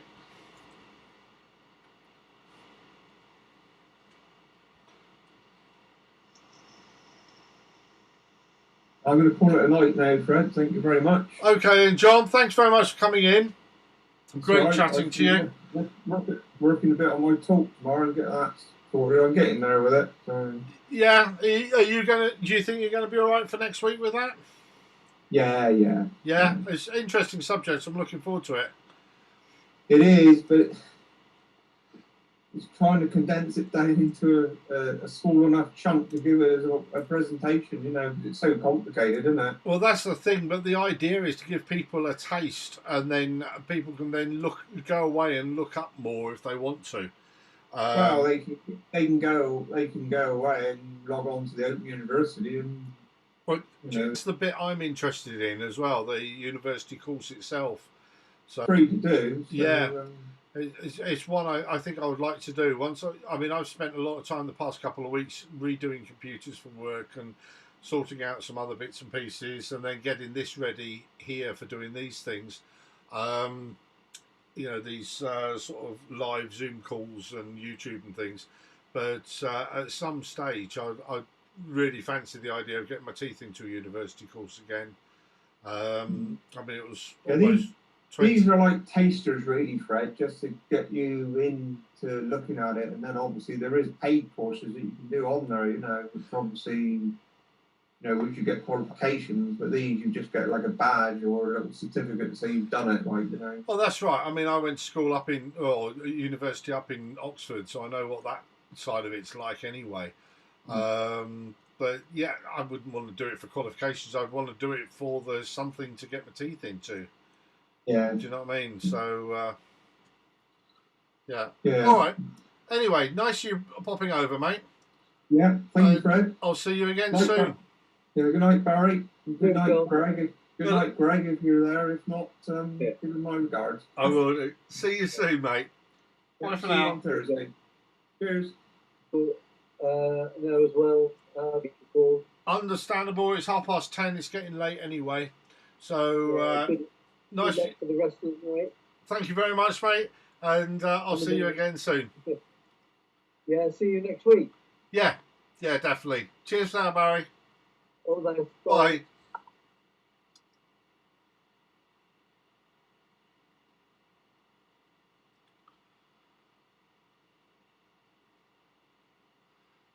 So, this seems like a good time for me to make me a cup of coffee.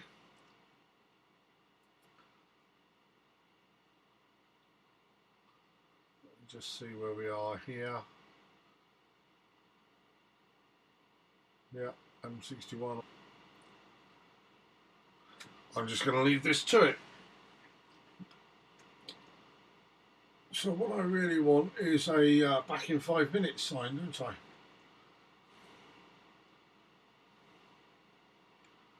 That's what I'll do.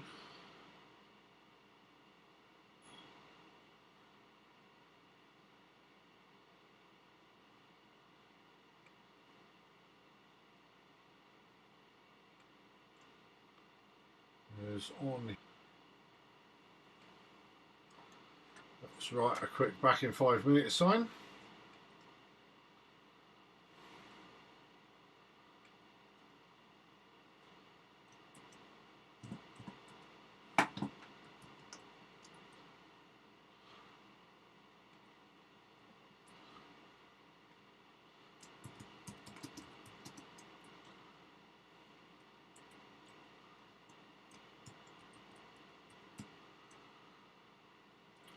Right, well,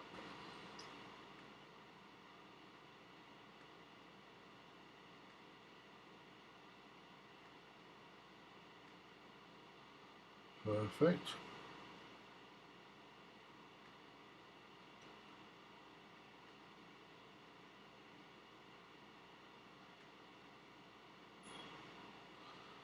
I'll put that on there.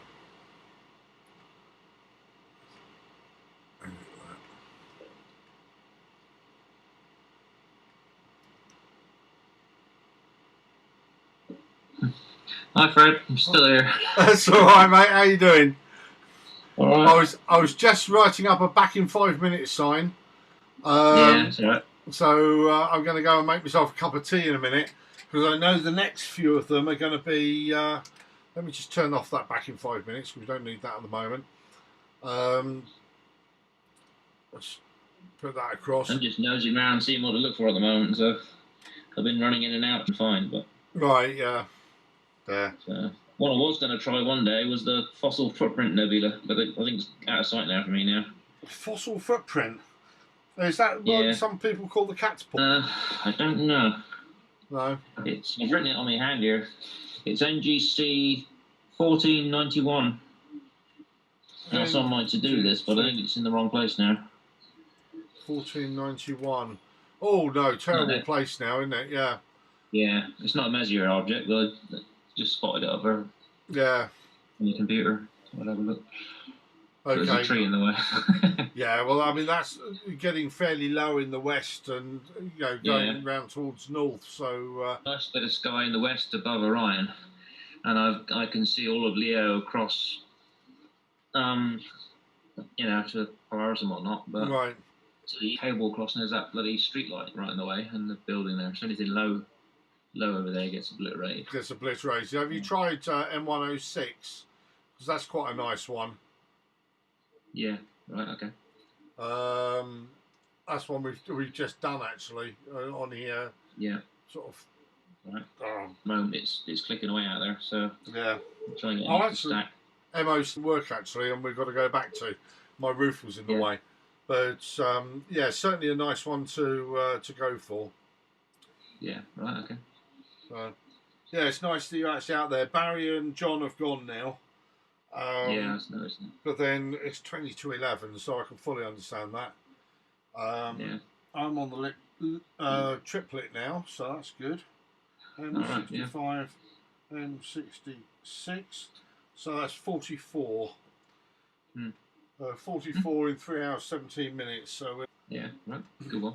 Yeah, I've got two. Yeah, well, two together on the same screen. Actually, there's three altogether because there's the two main ones and the NGC one there as well. Yeah. I don't know what it's like on the small. Oh, look at that, beautiful. So it just shows that some of these are right for DSLRs, doesn't it? What's the magenta halos? It worked quite well. Did you? Yeah. What's the magenta halos on these? Do you know, Greg? halos that we're getting on these. I don't think that's an APO scope because I've never seen magenta halos on anything unless I've used a non-APO refractor. Right. Okay. I've got them now on not the refractor I'm using now, but that is not on APO. And I know it. I expect it. So right. If the focus is slightly out, that'll exaggerate it.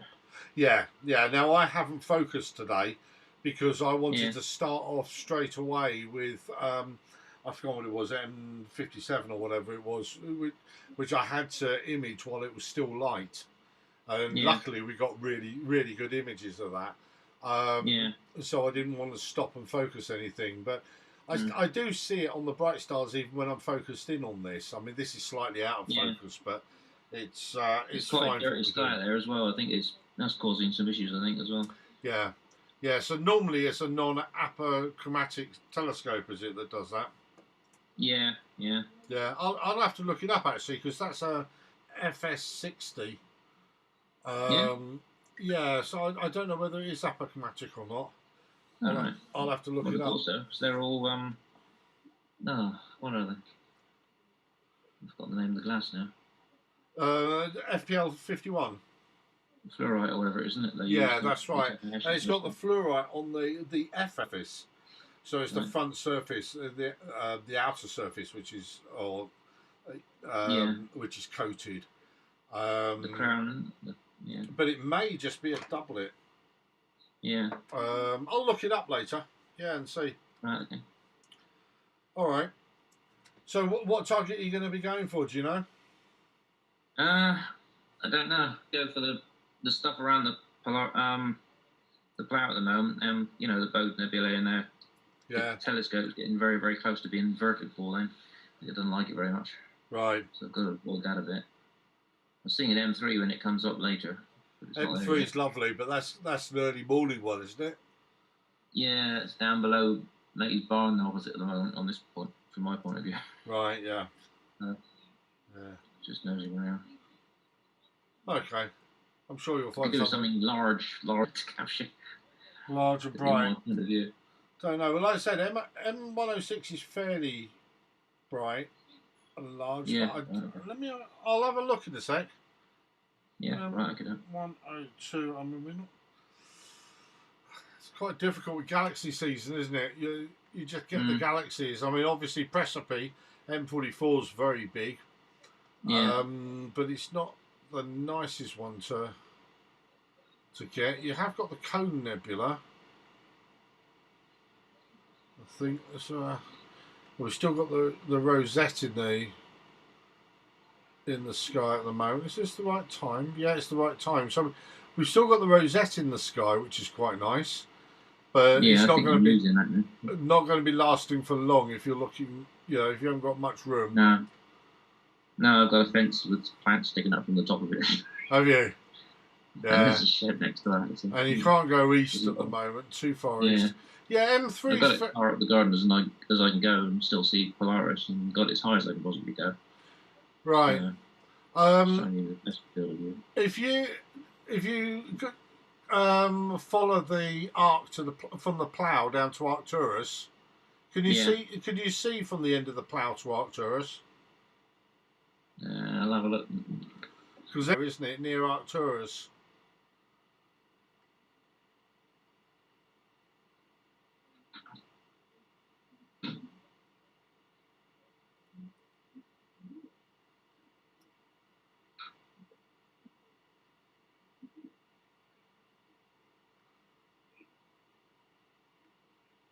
So we're now on M102, which was the one that failed before.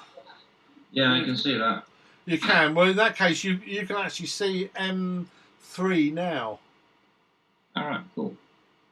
Which might be a good one to go for. We've got M13 coming up later. Yeah. I mean, that's obviously the king of them up here, isn't it?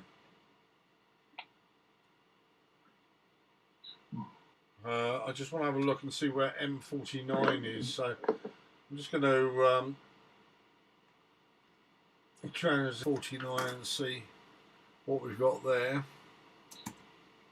Hi Fred, it's Kevin. Hello Kevin, mate. How you doing? All right, thanks. How are you? Yeah, very good, thanks. Me just go back to the original thing. I was just looking where M49 is to make sure that it's going to be in our view. So you're still up country? Oh yes, yeah. How's it going? How's it going? Well, we've been online. We're online on YouTube as well at the same time. Yes. Don't worry. The Zoom is separate from the YouTube, but they can hear you.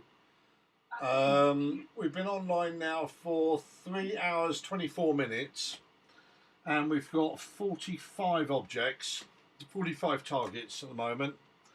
Oh, good. That sounds pretty good. Yeah, so we're on target actually. In fact, we went ahead of ourselves a little bit, and this one here, M102, I'd calculated would be another half an hour before we got to it, so I had to move it further down the list to be able to pick it up because it was picking up my my roof. So we're doing okay. Good. Yeah. Yeah. I mean, any cloud? None here, but Ross has been online earlier. He's had a bit of a problem. He can't run Zoom and his telescope for some reason at the moment. But he said he's over at Fiok, and a whole load of clouds came in. Right. So I'm very lucky to have missed those somewhere along the line. So I've got a camera out, which you might be able to see from there. I don't know what you can see at the moment, but yeah, I can see your shot of your telescope in the top left. I can see you, and I can see what you're taking. Excellent, good. Yeah. We've got 2 telescopes out there at the moment, one on top of the other. So this is running a DSLR on a very small 60mm telescope, 60mm aperture. Right. The main telescope that I'm using is a FS78 here, so that's 78mm, 640mm focal length roughly. Right. M102, one of the smallest ones in the catalogue. So hopefully the next one will be a bit larger. How long are your exposures? Because I can't see the details. Right, yeah, I'll bring the details up in a second when this is here. I'm doing 30-second and 60-second exposures. Right. Now, if we go on to this one here, I'm using Maxim DL as you can see for the DSLR. Yeah. I've just told it's very blurry. Is that the feed? Because I can't actually. I could see it, but no way could I read any of the of the menus. Funny enough, John and Barry have just been watching on YouTube and talking on Zoom because they're saying the quality on YouTube is an awful lot better than on Zoom. Right. Okay. Yeah. Yeah, it seems to be quite blurry on Zoom for some reason. But I've asked Maxim to do 60-second exposures, do 500 of them, and that's it. You know.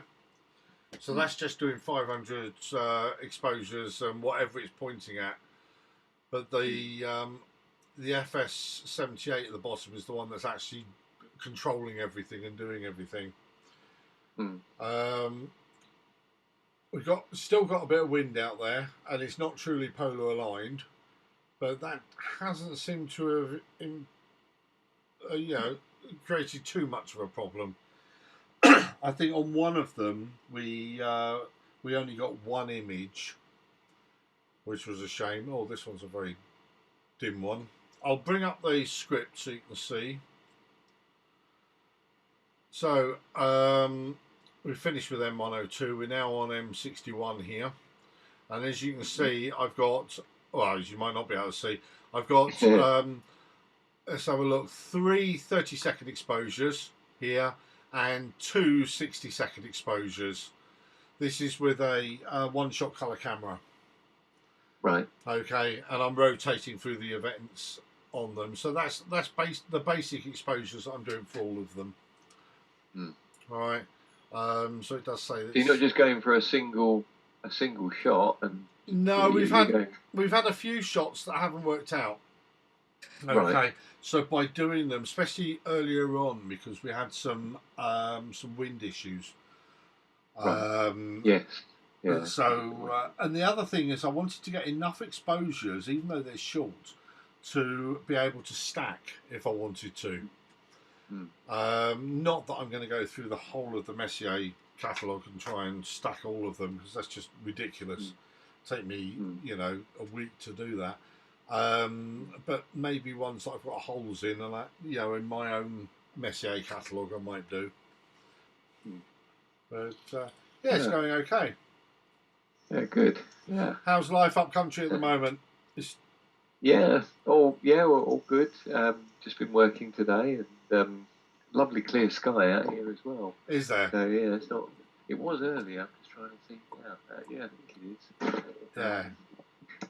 But yeah, so I'll be back in Cornwall once Boris lets us move around at the end of the month. So yeah.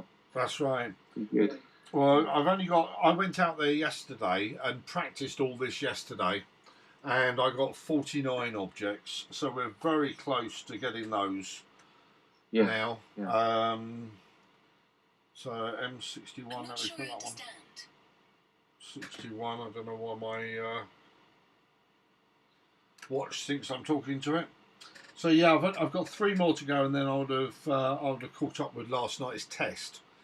Now, last night's test, to be honest with you, I gave up. That was, I got 49 and gave up at about 2:30 in the morning.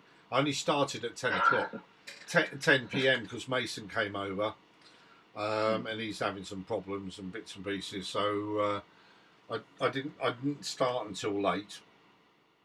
But I'm well ahead in schedule wise. Yeah, I'm doing very well. Yeah, that sounds good. Whether I will last until 5 a.m. in the morning or 6 o'clock in the morning is a completely different matter. I doubt I will, to be honest with you. What time does Jilly take over then? Yeah, I know. But Jilly was watching me on YouTube earlier, so I made a comment that I've run out of tea, but she obviously either switched off at that point and went, I'm not bloody making him any, or or selective hearing, so I'm going to have to make my own in a minute. Yeah, I think she's already gone to bed actually. It's 11 o'clock, it's getting a bit late for her. Yeah. So, yeah, are you missing your scope? Absolutely, yeah. I'm gonna one of the first things I'm going to do as soon as I get a clear sky once I'm back in Cornwall is go get in the observatory and start doing some doing some observing. Yeah, we'll have to collaborate on that as well and go for the same object and get some data together. I think as well. It's, I mean, I've got some data from years back of stuff, and I'm taking photographs now or images, exposures, and I'm adding it to exposures that I took 2, 3, 4, 5 years ago. Yeah. And it makes a hell of a difference, and what you get out of it is 10 times more than you get off of a single go on it. Do you know what I mean? Right. So if me and you were to collaborate, we'd be able to get some spectacular images out. I'm sure. Yeah, we must do that. We must do that. Let's do that. Yeah, let's definitely do that. I mean, I've got on my APM up there. That's 1200 focal length, which is almost exactly the same as your one. Isn't it? So I mean, you'll be able to go. Mine's 1140, the AG12. Yeah. So we're almost together with the size of what we'd get. So I think we'd be able to do do something quite spectacular, really. Yeah. No, we'll do that. Yeah. I've got Barda and astronomic filters. Yeah. I can use either. I think the Barda ones are probably supposed to be slightly better, but I don't know. Yeah, I mean, I've always liked the Barda filters. I have got one. Well, I've actually got RGB Astrodon ones, right? Which are for my planetary imaging, so I don't use those normally. But I have got one HA, which is a 3 nanometer HA Astrodon. Right. That one's quite spectacular, actually. Sorry, it should be. I mean, to get it over from the States, it was about 700 quid. Wow. Yeah, I've got Astronomic HA, Sulfur 2 Oxygen 3 and LRGB, and I've got LRGB in Barda. Yeah. I mean, all of those should be absolutely fine.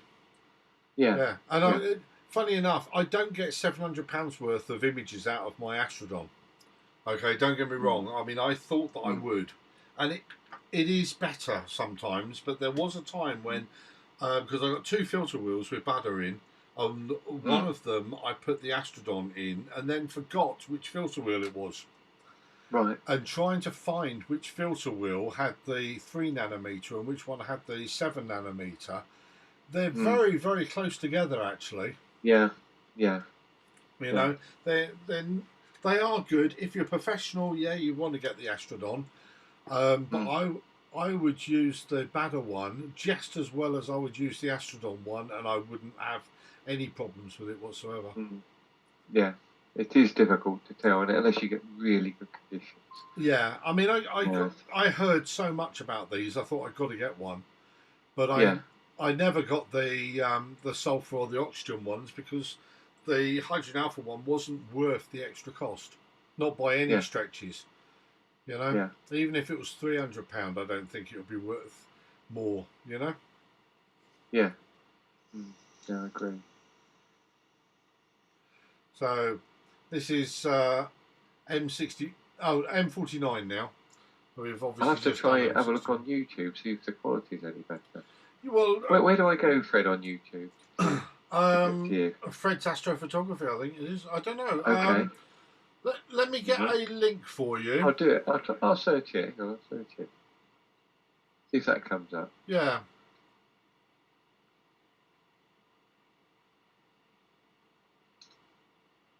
Yeah, there you are. Yeah, I've got you. Yeah, yeah. Good, and you should find. So I've got your video at the moment. How do I get the live stream? Well, if you go into that channel, if you just subscribe to the channel, that's the easiest way. And then it should come up somewhere. Yeah, I've done the subscribe.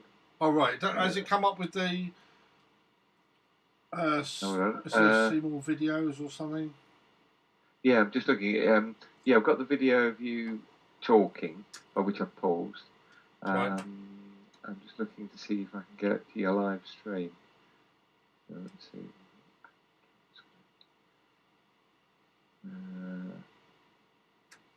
See a comment from John, just saying well done, Fred. Right. Bottom there. I must admit, I've not used YouTube. I've not, I think you're the second person I've ever subscribed to. Really? Well, what I'm going to do is, what I might be able to do is get the link here. Let me see if I can get the link. Hold on. Select all, copy. Right.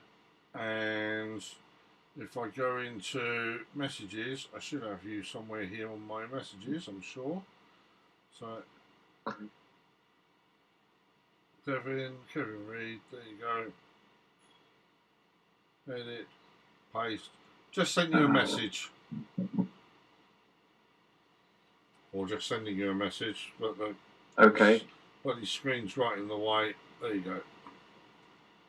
Are you doing it on Zoom, on the chat box?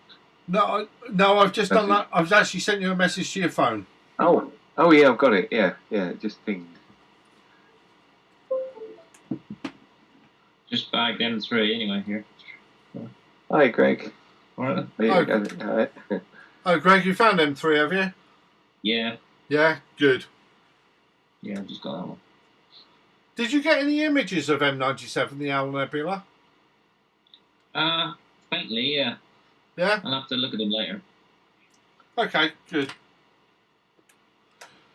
I've been talking to Kevin, I've been looking at the screen, so I've completely lost of where we are. Sorry, Fred. Get no, back to it. That's okay. I don't need to do this. The thing is, Kevin, all I've got to do is sit here and mother it. There you go. What you want to do is turn down the volume on YouTube.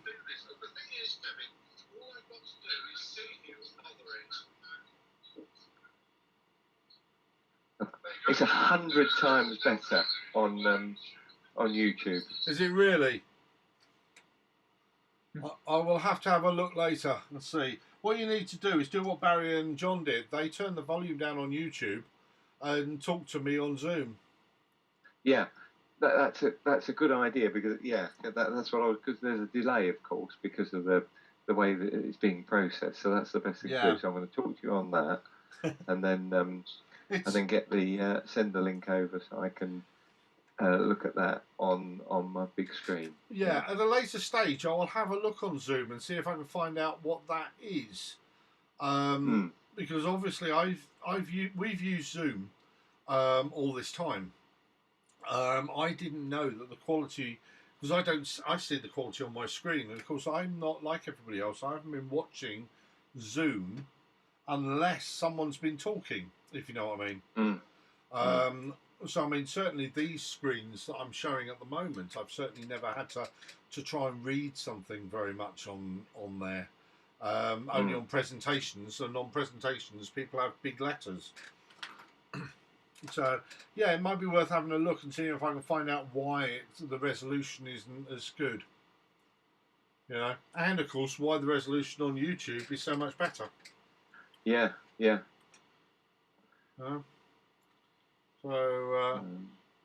Right, we've got one more, which will be M98, and then we'll be on 50 objects. Or 50 targets. Nice lot of galaxies in this one here, isn't there? So I'm just trying to get you on the big screen. Yeah, I've got YouTube at the moment on the iPad, so I can see in there. Yeah, all you have to type in on the YouTube search is that code at the end of the link you sent me. You know, the PUK3ZJ. Right. And that brings me. And that brings it up. So I'm gonna.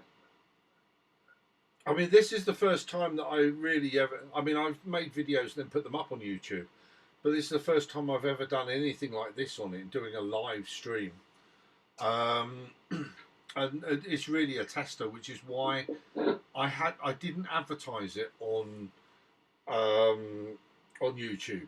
So I've got very few people watching it, I'm sure, at the moment, because I really wanted to test whether it worked really and whether I got the settings right. Oh, the quality is superb on YouTube. Is it? I mean, it really is.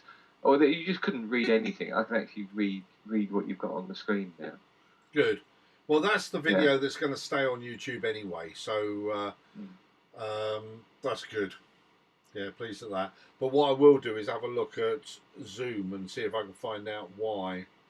Although I've got a feeling I know why now, because if I remember rightly, I put we had a higher resolution on Zoom, and because a few people couldn't get in because of their internet connection, I dropped it down to 720p.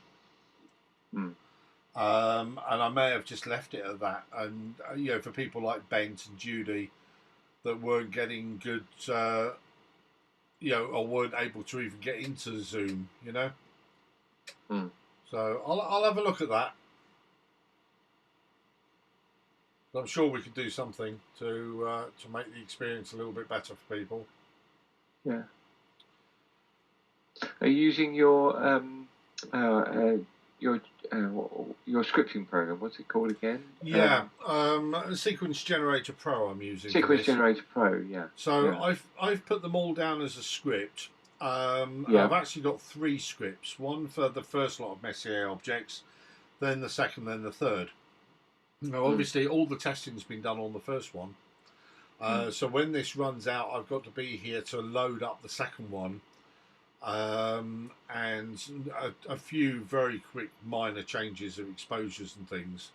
But, yeah, I've still got a way to go. If I bring this up and put it in the middle here so you can see, we are on M98 now, which is our 50th object. Yeah. Could you... That window, is that the window with the plane wave that you showed me? Oh, no, there you go. Yeah. No, the plane challenge part 1. Yeah, the plan wave one was the plate solving. So you're plate solving? Are you refocusing? I'm plate solving on all of them. I'm not refocusing. No, not at the moment. No. If no, the focus got a plate. plate solve, I guess. Yeah. If I have a look, yeah, I mean, it's coming out okay. As you can see, I've got a tripod at the end of the garden. Okay. Yeah. See it. And that's running off a battery, car battery down there.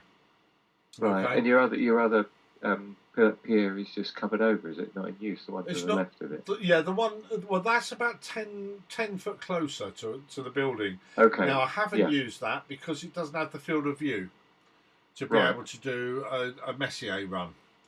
So what I did was sort of sat down various places in the garden, going through on my iPad with Stellarium and seeing where the best single point was in the garden to be able to put it. And that seemed to be it. So it's a bit further down the line, but it can see over the fence there to quite low, and all around the buildings a little bit. So we should be able to get about. I would hope to get. I'm hoping to get 100 objects.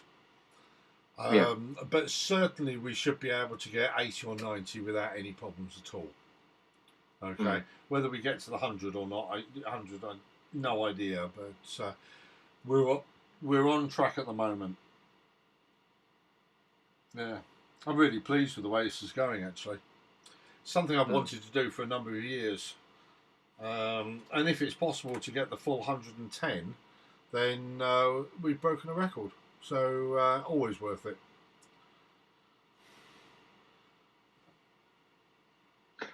Yeah, it's interesting. I'd say YouTube is about 9 or 10 seconds behind Zoom. It is, yeah. At one stage, it was a few minutes behind, but it seems to have caught back up again. So it's quite weird how the timing's different on it. Yeah, about 10 seconds at the moment. Yeah, so I've got you on one screen on Zoom and the other screen on YouTube. I know, listening to you. It's weird. It's like watching a Chinese film, isn't it? A Chinese martial arts film. Yeah. But no, yesterday was a good test, and today seems to. I'm glad I did it because today's working really well. The only thing is, I'm starving hungry and I haven't got any drinks, so that's the only downside of it. Because I got this ready at 6 o'clock, really, I think it was. And well, I've had it ready for longer than that, but I sort of came down, to start it early and started at 7. I've got a Domino's waiting for me upstairs somewhere. Cold Domino's. It's cold Domino's, but in all fairness, if I'm going to be up until 5 o'clock this morning, a cold Domino's is going to be absolutely fine. Yeah. Let's move this out of the way so we can see this image here. Yeah, that's quite a nice little galaxy there, isn't it? And yeah, sorry, I'll wait for it to come up on YouTube. Yeah. Oh, there you go. I see. It's just you've just moved it off on YouTube. Yeah. Right. Yeah, that's good. And it's all right even on the DSLR version as well. So the DSLR obviously isn't picking up as much, not by any stretches, and we've got magenta stars and things, but it's quite good when you've got a larger field of view. So especially in the Virgo cluster, we're able to see more of what's around the object I'm looking at.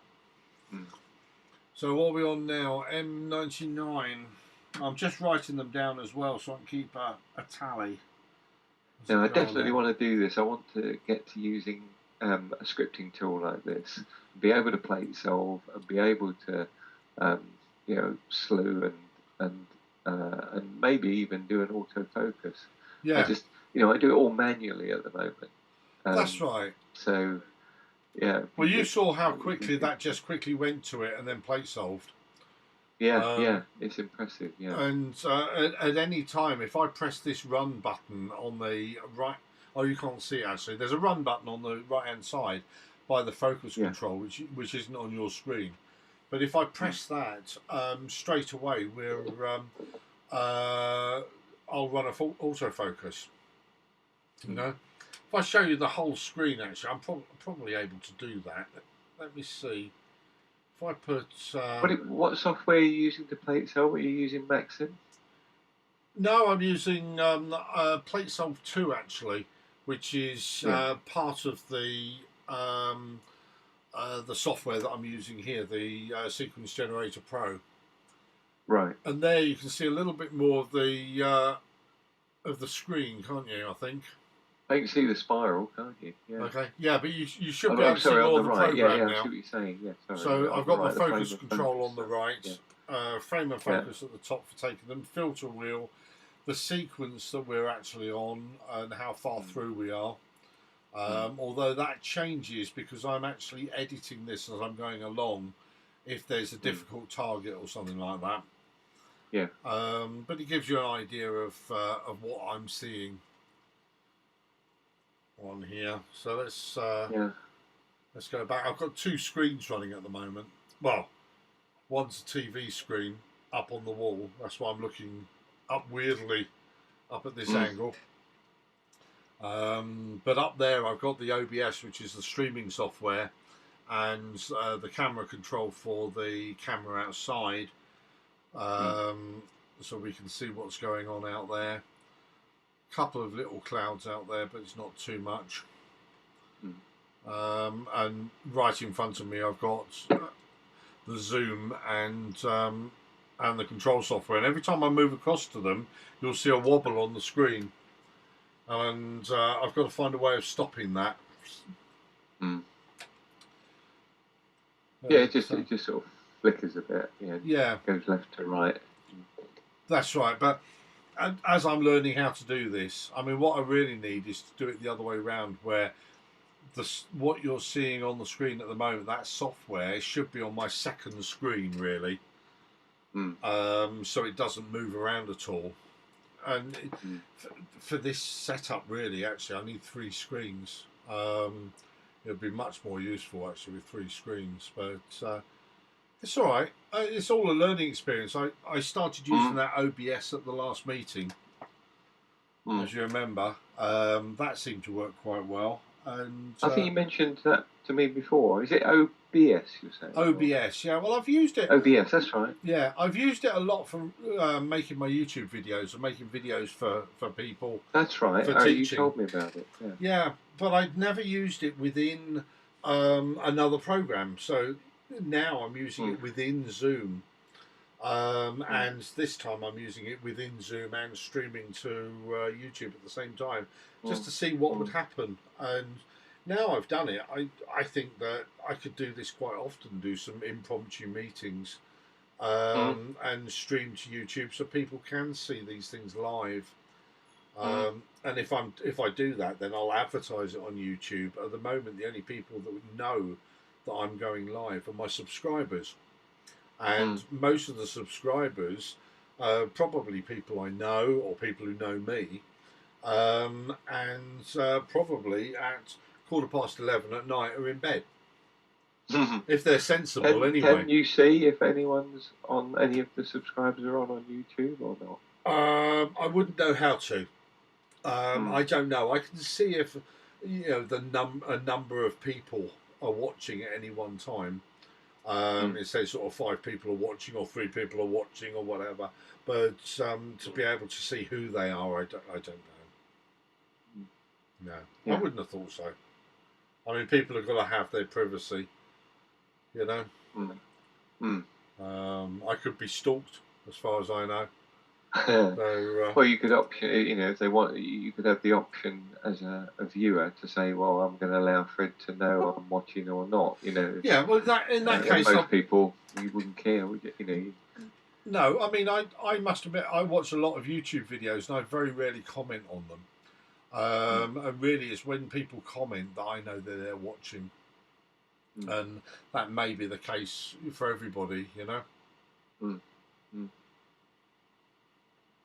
So, I'm 89 now. What was the last one I had? 99. Yeah. Oops. So, M89. What is it, M89? Is that a cluster or? It looks like a little galaxy in Virgo by the looks of it. And what we can do here is I can flick us over to Stellarium. Okay. And from Stellarium, I can click in M89. and have a look. So yes, it is. We zoom in, it's very close to the Leo triplet. I mean, look at this lot. There's my Kieran's chain up there. Okay. So the triplet will be around here somewhere. So this is in Leo at the moment we're looking. And if you look there, that's the sort of view that we'd be getting. So we've got another galaxy off at the side there. So if I take us back to our normal live stream we got here, okay, there it is on the top left hand corner. You can see a bit of the galaxy there. Yeah, I'm going to wait for it to come up on YouTube. All right. That's, yeah, I can see now. Yeah. We've got a couple of small galaxies in there. If I go on to the wider image here, there we can see it down the bottom actually, not at the top. This is on the Canon one. If I zoom out a little bit, you'll probably see there's quite a lot of galaxies in that field of view if I was to look at it properly. Yeah. Again, sorry, I know you're behind a little bit, but yeah. Yeah, there are. Let's go back in and go. I'm trying to have this on a similar view to what the other one's looking at.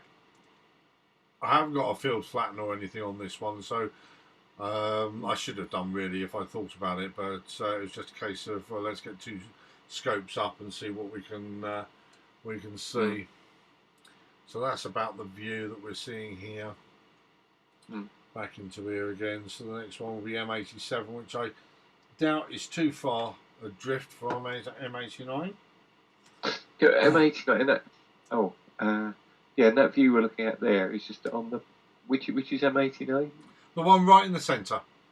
In the dead centre. Dead yeah, centre. Okay, right. Yeah, because I'm plate solving, I'm putting everything in the dead centre. Yeah, dead centre. Yeah, okay. Yeah, because you've got a galaxy over to the right, haven't you? Yeah. You've got two galaxies over to the right, I can see here, and one in the top left. Yeah, very in the top left, it looks like it's a very diffuse object, isn't it? It is, yeah. Remember though, we are only doing 30-second and 60-second exposures. Yeah. So we're not getting the dust lanes out of the, some of these. I mean, some of them we've had this evening, like M51, for instance, come out absolutely beautiful. We've had a few really nice ones. M81, M82 look gorgeous. There was a lot of really good ones.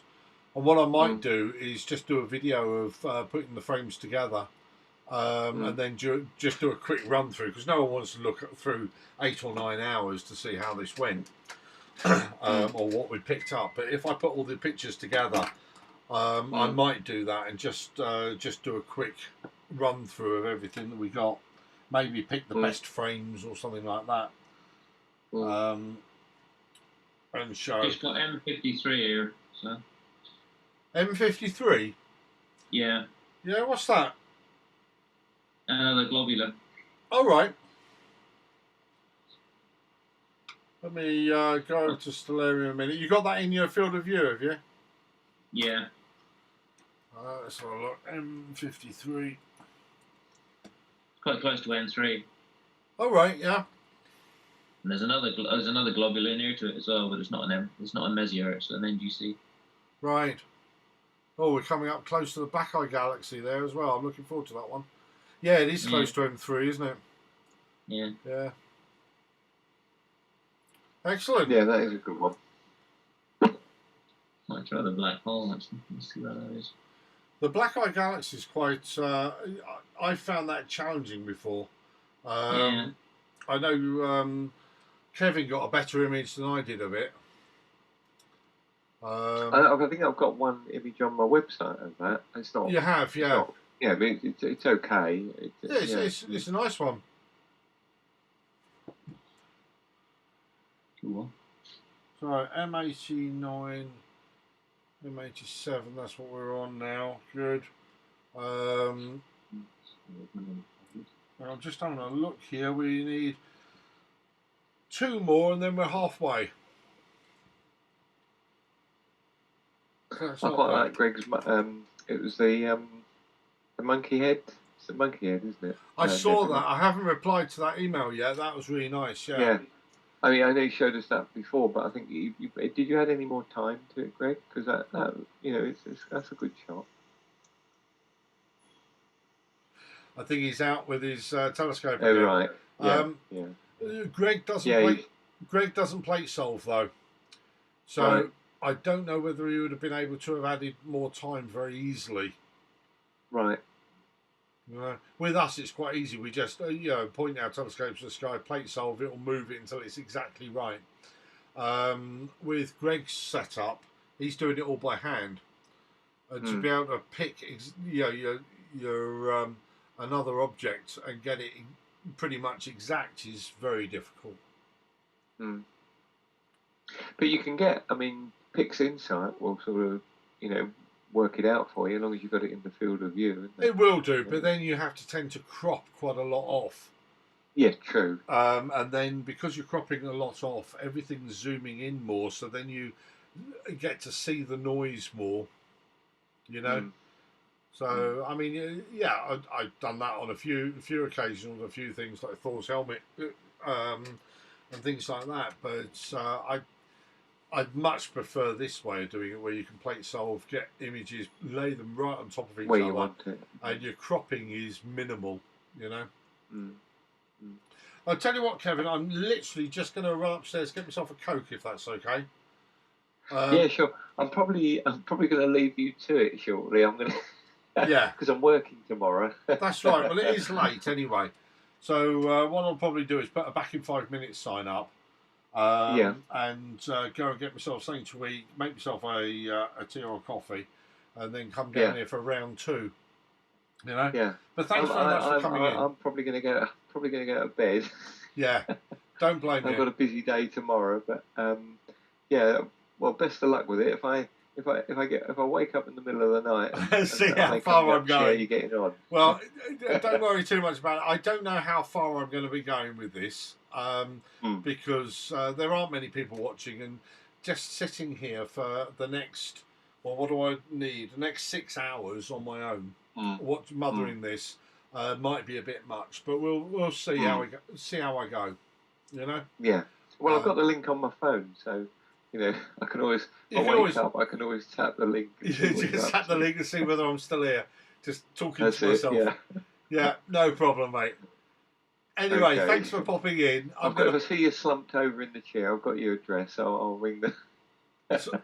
If you what? Sorry, if I'm slumped over, yeah, you're more than welcome, mate. My phone's right beside me, so yeah, you can do. Yeah. I did say to Julie the other day that at the beginning. Good luck with it, and let's definitely do that collaboration when I get back to Cornwall. Good. Yeah, something like the Trifid Nebula or something like that. Something which think really about an object that you want to do, and then we'll work on it together. Yeah, it'd be great. All right then, Kevin. Yeah. I'll see you soon. Right. Stay safe up there, won't you?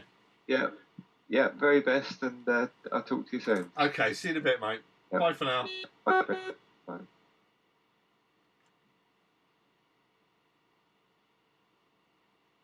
Just found a future target for you, Fred. Yeah. Look up NGC 4871.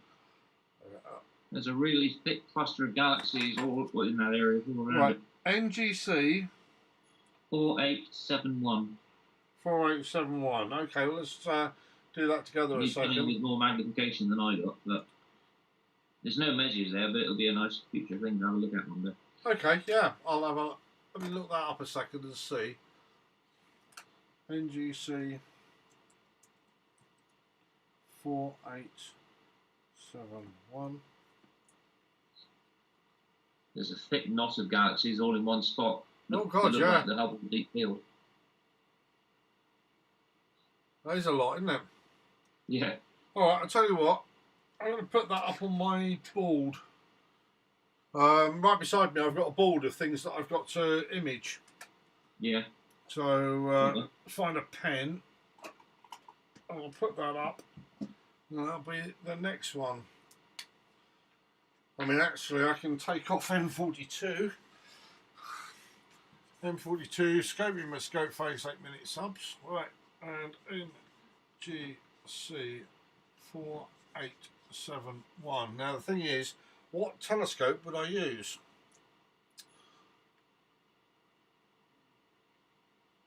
And it's the APM,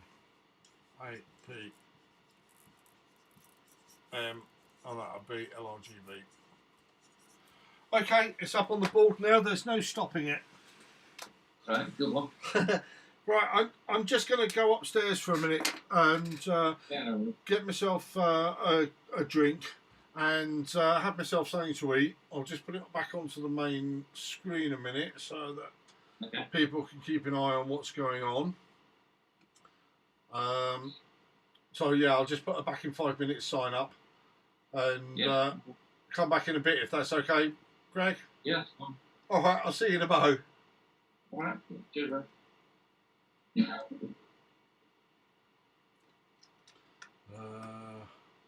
This is M100. This is fine. Right. Where's that back?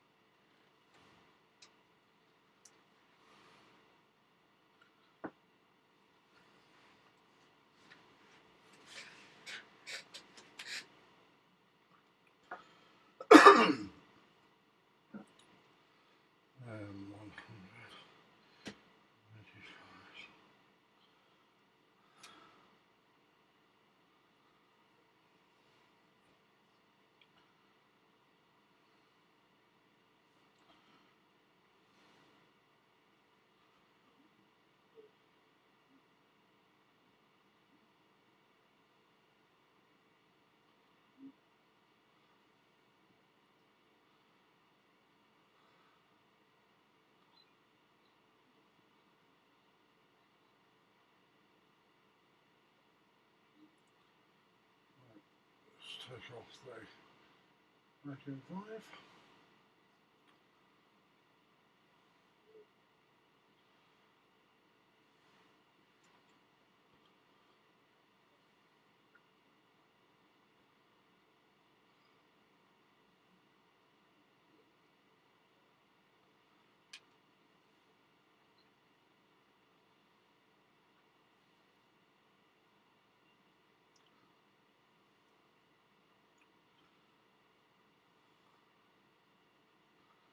Right.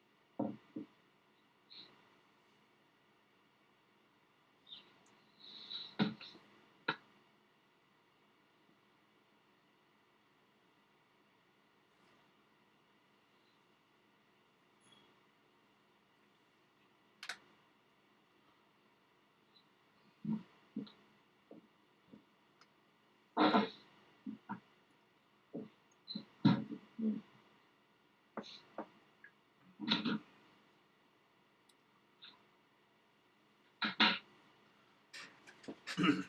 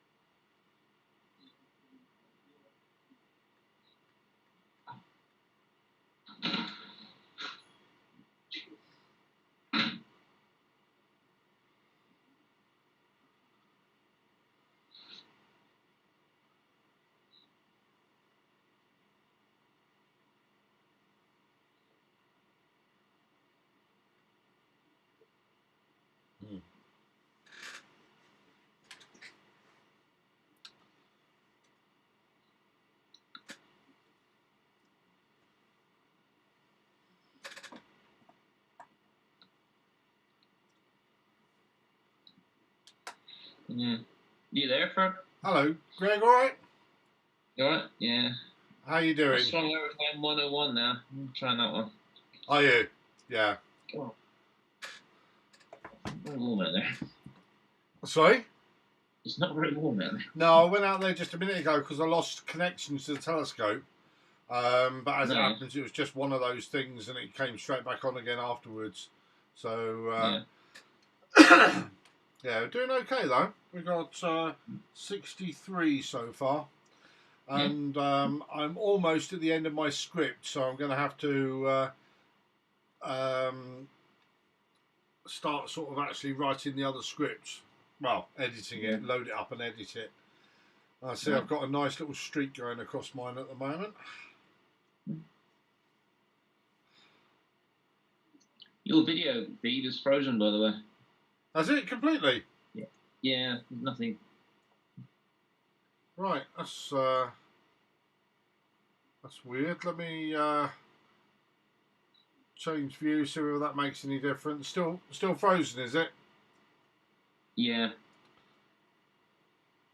Oh. I can hear you all right, but it's just frozen. I don't know what that is.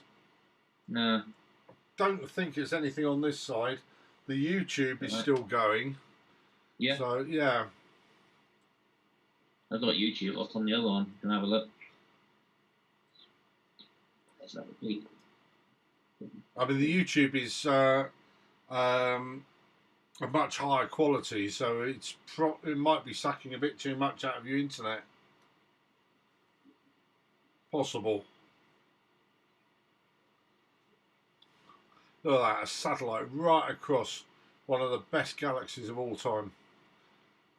Typical. Hey, YouTube's working fine. I see the streak you're on about. Yeah. I don't know why it's frozen. Let's change the view on that. Right, I go to gallery view and it restores the feed. Oh, is it? Yeah. Yeah. Just didn't like me for some reason. View and it just frozen. Yeah. Which is not good. A frozen view of my face is not nice. Do you know, it's one of the funny things that me and Jilly do quite often is we tend to pause films when we're sort of making a cup of coffee or whatever, you know. And when we pause the film, invariably we have talks about what the actors would have thought if they'd seen themselves in that particular pose. Because when you just pause a film halfway through, there's always something weird going on. You know, either their face has gone funny or something, you know. We do find it quite entertaining. Which we shouldn't, of course. What's the target you got up there? M53 is just coming up now. It's just looking for... if you're looking on YouTube, you've just seen the Sombrero Galaxy 104, which was one of my favourites. I'm looking forward to getting that with one of the big scopes this year. Yeah. Even M101 is a tiny target in me scope. So. Yeah, it is a tiny target, that one. I think M51's a better target for you, but you've probably already done that many times before. M106 is quite good. Let's see what this one's like. M53, never heard of it before. Well, I probably have, but nice little cluster. Yeah. Just looked up the Takahashi. It's meant to be an Apo doublet with a fluorite front cell. Yeah. So what I'll do is look it up, because I do know that if you put fluorite on the front, it's different from if you put it on the back. It gives different results. So I'll look that up at some stage and see if I can find out what the difference is. I have heard about people with certain, stars look different depending on where they put the coating. So certainly worth having a look and seeing. Right. And it would be interesting actually putting that camera on something like the, something that's different. The FS78, for instance, and see what that comes up with, you know? Yeah. I'll stick it on the Mulon. Well, sticking it on the Mulon's a bit different. Yeah, I need to work on that a bit. You'd get a lot of chromatic aberration with that. The Mulon is only good for well, it's uncorrected, so it's excuse me. It's got perfect views right in the centre, and then they kind of disappear when you're going out. So if you're running a small chipped camera in there, you're going to be fine. You know, if you've got a diagonal of 12mm or something like that, you'll be absolutely fine. But if you put a half frame or full frame on it, it's going to look absolutely quite awful, other than the very centre of it. All right. Yeah, it's a strange telescope. I mean, it's got a wavefront of the mirror of 1 to 20, so it's meant to be absolutely superb. I mean, my Dobsonian that I've got in the other room, that's 110 PV, and I mean, that's exceptional. So 120 is really quite something. Most telescopes, I mean, Meads are sort of 1.4, and sort of they go up from there. Some of the really good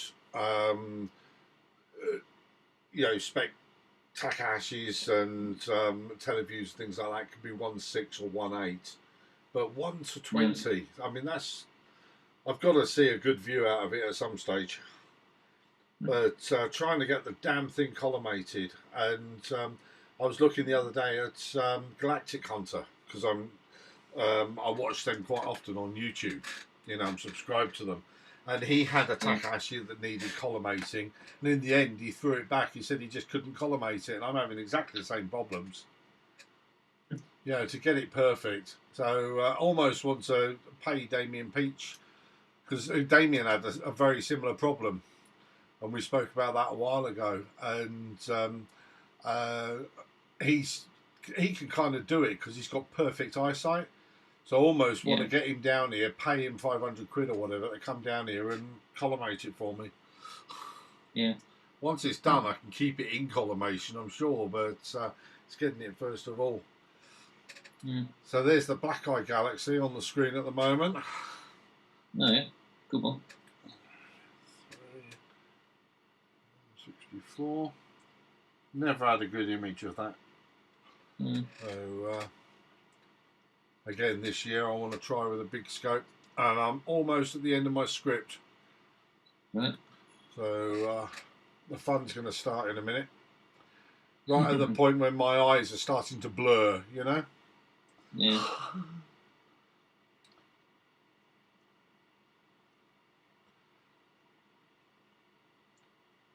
Normally just leave the camera run on for a couple of hours and then stay in here and then move to another target and leave it there on for a couple of hours or more.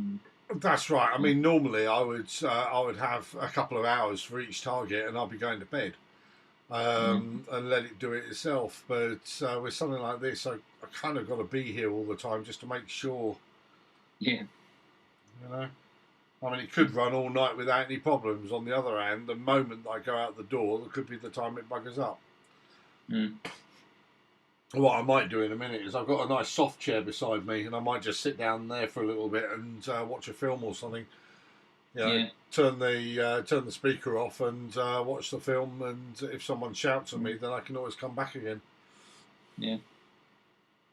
Got a weird thing with tracking on my mount at the moment. If I do a 1-star alignment, it doesn't go exactly to the targets, but it keeps quite good alignment. If I do a 2-star alignment, it'll find the target perfectly and center them, but then the tracking wanders around. And about 50% of the frames have got streaks on them. Really? So, yeah. 2-star should be better than 1. You know, the more you do, the better it should get. But it seems to work opposite. Well, it also scales from those two as well.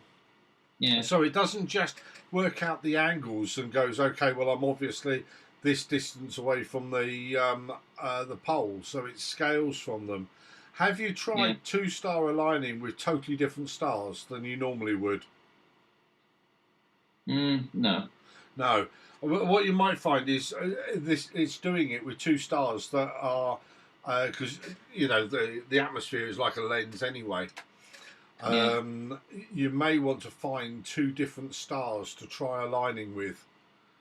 Than the normal ones. So if you normally choose Arcturus and Betelgeuse, then in this case choose Rigel and Aldebaran or something like that.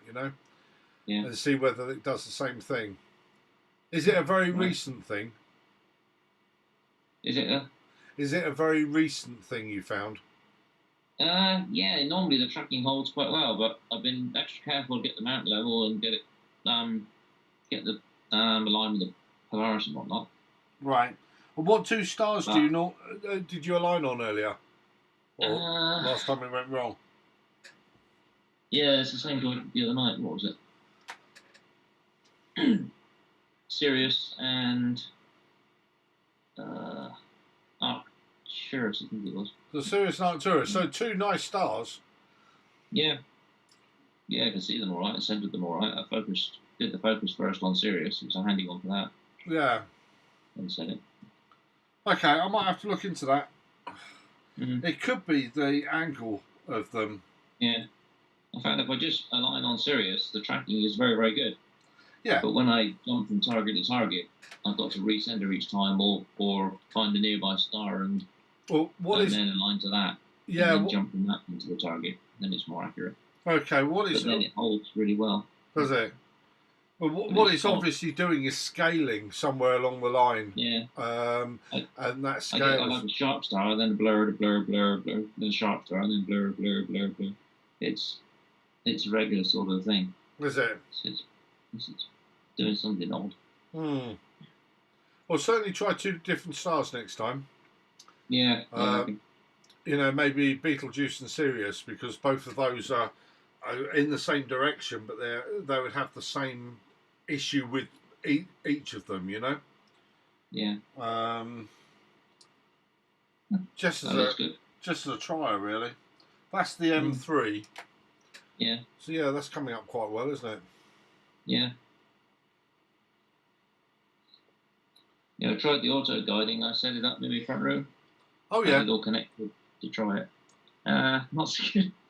I had PhD fired up and everything, but PhD couldn't see the guide camera for some bizarre reason. Right. If I fired up SharpCap could see the camera and could record video from it, but PhD wouldn't see it, and I don't know why. Okay, what guide camera are you using? The T7C. It's a copy of the ASI 120. 120. Did you have a lead from the camera to your mount, or did you just connect up the USB to the camera? No, the both leads. The guide lead going to the mount from the camera, and another one going to the PC. And then the mount was connected to the PC via a Wi-Fi dongle. Right. Okay. That lead, which goes from the camera to the mount. Yeah. Pull that out, throw it away. You'll never need it again. All right.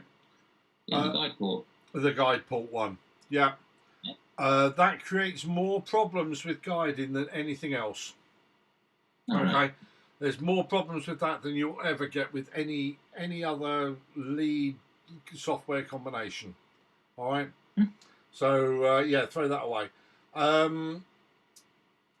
What you've got to do is what's called pulse guiding. So that's getting the mount to you read off the camera from your USB, and then your computer then sends that to the mount, rather than you reading off the camera and then getting the camera to move the mount. Okay. Yeah. It'll save you hundreds of problems over the time. Why would it not read it? Are you using an ASCOM driver? I did update the ASCOM driver since. I haven't tried it since. Okay. So I updated the ASCOM drivers, the camera drivers. I looked around, got all the latest updates I could find. Yeah. So I'll try it again. Okay. Yeah. See what happens with the ASCOM driver. It's a bit of a strange one, but what driver are you using? The ASI driver? Yeah. Or has he got his own driver? They say use the ASA driver. Right. That's a recommended one for it. So. Yeah. Okay, we'll have another go and see. But certainly that lead from the camera to the guide port, you want to get rid of that. Okay. You don't want to be driving by that ST port. You want to be driving by the pulses to whatever the SIN scan is actually set to. You know. Right. Would the Wi-Fi cause a delay then if it's not connected directly? No, it shouldn't do. The dongle? No? Right. Shouldn't do. No. Right. Even if it is... Set it up and try it daytime, shouldn't you? It should run through. It should... Oh, you should be able to connect it all up and run through it, yeah. During the day without any problems. So I tried putting lights in front of it, or I tried actually pointing it out the window and focusing it on a tree. Right. And in SharpCap, you could see the bark on the tree, and it was focused. Yeah. But in PhD, there was no image at all from the camera. I had it set to looping and whatever, and there's just nothing coming in. Right. You have got a slider at the bottom of PhD, which allows more or less to be seen. So it's basically changing the histogram. Did you have a look at that? No, I didn't have a look at that. No. Okay. Different exposures. I think you might find that it's that slider at the bottom. That slider's all over one way or over the other way. Yeah. Yeah, I think so. Right. There we go. We've hit a problem. And the problem is we've only got half an image here. So, typical on the last one, isn't it? That's Sod's law. Yeah. So, it may be a case of just wait 5 minutes and then we'll be able to see it again. So there's some cloud floating around out there. Is there? There has been some. There has been some. So. Right. I've been very lucky to have missed a lot of it. So we'll see. What I'm going to do is, I think it gets dark for about this point here. So if I put my mouse on that middle one, let's take some exposures and see whether it suddenly comes out or whether it disappears more. It's quite high up, so it could be. Shall I look at my camera a second? Oh no, it's very low down. Sorry, my camera was stuck there for a sec. The software, so yeah, it's just very, very low.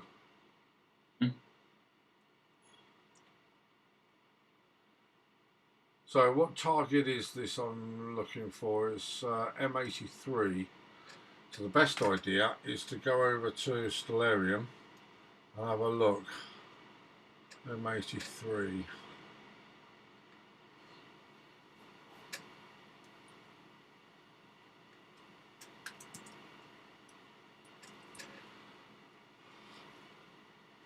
Right, I think you'll find that's in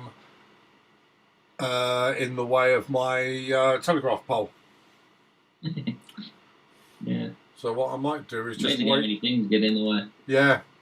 So what it I looks might like a perfectly clear sky, then there's just a few cables across, and you bet your ass that those cables are going to be just wrong. Absolutely, yeah, every time. I've run into 2 things tonight with a cable. It's unreal. Really, yeah. So we've got a bar down the middle where there's nothing, and then we've got stars either side, which make me think even more so that that's what the issue is.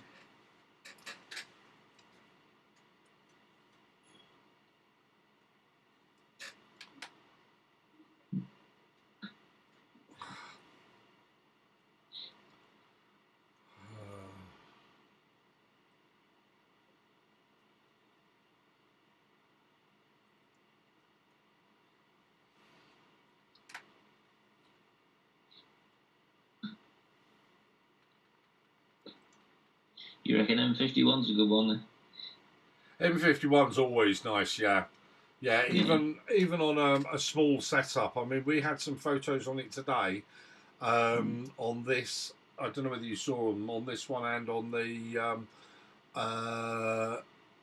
smaller one with the Canon camera on, and both of them look spectacular.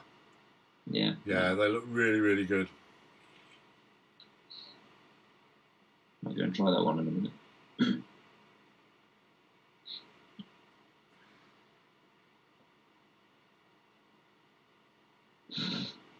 last couple again and have a look. Yeah. Getting croaky as well. I'm going to. I've got a choice of either doing this one or leaving this one and coming back to it later on. Yeah. Which may be an idea. Okay. I think I will do. Yeah, that galaxy cluster, I've taken half a dozen of that. Have you? At the maximum ISO to see if anything comes up. Yeah. Quite a wide number. Yeah, I mean, that looked like a great target, actually. It'd be interesting to see what you get off of it. Mm. Right, I'll say that for a sec. Okay, I'll see you in a bit.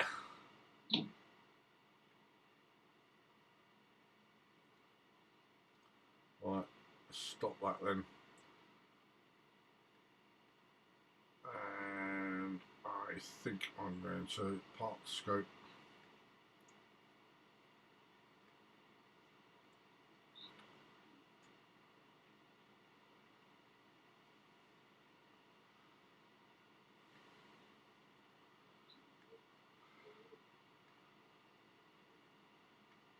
Open sequence. Do you want to save this sequence? Yes. And we're going to go for, blimey, Messier Challenge Part 2.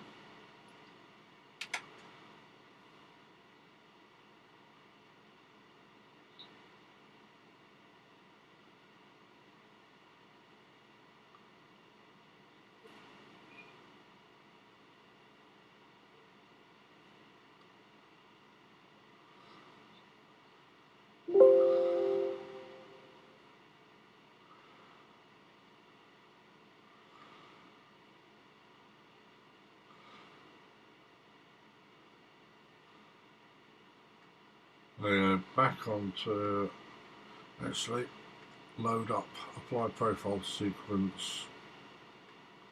One that I've been using is this one.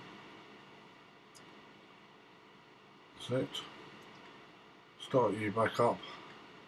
Start you back up. Unpark you.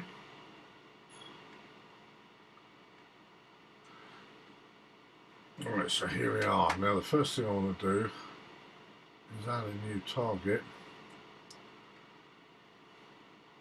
So finger in mosaic.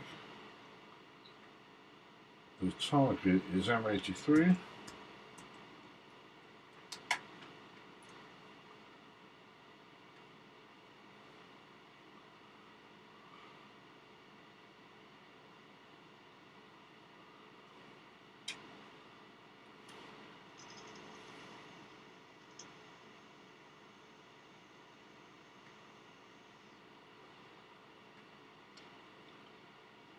Look at that, spectacular looking target. Create that,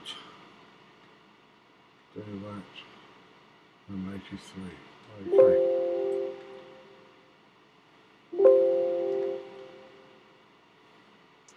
And that's probably gone to the end of this, we don't want it at the end.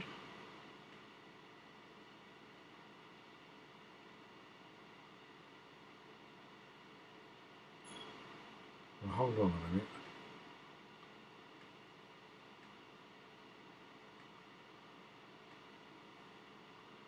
Done all these before, that's the wrong one. Right, so back up, park again.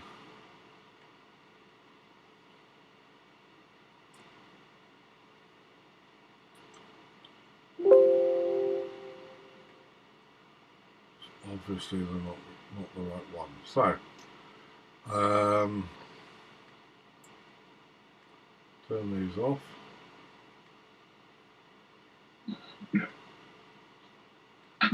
Yep. File. Open sequence.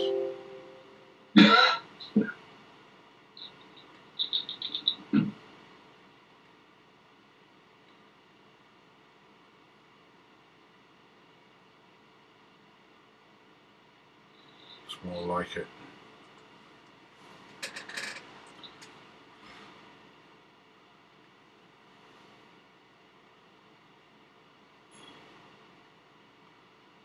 That's the one, right?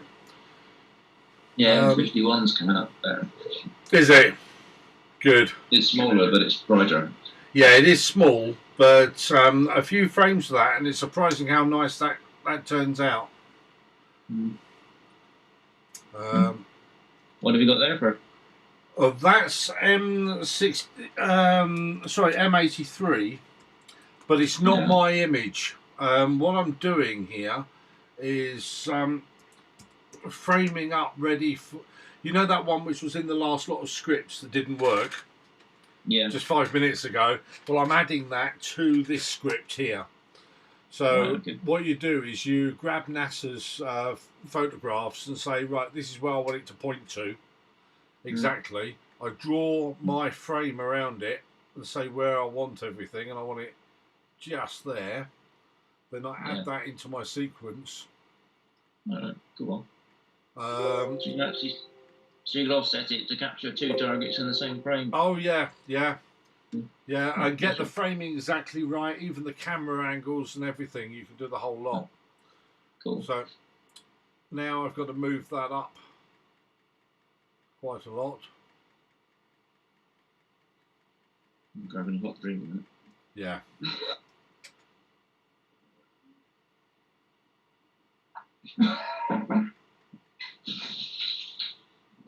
Right, and bring it down a few, maybe. I don't know what I did there. That'll do. Right, now on each one of these, I've got to get rid of the filter.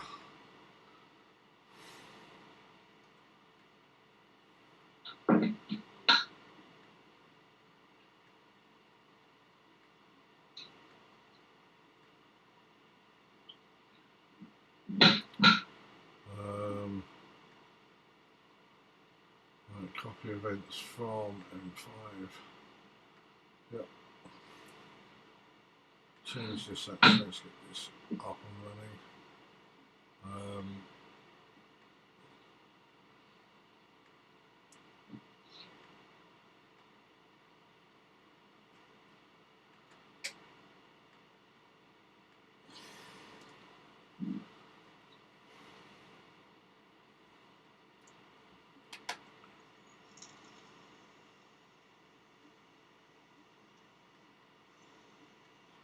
Unpop that, and now we are in a better state, right? So M5 no filter, yeah.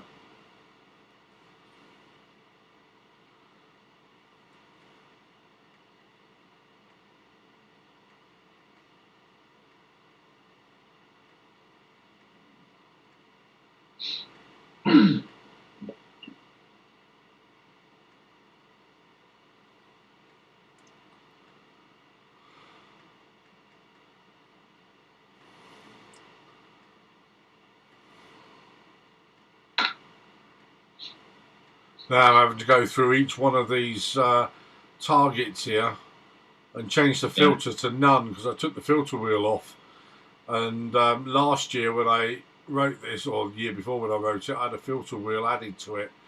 So in case I take the damn thing off of each one, otherwise it won't run any of them.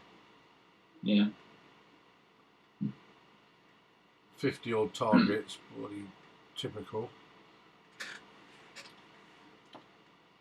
Should have done this last night actually. Get ready for it, it won't take long.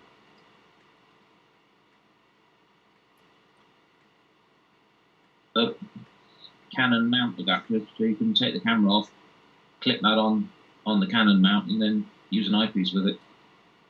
Oh right. Yeah, it works. So, really?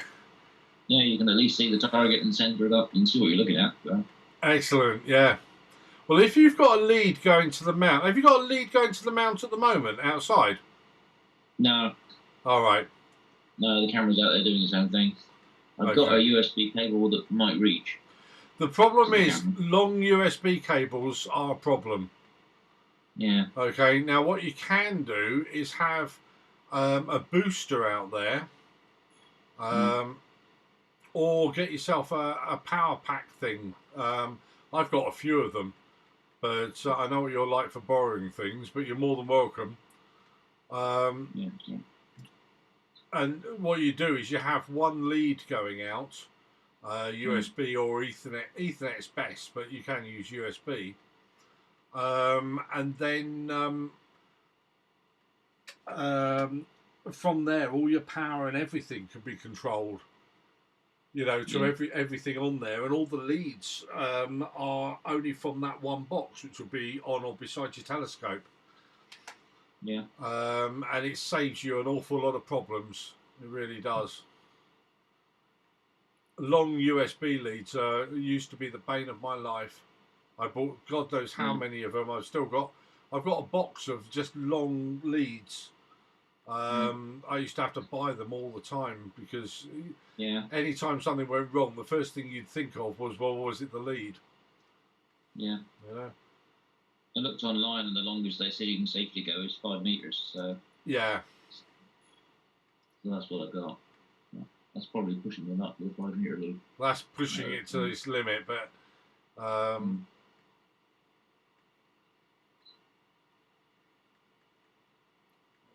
go. I'm not going to be able to make those ones, so I don't know whether this will work, but let's have a go, shall we?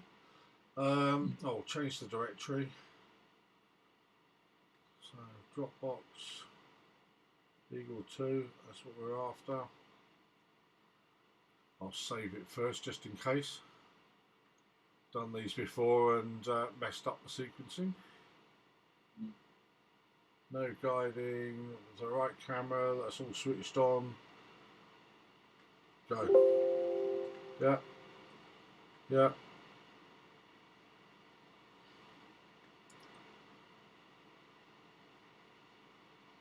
Clear that off now. Like clear off all of those, we're starting afresh. We should see the telescope moving. And it is. Yeah.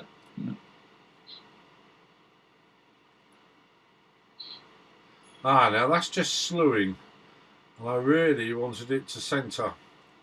Damn. So I'm going to stop that.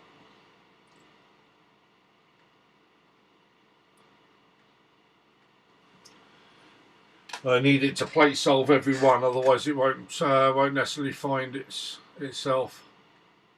Yeah. I only need to do a couple of these, and then I can do them in a minute while it's going on, so that's okay. So let's reset the sequence.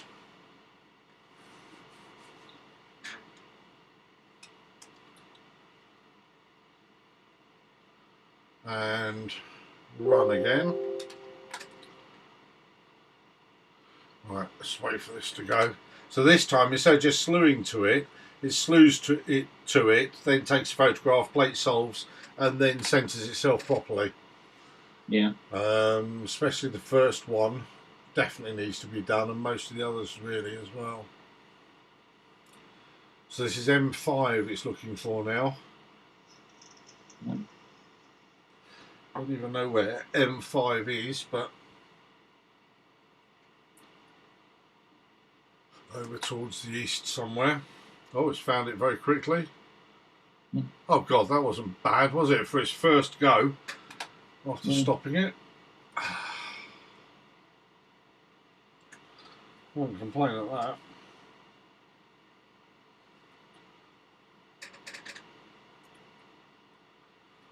Actually, that's quite exceptional.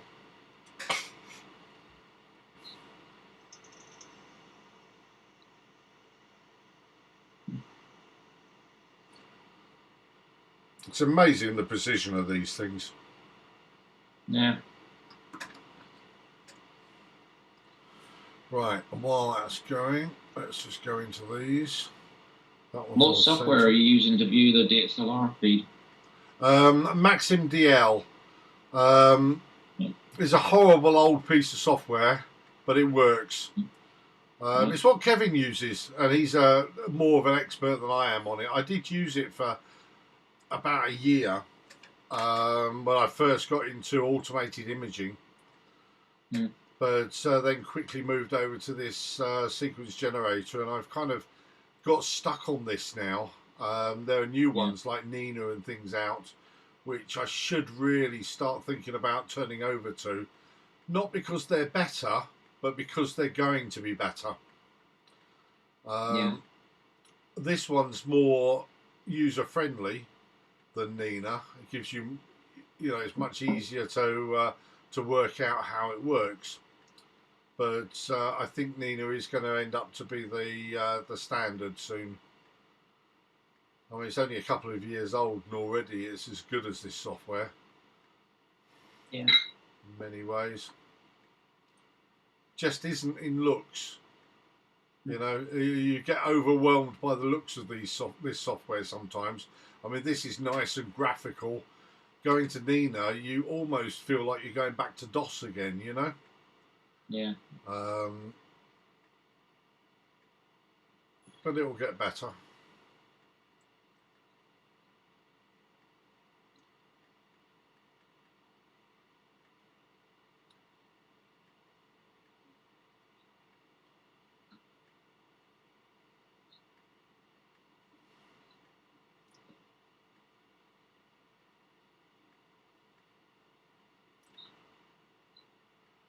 Because my mount is pointing so close to every object, it's quicker and easier for me to plate solve everyone than it is just to slew to it, because the plate solve only takes like a second to do. I know you've got an extra image that you've got to take, so you lose sort of 20 seconds. So actually, I suppose you lose about a minute altogether, because then it slews again, takes another photo. But it gives it precise every time. Yeah.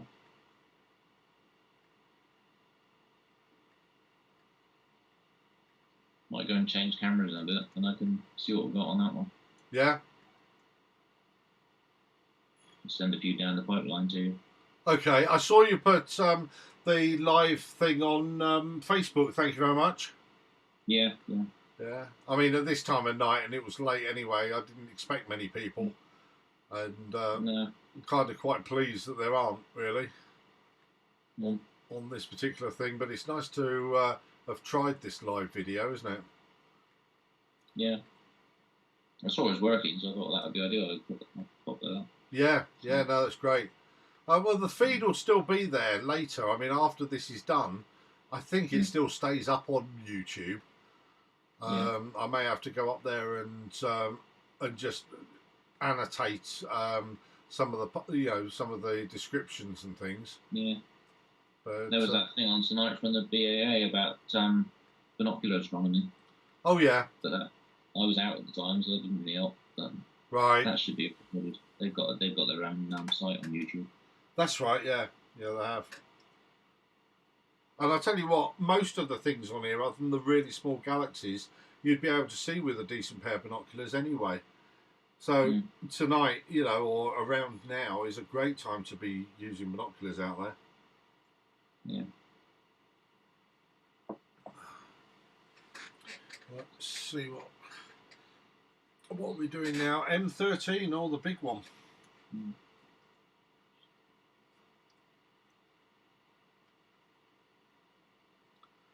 I'll just check actually. Did I miss one in the middle somewhere?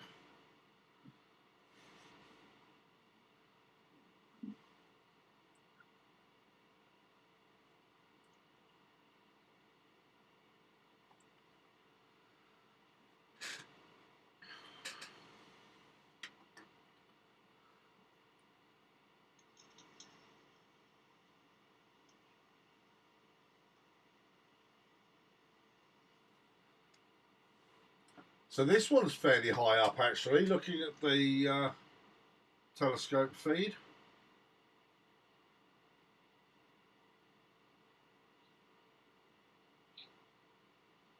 M13, this is a great one to view. Let me just do this, and then I'll move this out of the way so you can see.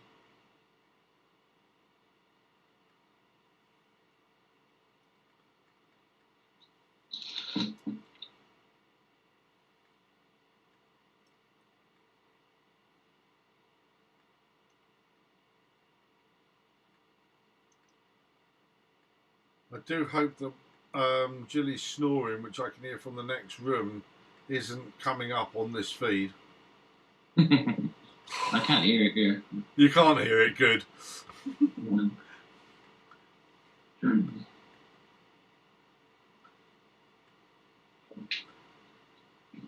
It's quite a wicked rumble from here. There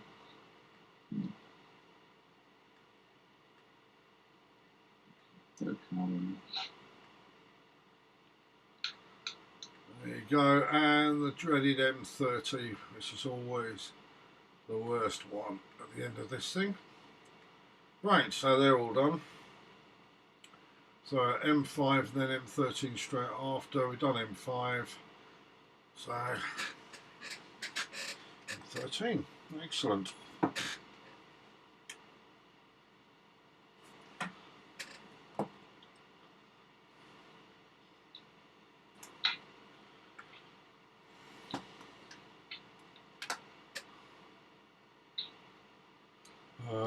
What would be good actually, let's go over to Stellarium a minute.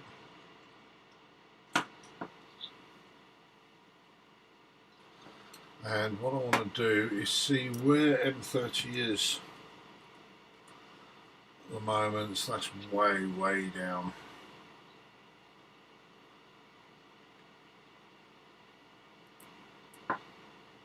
M30. So when's that going to be up?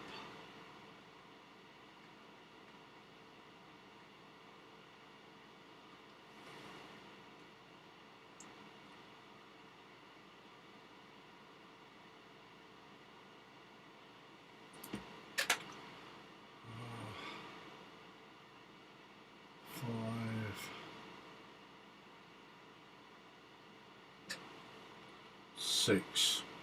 I'm not going to be able to get it. There's no way in the world that I'm going to be able to get M30. No. Okay. Well, I didn't think I'd be able to get them all anyway. There's always that hope. You know, if I go take a mount up to the top of Snagness Beacon or something like that, I might be able to get it, but I don't think I'm going to do that at 6 o'clock after staying awake all the time anyway. No.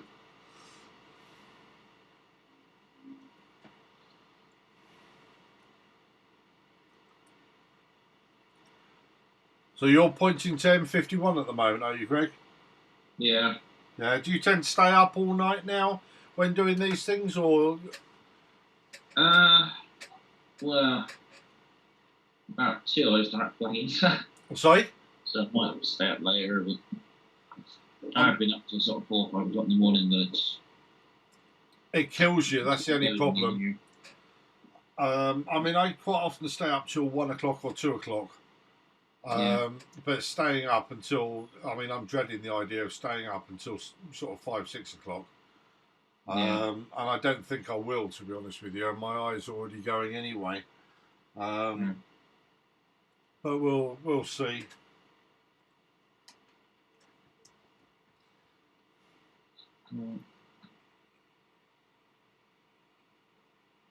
I've got a 1300D camera here that needs a new shutter. It's working fine. It's just got a monstrous shutter count on it. Right. So might as well put that to work. It's doing nothing. Yeah. So I'll swap cameras a minute and see what we've got on the other one. Okay.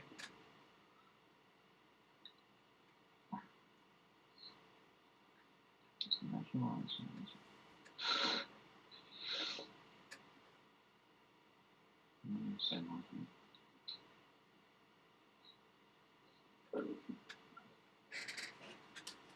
Oh, I'm going to open up a Red Bull.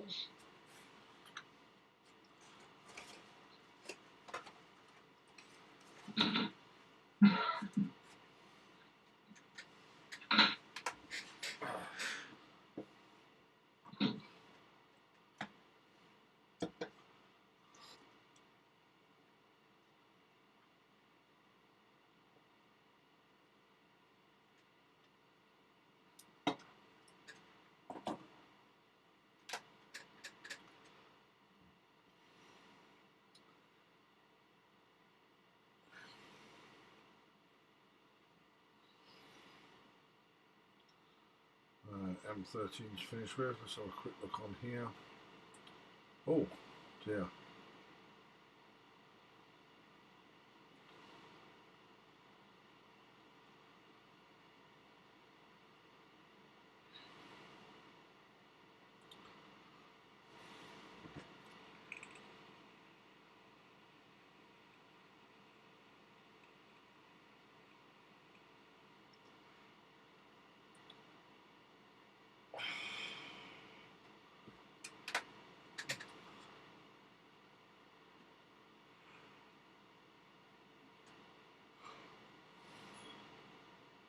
Nice. Let's back off the stretch a little bit. Good.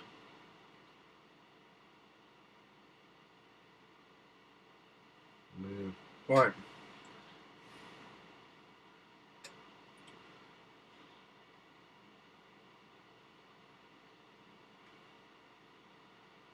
Yeah, we don't need that filling up the thing too much.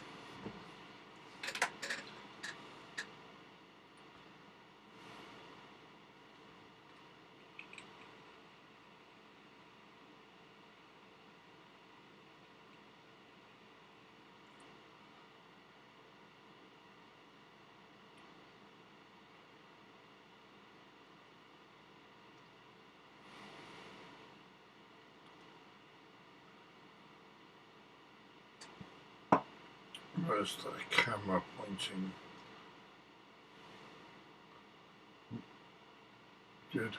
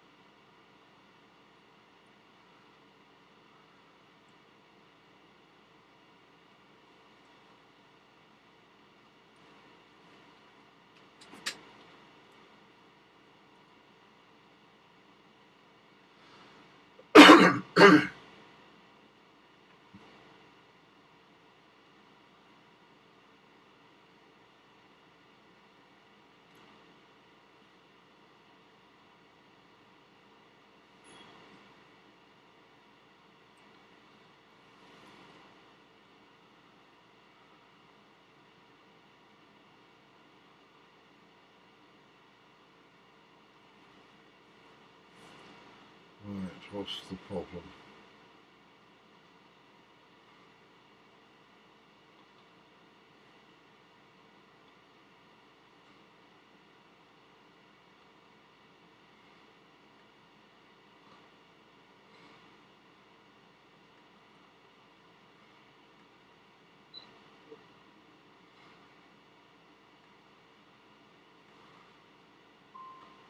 Don't know why it saw that as an issue.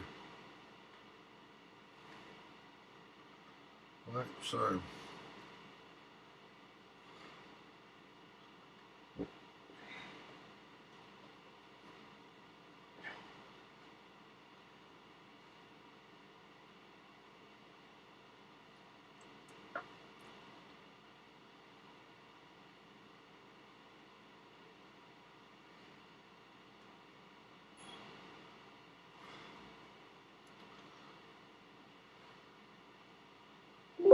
sequence, try again.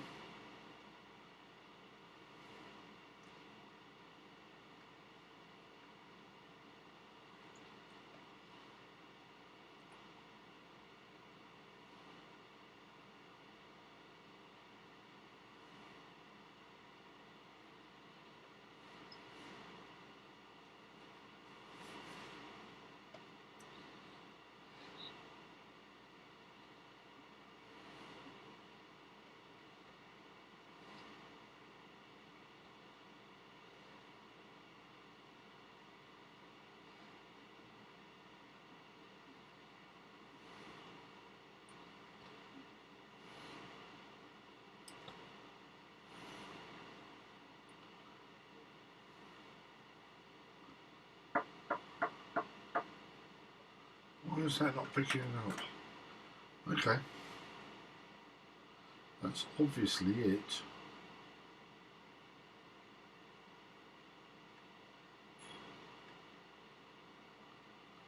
I'll tell you what I'm going to do. I'm going to continue it from there. See whether it will just image them. Yes, it will. In the meantime, let's have a look at this one. This is M83.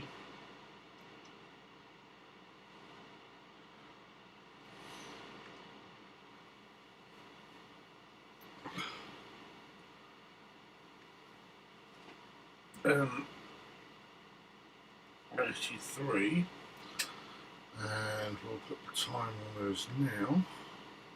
Oh, it's really low, that's why.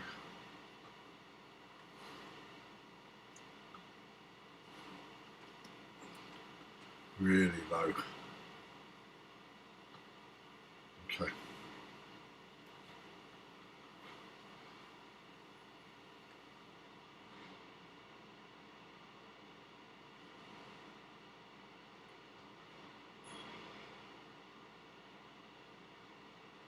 Yes, nice one.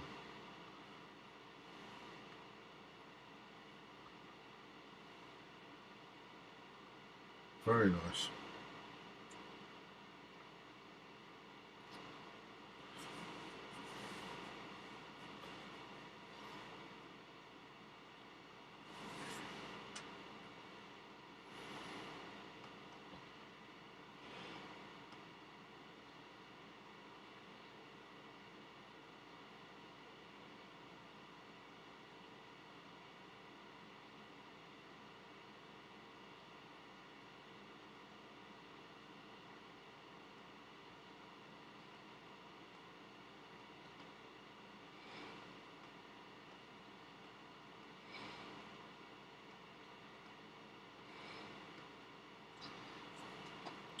This one down, this is 192.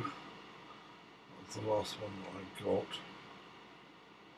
So M83. That's 70, everyone. Ah, good.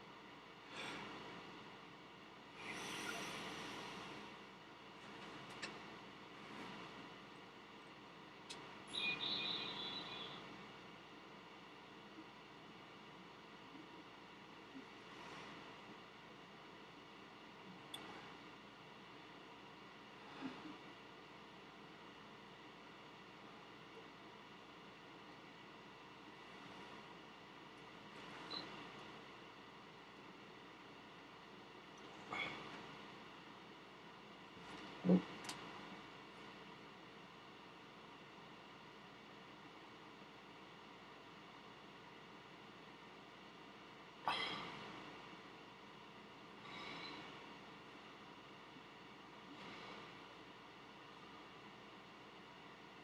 ridiculously low. How's it doing? M4 is M4.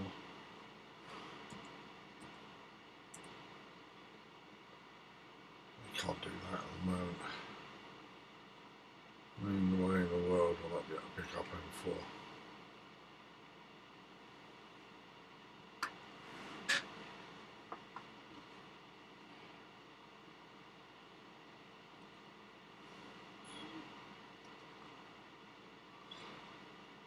No. Stop that.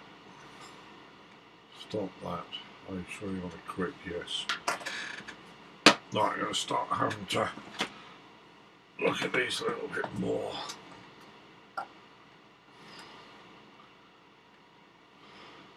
So certainly 83 is finished. M4, that's got to go way down here. Right. So the next thing is we need to pick these up one at a time. See where they are. So M80. Let's just see if I've got.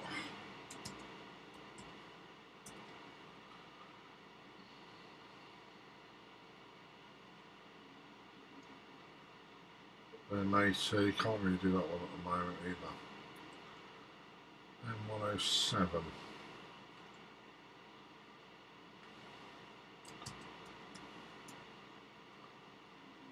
It's getting a bit better, but still not good.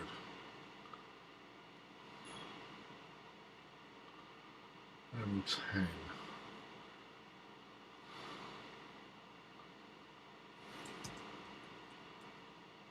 No.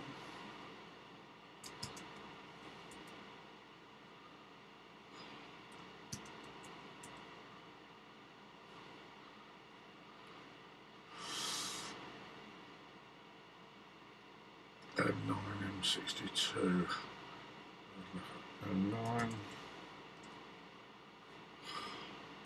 M62,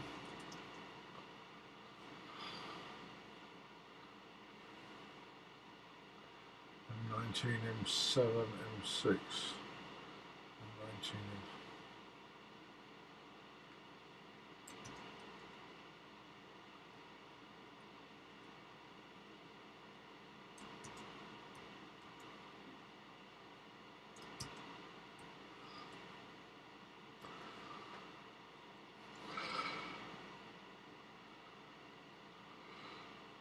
M69, M70.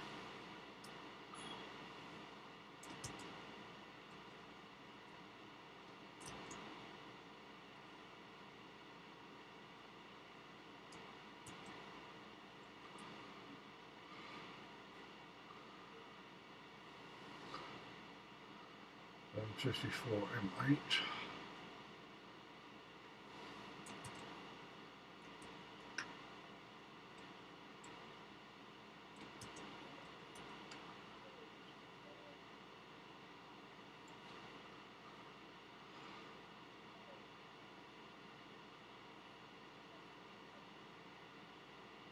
M23. Let me just check this a minute.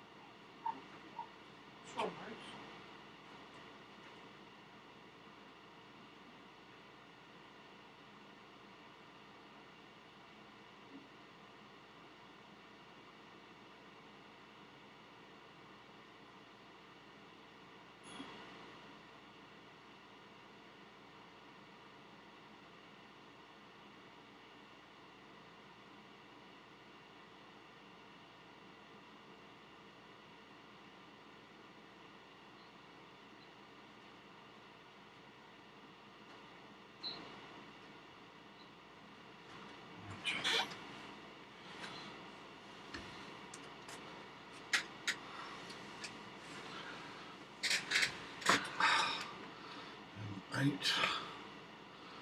Right, M20, M23, M20, M23,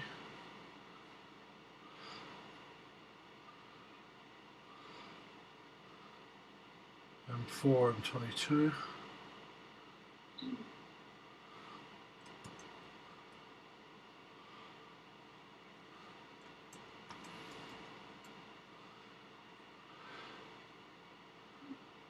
M25, M24,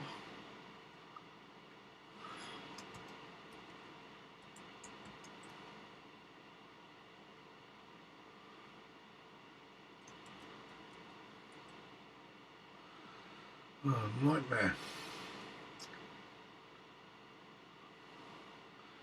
M17, 18, 16.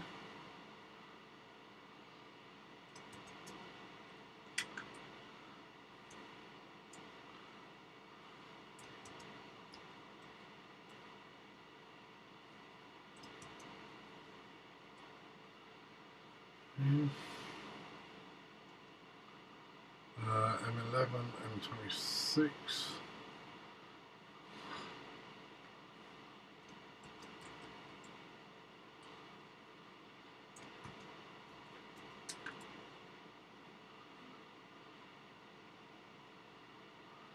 M55 and 75.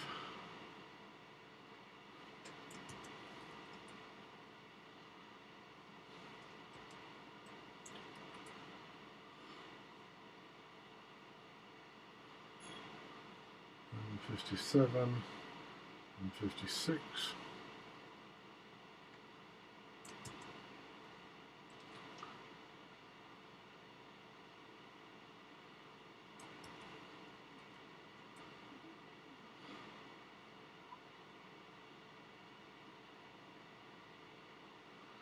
M27, 71.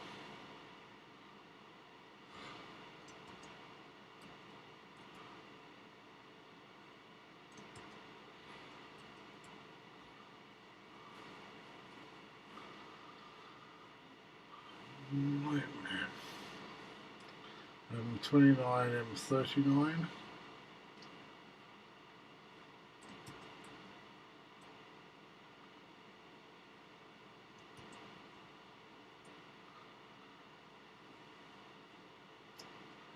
M52, M15.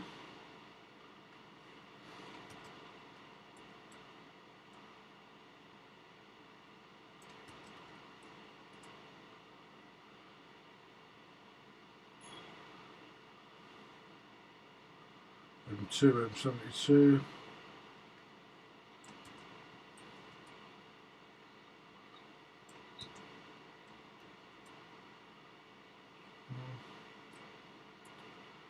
M73.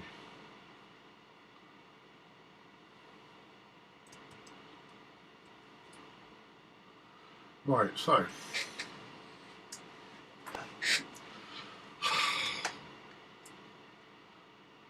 got a bit of an issue here.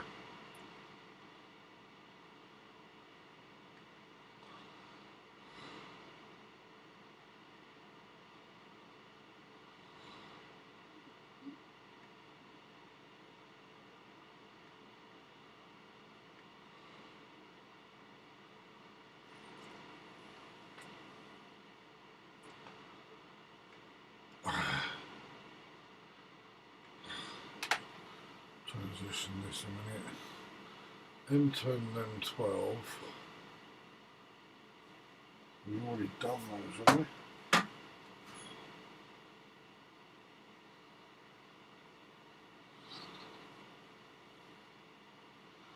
No, we haven't, so those are probably our best bet.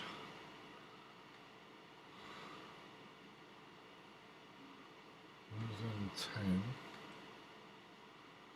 Raise that up a little bit. 1, 2. 12. What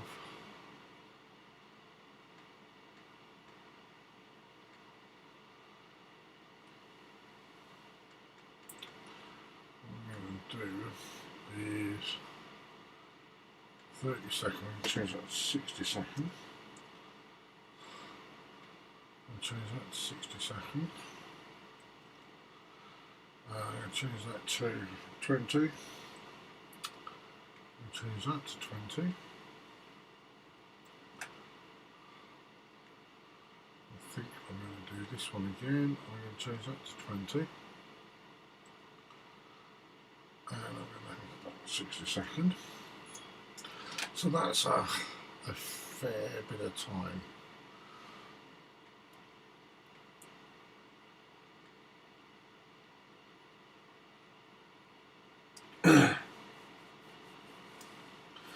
And we're going to start again with some of these.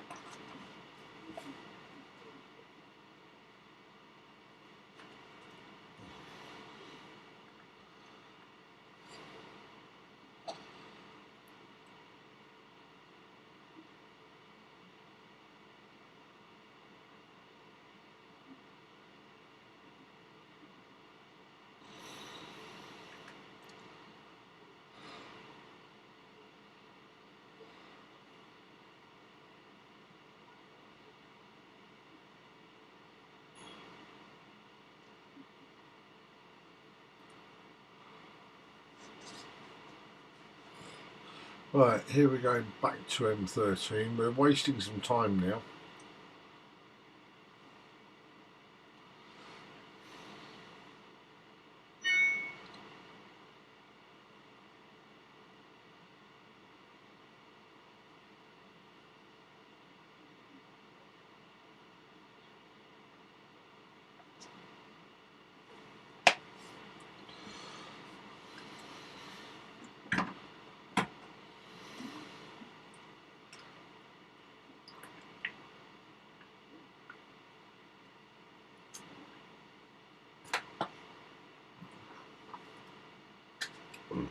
Pardon me.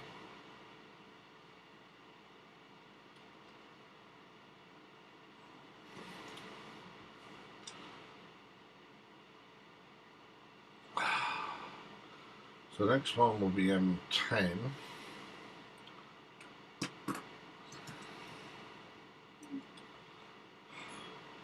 Sure. I don't know if I can see that actually. I don't think I can. Well, I have to wait an hour.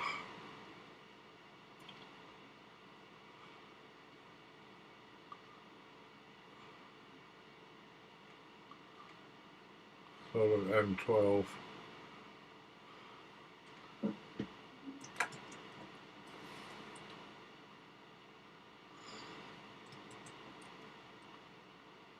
M12 should come before M10.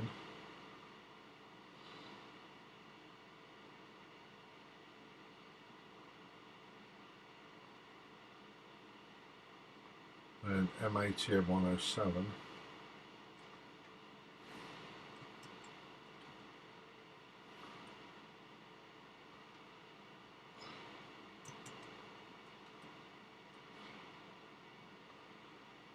R7 should be coming before 80.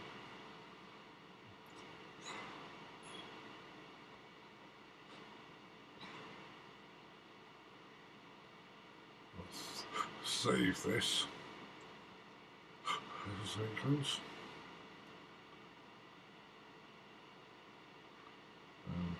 14 and then 9.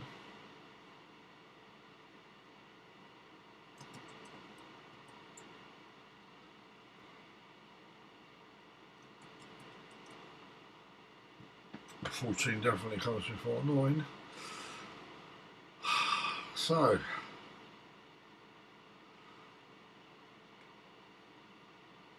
definitely going to have to waste some time.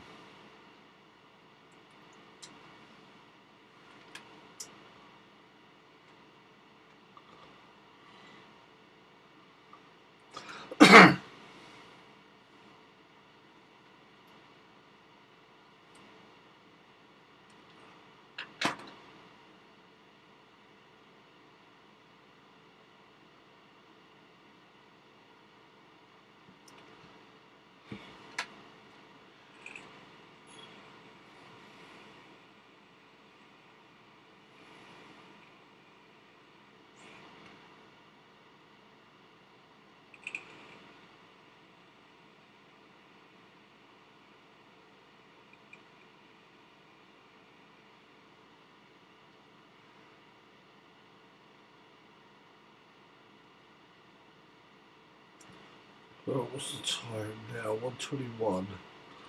So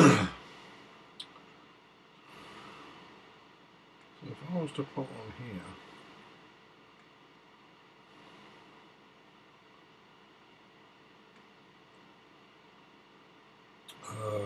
starts at 2 p.m.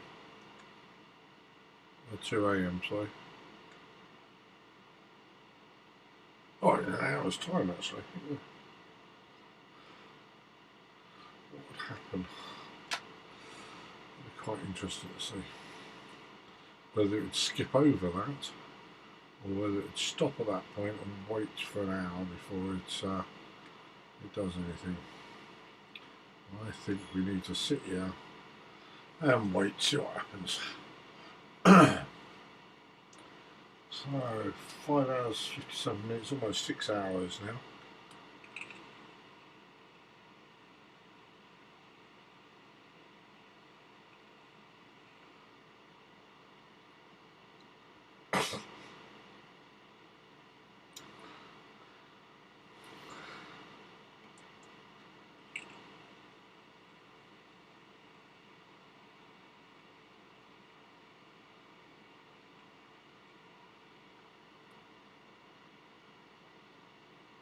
Well, this is now the longest video I've ever done. 5 hours 57 minutes.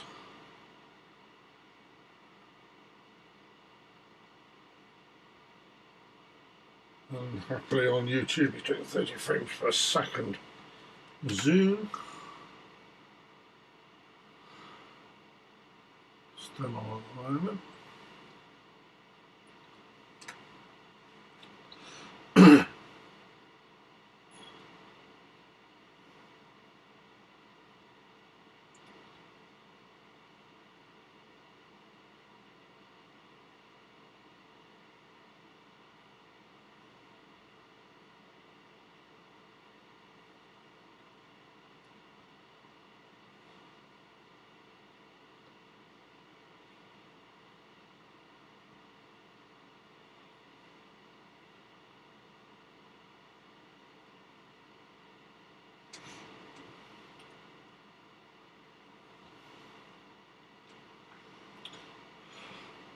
Won't hurt getting lots more images of this target. I think it should come up quite nicely actually.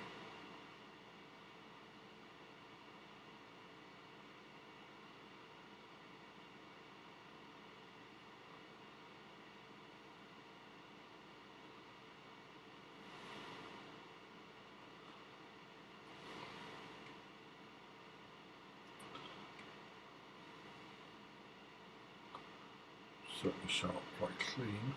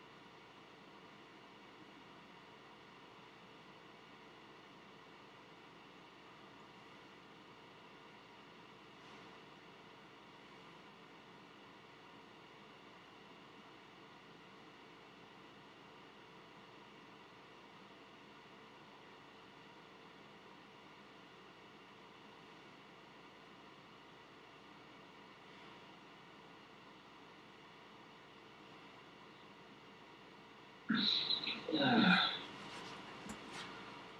you there, Greg? Yeah, just chucked 3.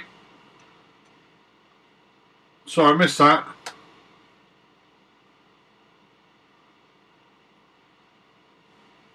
Your sound seems to have gone.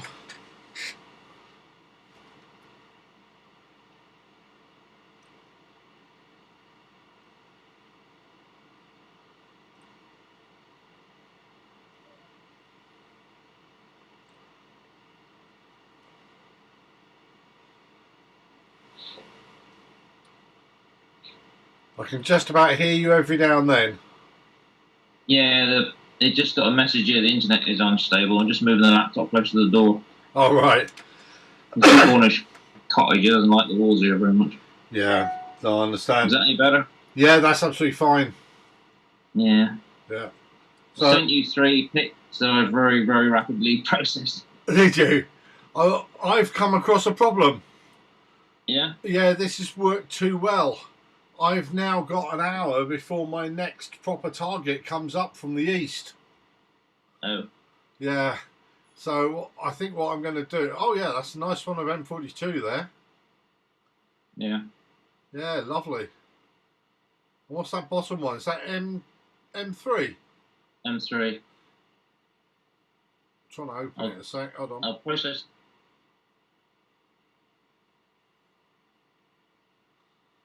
Oh, yeah, that's nice. I've got Bit some out of focus. Sorry? I've got some of that cluster of galaxies. I'll do them in a sec and see if we've got anything. Okay, when you process that M3, you want to process that with a bit of drizzle. Okay? Yeah. And what drizzle will do, because you're undersampled a little bit on the actual stars, and what it'll do is resample them. Yeah, right. Okay? So it'll take a little bit longer, use up some more memory, but you'll see your stars will be a lot tighter. All right. Okay, just with a bit of drizzle on that. Right. I do like that M42, it's lovely. Yeah. They're all weak because they're all a low number of frames, but they're there. Yeah. I'm surprised how much colour there was in the Owl Nebula. So yes. Colorful. Yeah.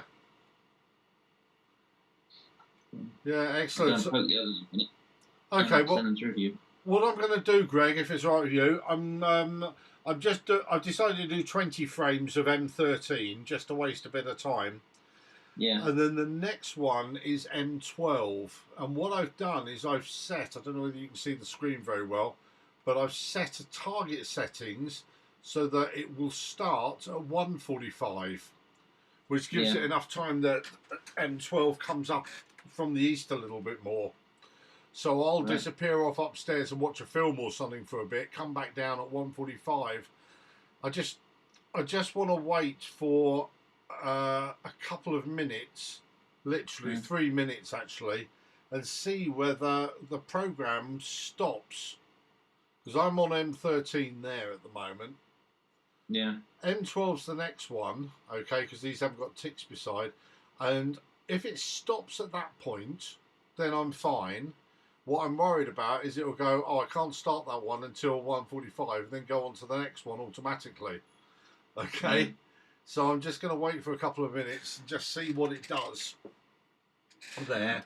But I think there's a chance that it'll just stop at M12 and then wait. And if that's the case, then I'll just go upstairs, watch a couple of episodes of Family Guy or something, and then come back down here again. So you'll probably be off. It's 1:30 now anyway, so you haven't got far to go. It's what, sorry? It's 1:30 now anyway, so you haven't got far to go. No, that's right. What's the time now? 1:30? I want it later than that then, actually, don't I? It may be 2:45. Yeah, 2:45. I didn't realise that. Oh, hold on. 1:32. Yeah, it will be. No, I'm going to do that for longer than that then. Yeah, right. I'm going to do that for 02:15 then. Yeah. Because I need to wait a little bit longer until I've got until it's properly higher up.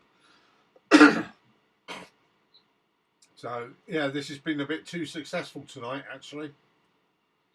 So I've got 70 objects. I'll have to wait for the other ones to come up a little bit more. Yeah. So probably by then you'll be asleep, or I hope you will be, or getting that way. Don't know. Don't know. Well, if you're still around, you can give us a Take shout. an hour more to pack up everything and dry it off. That's right. Yeah. What do you do with refractors? Every time you bring one in, every single lens on it immediately clouds up with mist. Right, what I do is always leave them for about an hour or two before I even attempt to put a cover on them. Yeah. Okay, it's because of the differential temperatures inside the tube to what it's feeling outside. I've been putting mine in front of the fire in the front room, not close, but near enough just to warm them up until the lens is clear, and then pack them up. Yeah, I mean, in all fairness, I usually leave mine for until the next morning. And if I'm packing up the next morning, it will be sometime during later on in the day. It only lasts for a short period of time anyway. I wouldn't worry too much about in front of the fire, because it will go as the temperature in the tube comes up anyway. It doesn't really seem to affect the lens too much, you know. On the flattener, it gets it in between the lenses on the flattener, and that's a pain. It takes ages to clear. Does it really? Yeah. So there must be a gap somewhere or you must have some moisture inside somewhere along the line. Yeah. Might be worth getting some what's that, silica gel from one of your next package that you buy something from, which has got some silica gel, and put it in there, or even some kitchen roll, just to just put it in the 2-inch adapter, eyepiece adapter at the back. Leave it like that for a day or two, just so that it dries up any chance of anything inside there at all. Yeah. Okay, because to fog up, it's got to have some kind of moisture in it. So, you really want that out. Silica gel would be the best thing, really. Just, stick a bit of silica gel in the back end for, a couple of days. Yeah. And then you shouldn't have any fog. You don't want fogging on the inside, especially on your flatteners or anything. Yeah. I've got loads of silica gel packets in with a telescope and in with the flattener. Yeah. So maybe put those on your... put them on a radiator or in the microwave or something like that until they turn blue. Yeah. Depending on what silica gel ones you've got. And then... just when they're cold, of course, put them into the back end, the 2-inch adapter at the back. Leave them for a little bit until they pick up everything. I mean, obviously, silica gel will take everything out much quicker than anything else will, than tissue will or whatever. Yeah. The outside of the lens, though, that's the differential temperatures. You don't have to worry about that really too much. Yeah. Okay. I have got a hairdryer that I use out in the field, but that's a different matter. I usually just let mine here dry of their own accord. What's the best way of cleaning a refractor glass? They've got some dust on mine. Well, if you've got some dust on it, there's some stuff called Miracle Wonder or something, I think it's called. Let's have a look. Optical Wonder. Yeah. Now, I don't know whether... let's find the camera lens. There you go. Yeah, right. Okay. This lasts a lifetime. So, again, do you want to borrow some rather than actually buy some? I've got some Calitherm lens spray that you're supposed to use with a cloth. So... Yeah, this comes with cloths, but you've got to have a microfine cloth with it. Never use too much. I mean, I had some and then lent it to Bent, and then Bent obviously believed I'd given it to him because he never ever gave it back again. that Calitherm spray I've got, that's not likely to harm the coating on the lens, is it? I don't know. Well, what's it for? Does it say specifically for telescope lenses? Yeah. Oh, well, in that case, it's almost, it's got to be the same kind of stuff.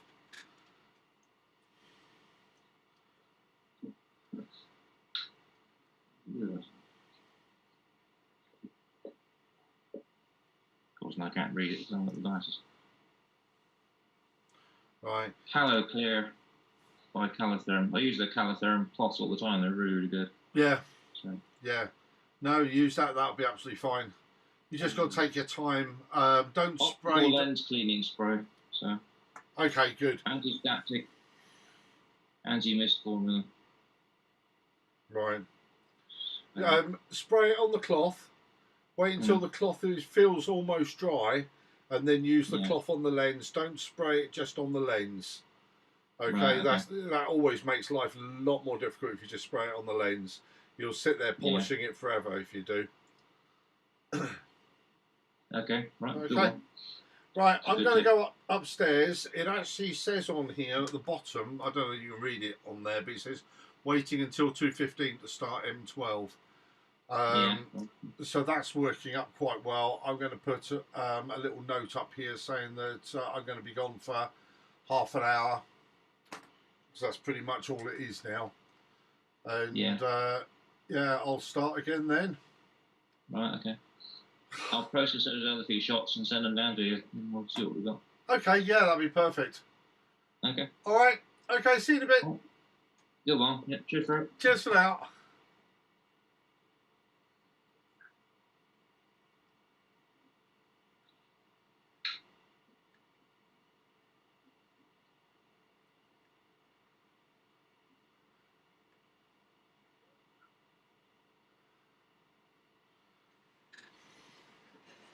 Right.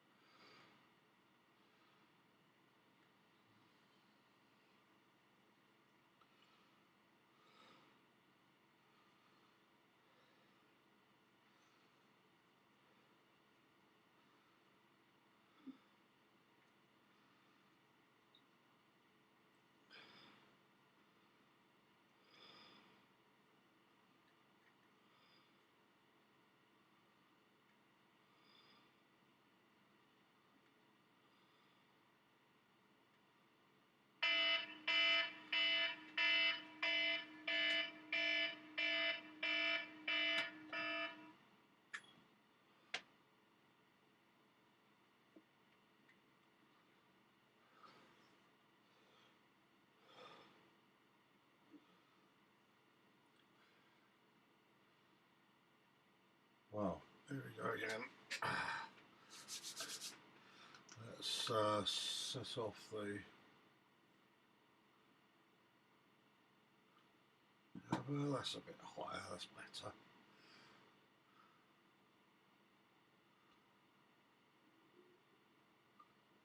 See any stars out there?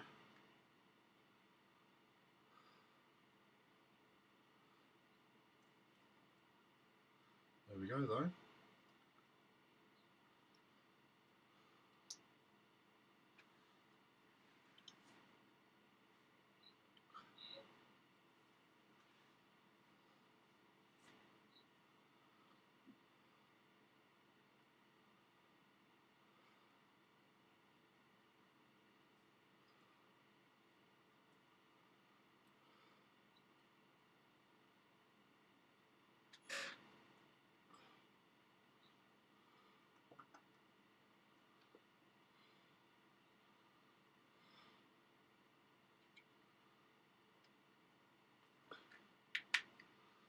Right.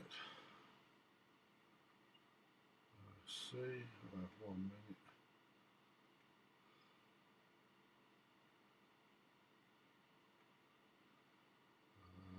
M12 anyone. 6 of those. 2 of those.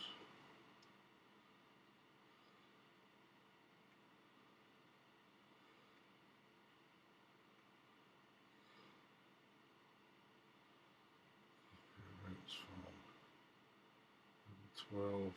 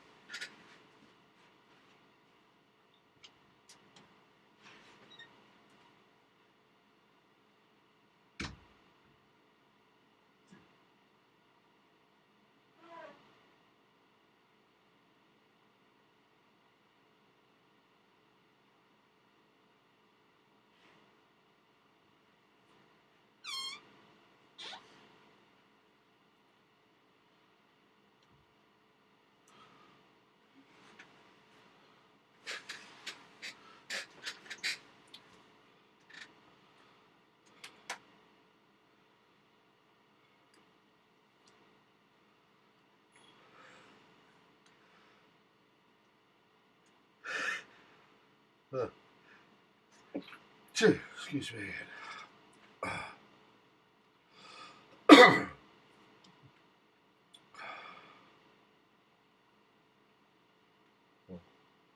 Clear.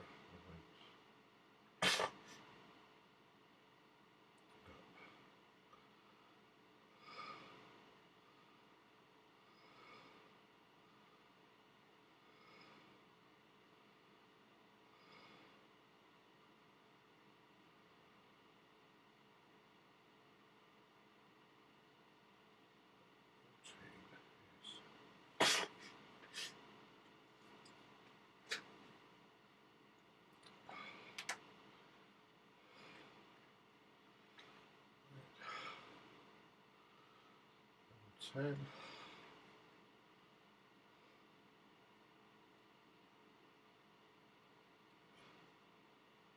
Oh, nose properly now. Excuse me.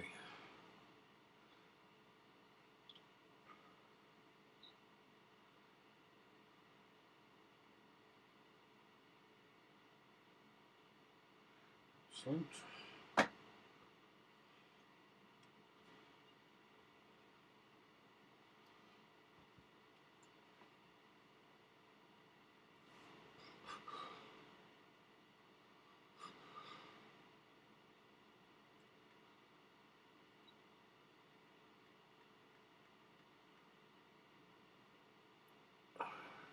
Somewhere.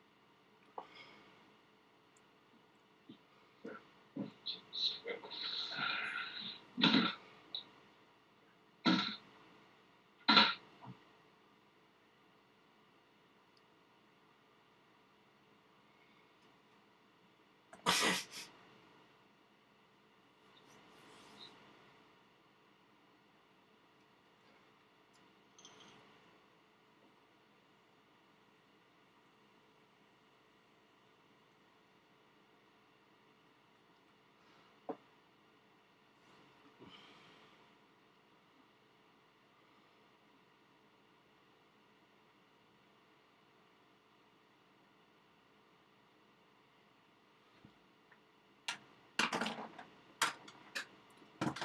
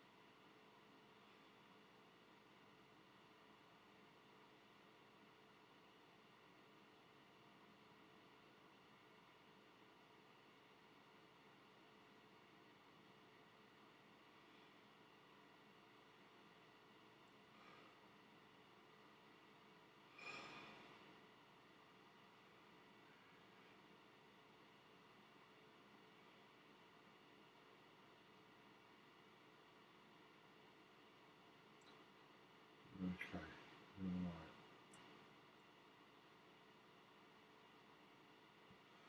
83, we've already got an 83 already,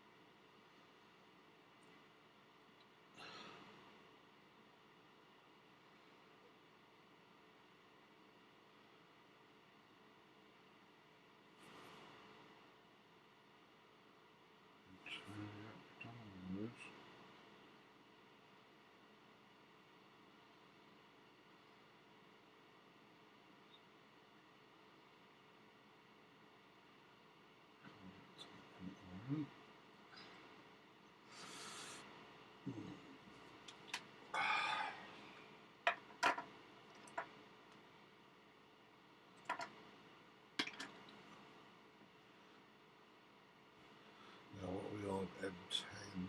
So how are we doing? Next one after that is M14.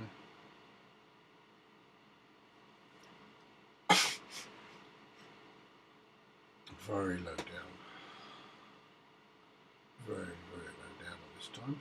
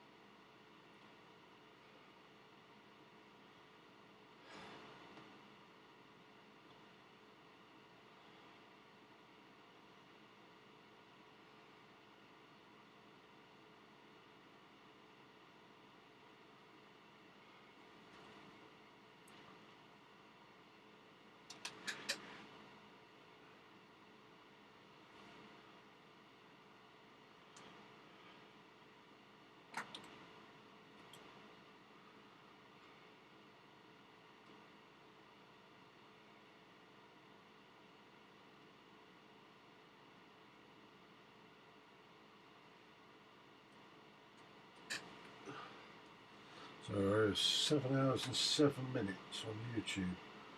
Blimey.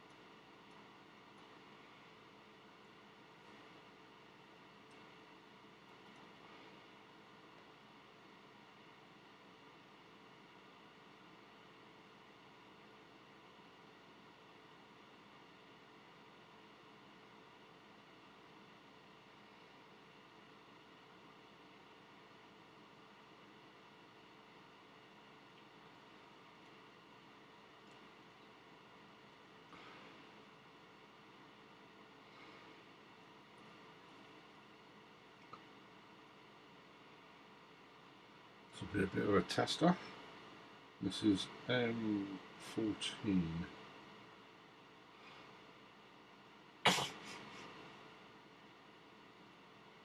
Now, if this isn't in the sky, we really have to wait an hour before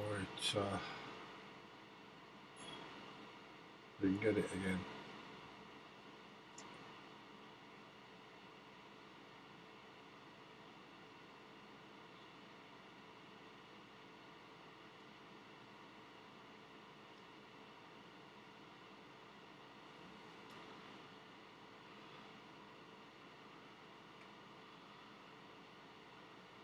That is incredible. Oh, something's so low on the east.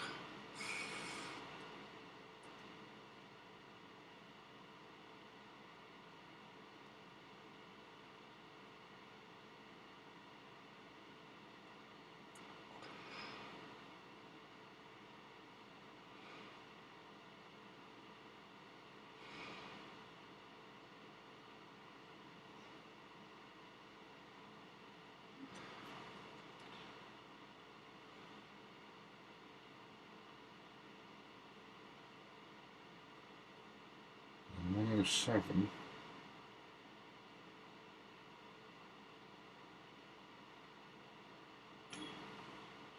Shouldn't be too much of a problem.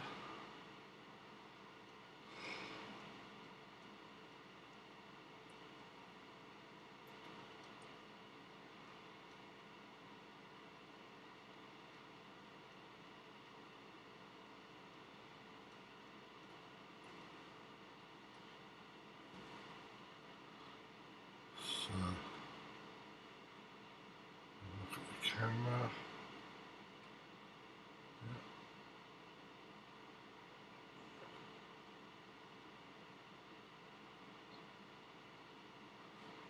Doing okay.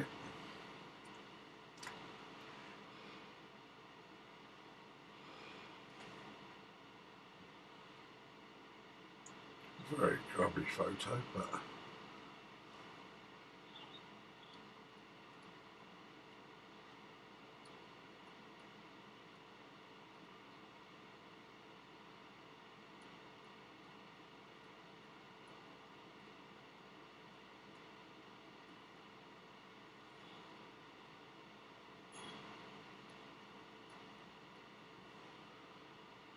nice.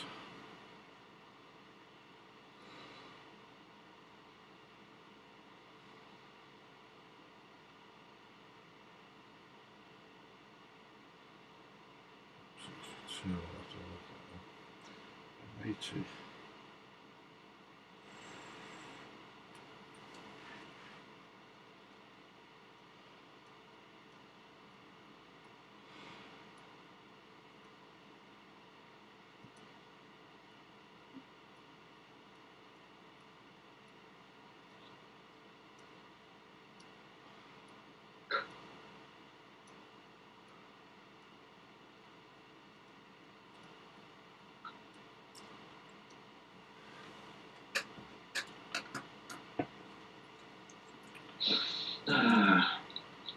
Right, Fred? Oh, Greg, alright, mate.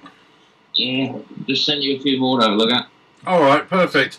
I saw your owl one. It was a bit dark, but it was nice. Yeah. Yeah. You didn't, yeah, I say I rushed them a bit there. Yeah, you didn't get the other galaxy in there, unfortunately, that I saw. No. There's very few frames. I don't know. Yeah, it was still good, though. And the nice thing is, with the DSLR, that should come out green and red, shouldn't it? Or blue and red. A sort of bluey green and red. There's a faint red ring around it. That's right, yeah. Very faint. The M51 came out quite well. Did it? I thought that would do. Yeah. The other camera's been churning away, so there'll be a lot more data on that when I want to do that one as well. Good. Yeah, they're doing some darks at the moment. M51 is a nice one. Here we go, they've just come in. Let's have a look. The plate itself on the Galaxy's pick, can't see many, but it is packed. Right. So that's M3 again, is it? First one. Yeah, that's I applied the drizzle to it. You said about. So Yeah. 2 times drizzle. Let's have a little look. Oh, It's only a snip though. It's not a low res JPEG. Right. Yeah, still undersampled, but quite nice and round. Yeah. So look at the next one. The other one's a lot smaller, M53. It is small, isn't it? Hmm. There's another one nearby somewhere, but I missed it. It wasn't in the frame. Well, I'm not overly familiar with that that part of the sky, to be honest with you. Oh, that's the Galaxy one. Look at that. I couldn't see a lot in there, so I did the plate solve thing. Yeah. And it's absolutely packed full of them. I think there's a lot more exposure on it that might start to show up. Yeah. But there's a lot in there. It's an interesting spot. It is, isn't it? Yeah. I mean, there's a few stars in there, but there's a lot of galaxies there. Yeah. Pretty much every dot is a galaxy. Is it really? Yeah. It's unreal.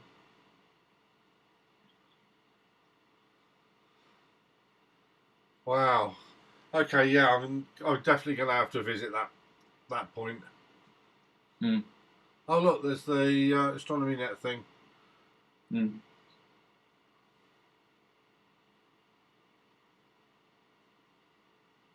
Excellent. Then what have we got there? Is that the pinwheel? Yeah, It is. that's M101. 101. I had Nice. to stretch quite a bit to get it to show up, which is why it's a bit blotchy. But Yeah. Yeah, you always have to do that with M101 though. yeah. They are M51. A lot easier usually to process. Yeah, I didn't have to stretch that one very much. Yeah. It's quite mild on Nice. Yeah. And you got the figure of 8 of dust as well on the little one. Yeah. It's actually the little one which is M51, isn't it? Yeah.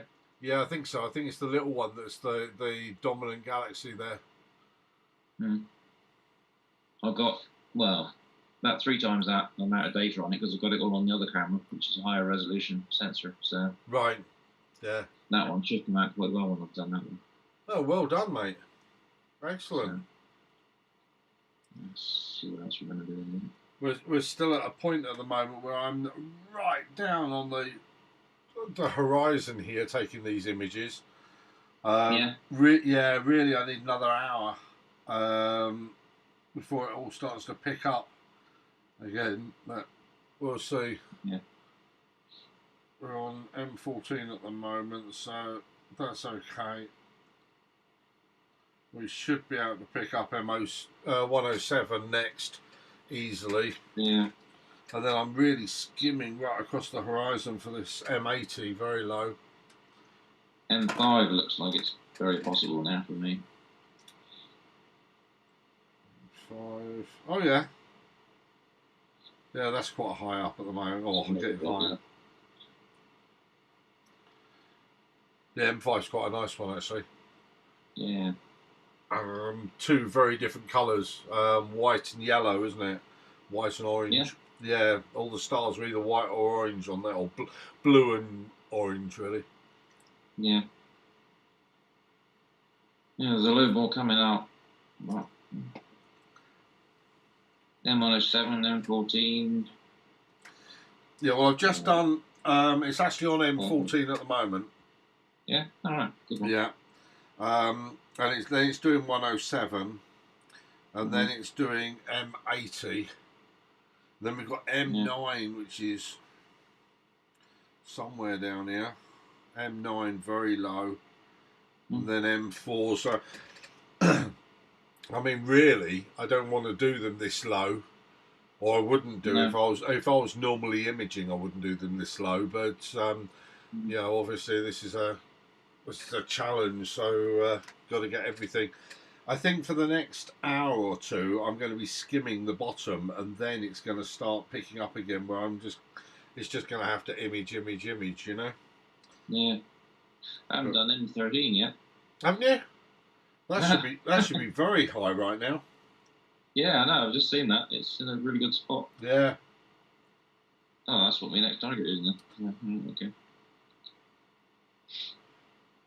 Just parked it up for a minute, but I'll unpark it and stir it around. And have another go. Yeah. Yeah. Well, It was this getting one. very, very close to striking the camera on the mount. So Sorry. I put the cap on. Oh yeah. Yeah. Well, you were. Yeah, I put the cap on. I got it to just do some darts for a minute. Just still clicking away at them. So. Yeah. Yeah, it's probably the best one, isn't it? For me. M13's brilliant one to always brilliant one to do. Yeah. Yeah. Okay. I'll go and point in a minute. Okay, I'll speak to you in a moment. I'll be back.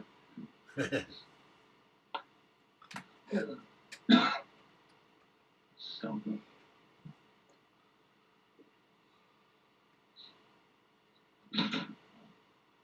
Oh, I'm hoping to get it. Excellent. Look at that.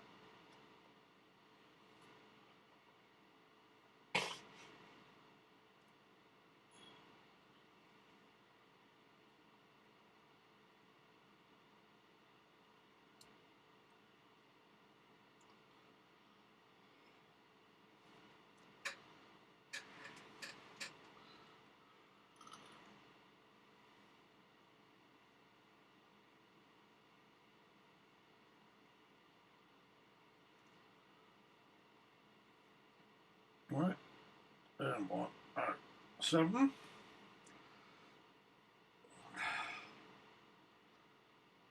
So that's that one there. Next one's 80, I presume. Yeah, 80. So let's click that off.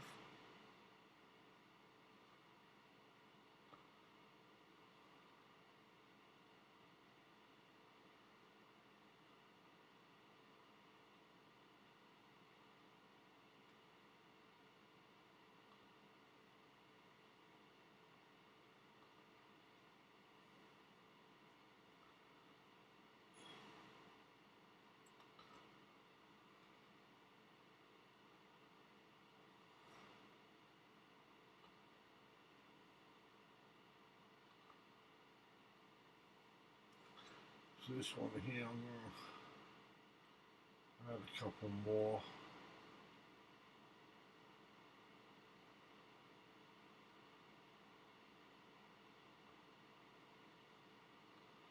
Alright. The finder's due to. Sorry, finder's dewed up, is it?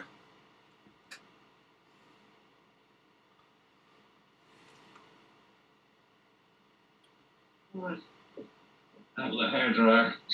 Yeah.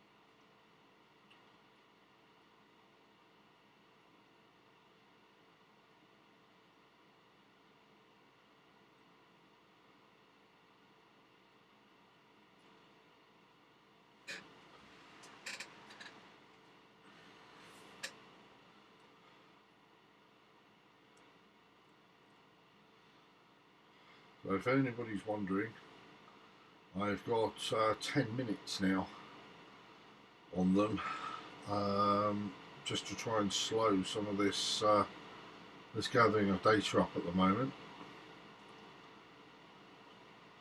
just for the first few.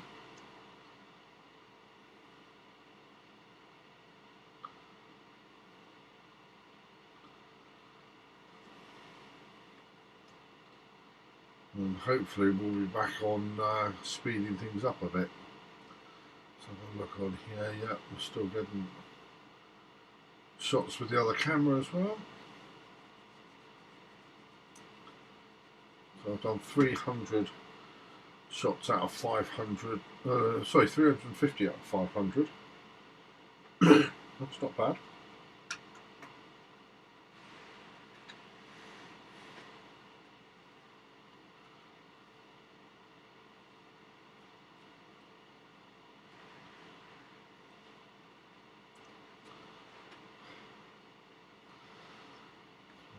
A little bit so I can just see where we are.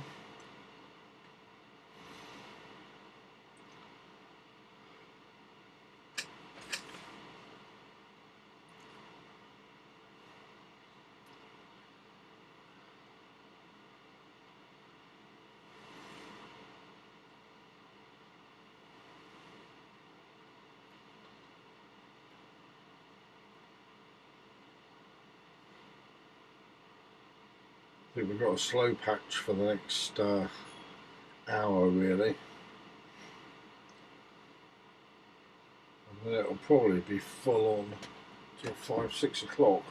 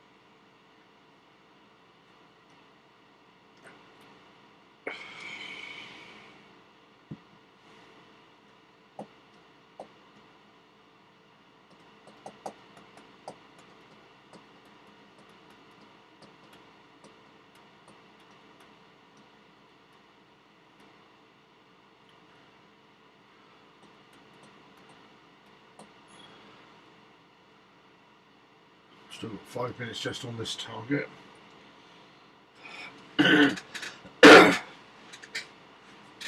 Every minute wasted is another good minute later.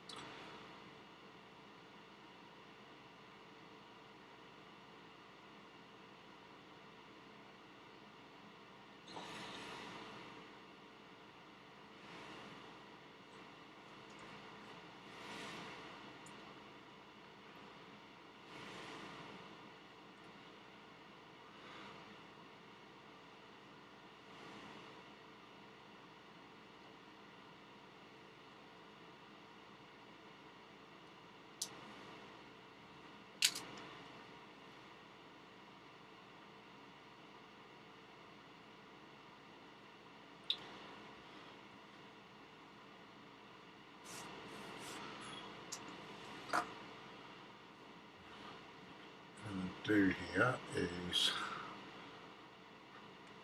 just add a little bit of text.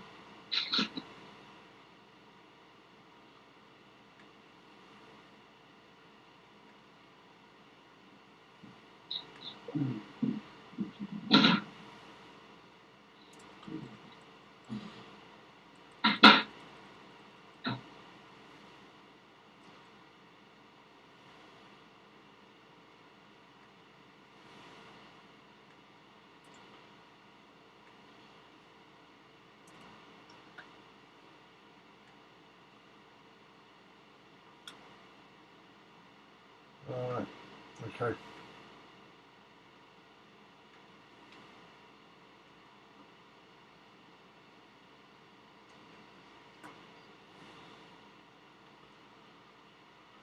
Okay, so 74 captures so far.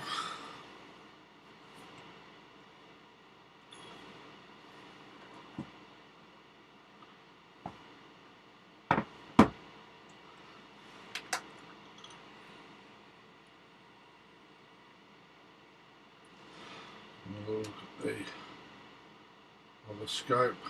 Yeah, I've got it, just barely.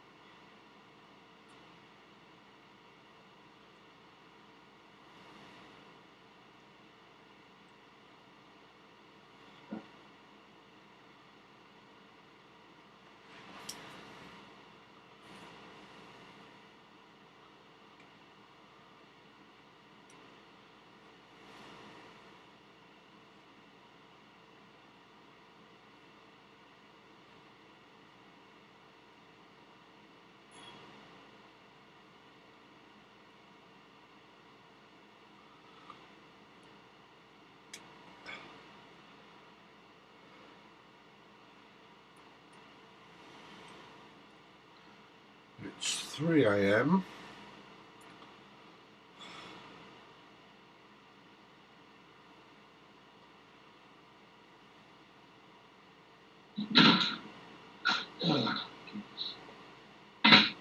No, maybe not. Have to turn the exposure right down for that one, it's so bright. Was that M13? I just did a 30-second exposure and you can see everything. That's right, yeah. I've been doing 2-minute exposures on everything else. You won't need an awful lot on that one. No. I dropped it down to 1.5 minutes and it looks alright. Might be a bit oversaturated. Right. It's alright. I wouldn't have thought so. Did you ever look at your histogram? No. Right. If you look at your histogram, you can see whether it's something that can be processed out later or not. Yeah. The rest of the sky is black. It's not washed the sky out, so it's right. So yeah. Right. Right. Well, I've got 75 now so far. Right. So we're doing all right. I'm slowing everything right down for the next sort of half an hour. Yeah. So I've added an extra line in each one. So I'm doing 10 minutes of it really. 6 60 seconds and 4 1 minute, which will confuse the mathematicians watching.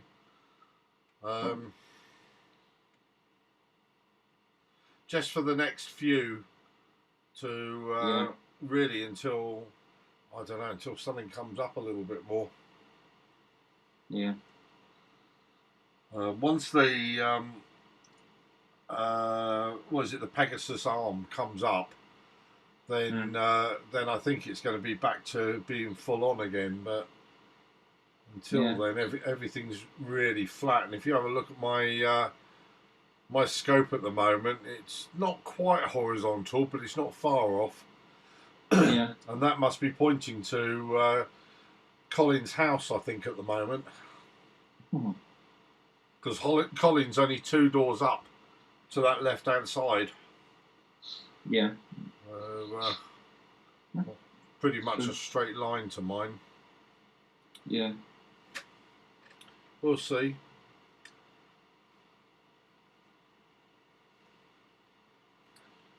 I do think that I'm going to have to mother this until it gets light, though. The more I'm looking at it. Right. So we've been on for 7 hours and 36 minutes.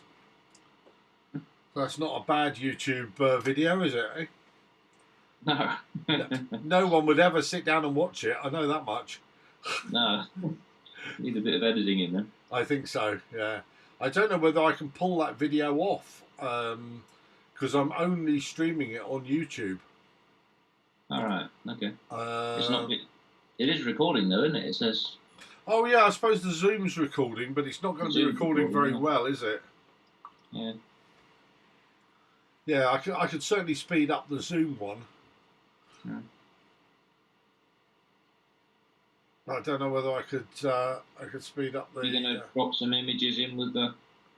I might so do. You can see what. I might do. I'll just see what I've got at the end of it. Yeah. And work from that.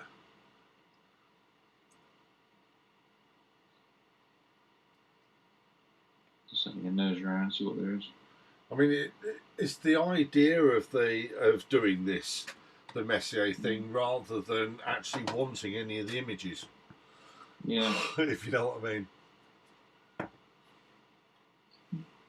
Sombrero's coming up now. Sombrero, isn't that coming? It's fairly low, that one. Let's have a look. Yeah, no, that's going down towards the southwest.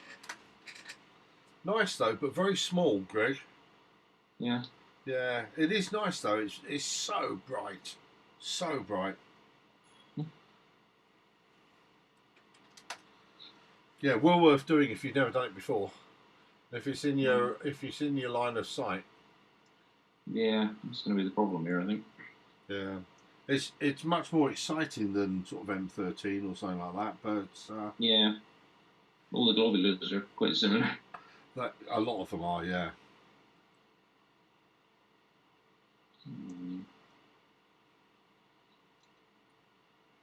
Yeah, right, okay. I'll have a look a minute. If I can see speaker, it's below that, but he's looking fine. Yeah, it's not a quick peek. I think it's going to be behind the house. You can see speaker, can you? I don't know. I think it's going to be behind the house, but I'll have a look. Okay. You say he's very low. Right. Yes.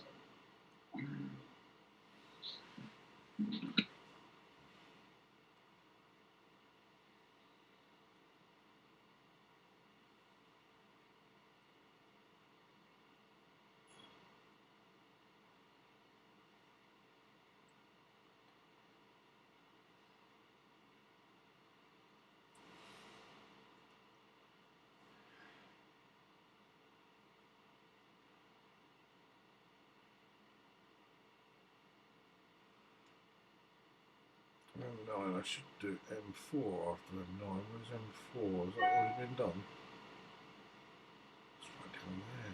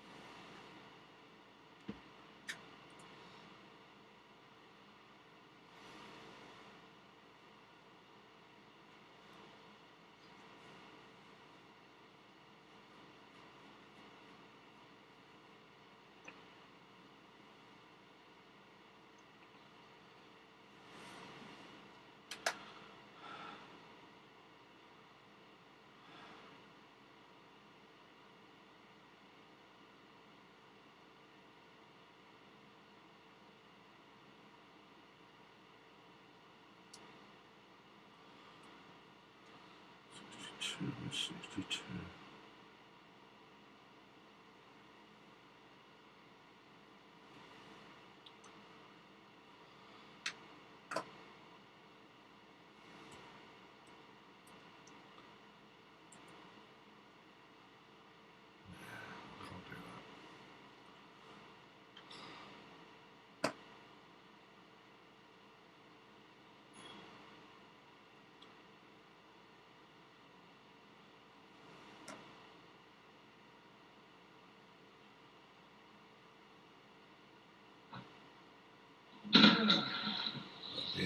Give it a chance.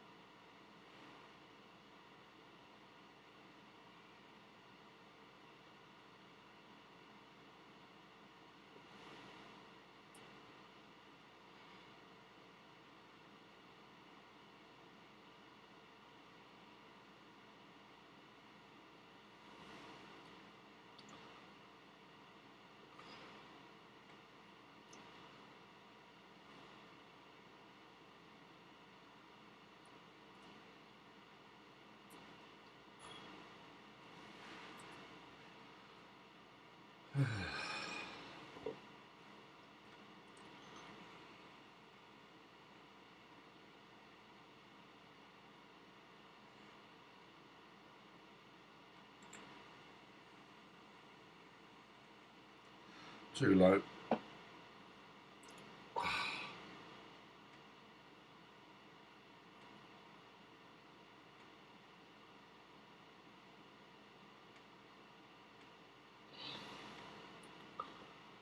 Right, so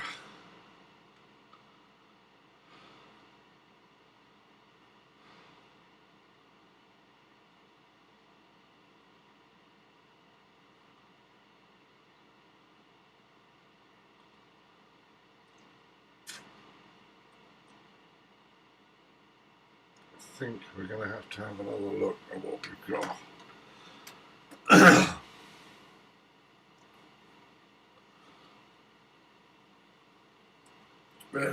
Nine, where are you? Oh, ridiculously low.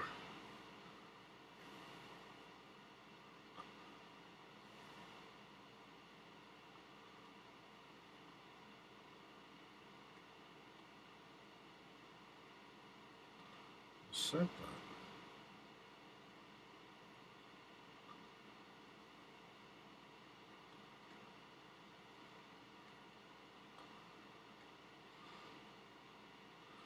Zoom 16.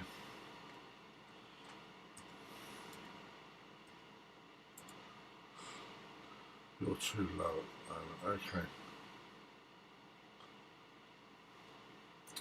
So M9 needs another 20 minutes by the looks of it.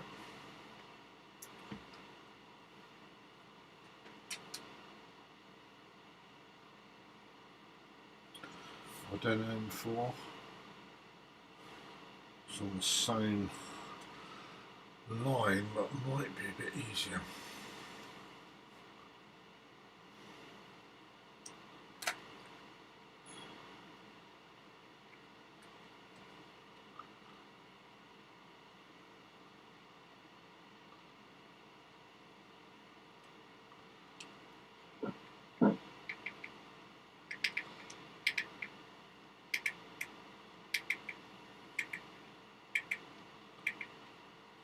Right, so M4 move up.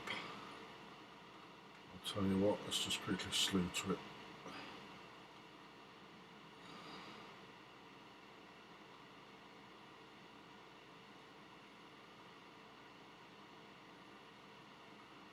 Shouldn't see a lot of difference on the camera.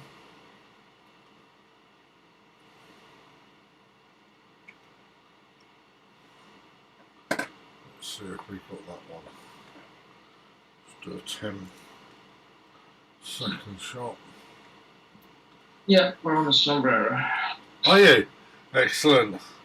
It's very bright, isn't it? But it'd be quite small. Yeah, I'm doing a 2-minute exposure on it, but it looks alright. Yeah, it's lovely. That one. Ah, there you go. I can get M4. So, just. It's just above the height of the chimneys going to push to the top of the roof level. So. Is it? Neighbour's fire was lit, it'll be messed up because of all the heat shimmer would be going out. Right, yeah. There's nobody there at the moment because it's a holiday cottage. Oh, is it?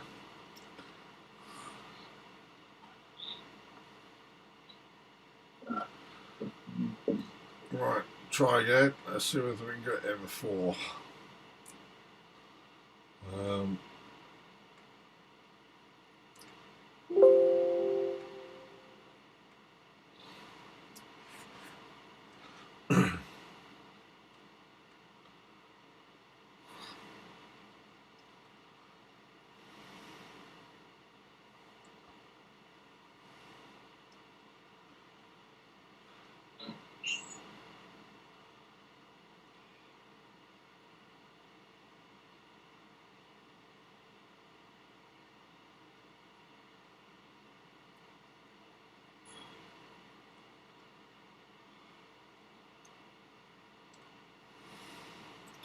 Yes. Perfect.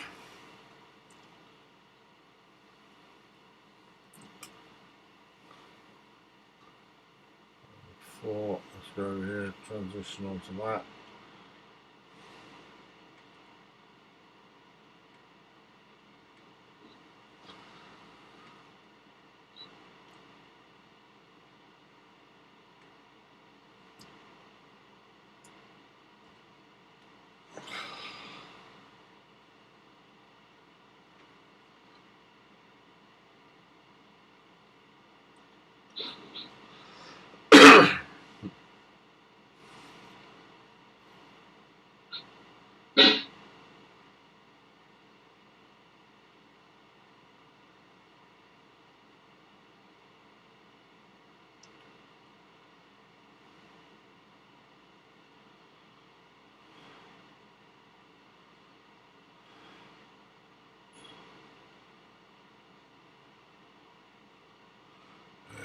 M19 would be the next one's logical one after them.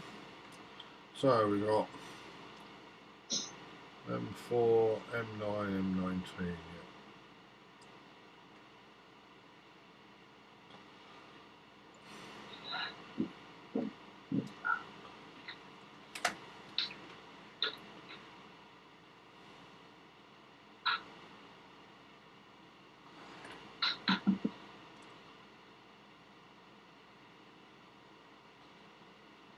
M62, that's a good one after that, yeah.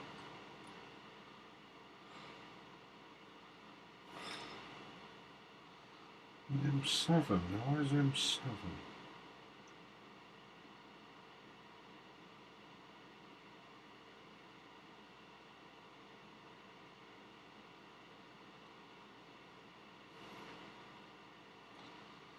Somewhere around there.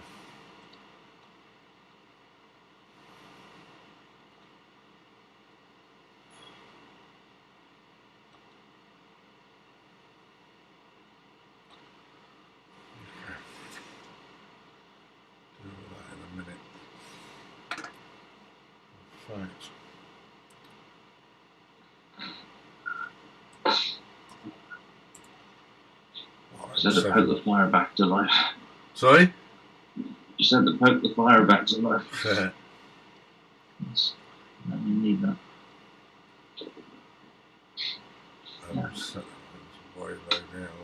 M104, the sombrero, is it? 104, yeah. Yeah, I'm just making a list of what I'm shooting. I was going to say, how many have you got today? You've got a reasonable amount, haven't you? Yeah. Have you got 10? Not as many as yours. Well, no, but... yeah. 1, 2, 3, 4, 7, 8. 8, so that's not bad at all, mate. Yeah. It's only about, well, I'm trying to do 10 or more on each. But a few of them I've just left run. Yeah. Then you got 6 on M42, but it's a bright target and you can't really go wrong there. So. Yeah. There's 11 on the Owl Nebula, 8 on the M3. I think there's 11 on M53, 11 on M101, 11 on M51. Real? 13 on the Galaxy Cluster. So, got loads more actually on the other camera. I'm using the other one at the moment. So. Yeah.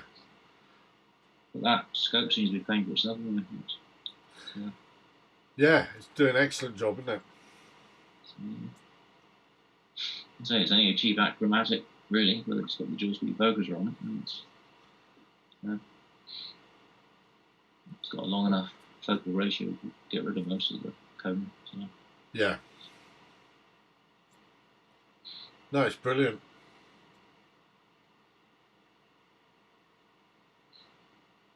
And it's good on a night like this. You've been able to join us actually doing Messier ones as well. I'm scurrying in as fast as I can. You may have dressed in a coat, a jumper, a hat, a scarf, a thing over me, a scarf over my face. So the heating, I've got the heating running there as well. Yeah, and there's me with just my t-shirt on as normal. No, I'm literally dressed here like a Eskimo. So yeah. That's all right. You've got to keep warm though, haven't you?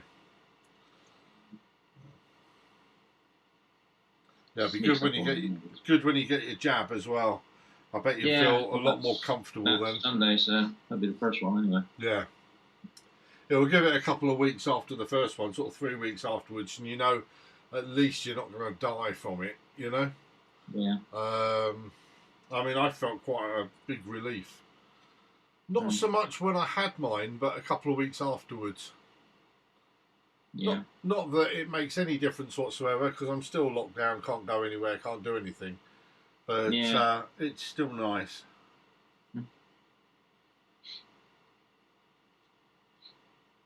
My stepfather, I'm trying to get him to take it, but he won't.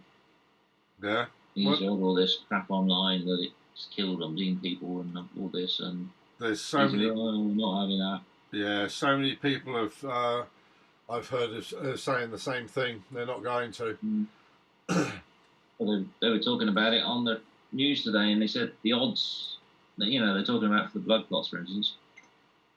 You know, the odds should be higher. There should actually be more deaths for blood clots than what they've actually got. It's not really. It's not an unusual amount. It's not an amount attributable to the vaccine. No, that's right. Just, you know, it's just the normal amount for that number of population. Yeah. In fact, lower than that amount. So. Yeah. I mean, with the vaccination thing, as big as it is at the moment, I'm surprised that people haven't had heart attacks within the hour of having the vaccine, because people will normally have heart attacks, you know, out of that amount of population. If you've got 25 million people that are doing a particular thing on a particular day, you would expect more things to come up, wouldn't you? Yeah. And there's always going to be a certain number that are going to be allergic to it and have reactions to it. So whatever it is. So. Well, the thing is, I'm hoping that more the amount of people that have the vaccine should create some sort of herd immunity at some stage. And that might be why we're going down, where the rest of Europe are starting to go back up again. Yeah, Italy are looking at another lockdown, aren't they? Are they really? Yeah, it wouldn't surprise me. France got 38,000 yesterday, didn't they? 38,000, that's one hell of a high number.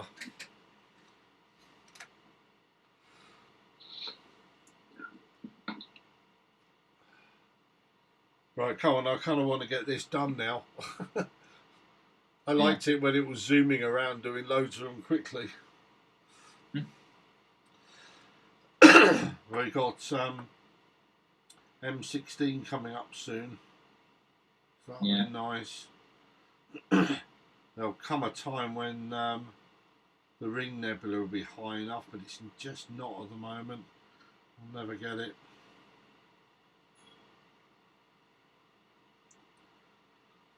Just leaving mine churning away on this sombrero for now. Yeah. Sombrero is another one where the more exposures you get, the better. Yeah. If you can get at least 10 minimum, then it's something you can do something with, and you know it's a good target or not, and to go back to it. Yeah. I was surprised with the Owl Nebula. I didn't think I'd get much of that at all. But it's bigger than I thought, and it's got more colour than I thought. So. Yeah, it's a lovely little nebula, that one. I've been doing quite a lot of data on that recently. I got some beautiful HA, but I just need to get some other data on it as well to bring out the colours. Which hopefully on Saturday, because I think it's Saturday. It's either Friday. Ross said Friday first of all, but I think it's been moved to Saturday. Is going to be the nicest night. And that's one of the reasons why I want to get this over and done with, so then I can put a proper telescope out, if you know what I mean, and do some proper imaging on something, you know. And the Owl Nebula is one of the ones that I want to get. Yeah. Before this moon comes up too high. Yeah. A bit of a pain. Usually every time the moon's full, you get good weather, don't you? That's right, yeah. And when there's no moon, you get dark off. Well, I can do hydrogen alpha when the moon's high, and which is what I normally do. And then when there's no moon, that's when I get my sulfur and oxygen. If I'm doing narrowband, but if we're in galaxy season now, which means it's really only RGB, and if it's just RGB, and hydrogen alpha is absolutely useless on most of the galaxies. It means when the moon is full, you're kind of scuppered. You can then only go for the ones that you've gone for hundreds of times before, like the Wizard Nebula or the Bubble Nebula. I've done so many times now, it's ridiculous. Yeah. I haven't done the Wizard. Well, I had a go at the Wizard, but I got crap results. So. Did you? It was very close to that streetlight when I did it last time. Oh, right. Yeah. It wasn't very good.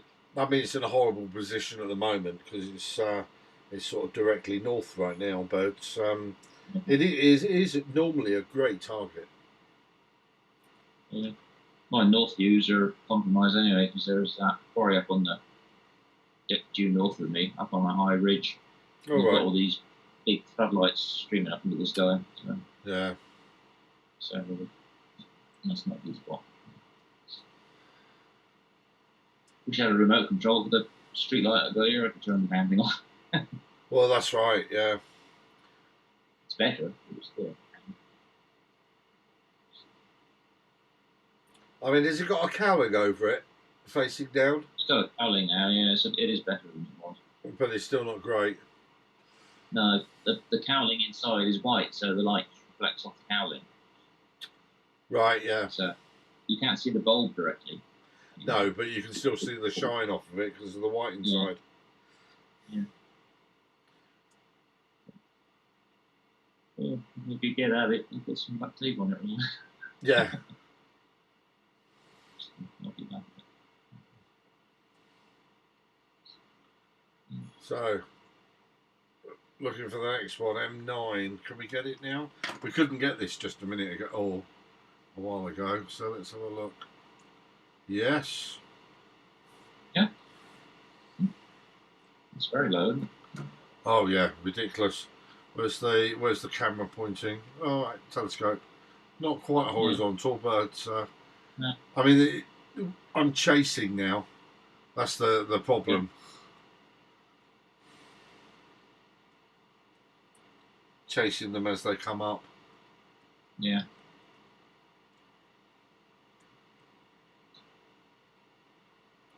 I mean, I've got some dark space there, some black space. I'm not so sure that that's really there. I don't know whether that's bits of a bush or whatever. But, yeah. Well, I'll take the image for now. So, 9. And then go up to here and change this to 77 got.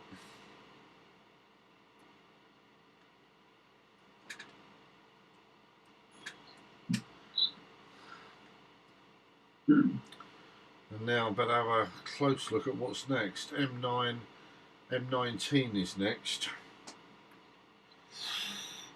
Oh, it's asking something, isn't it? M19.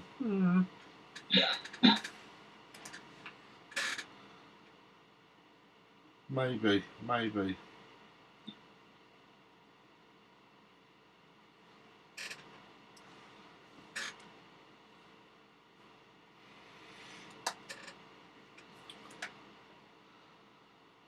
I only need 3 more and then I've got 80. So that's a fair number in one night. Yeah. But I've got to get all this cleared away before tomorrow morning. Sorry? I've got to get all this cleared away before tomorrow. Have you? Well, I've just got a cover that will just... I get told off. Right. I've got a cover that will just go over everything. And then I'll bring it in sort of midday or whatever when I get up. Yeah. Yeah. Good one. So we've got 1, 2... We've got M16, M17, M24, M18, M20, M8, all next to each other, coming up in about probably an hour's time. Then we've got M26 and M11, that's going to be about an hour's time as well. It'll be getting light around then, won't it? What's time now? 3:30, so that'll only be 4:30. Yeah. And then about 2 hours time, we'll have M71, the Dumbbell Nebula, M56, the Ring Nebula. With quite a lot coming up then. M29. Even the Veils started to come up then. I mean, the proper summer ones.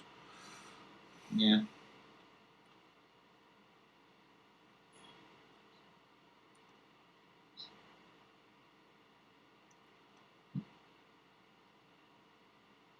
I mean, it is quite amazing that you could do all of these ones in a single night, isn't it?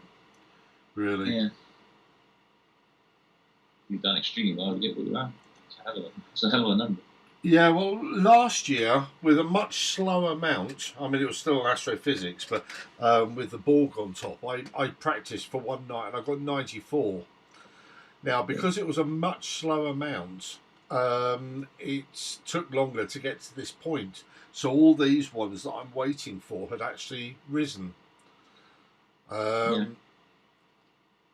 But it's just that we've kind of got a bit ahead of ourselves a little bit on this one, and then I think there's just going to be a mad panic at the end to get the last sort of 20, really.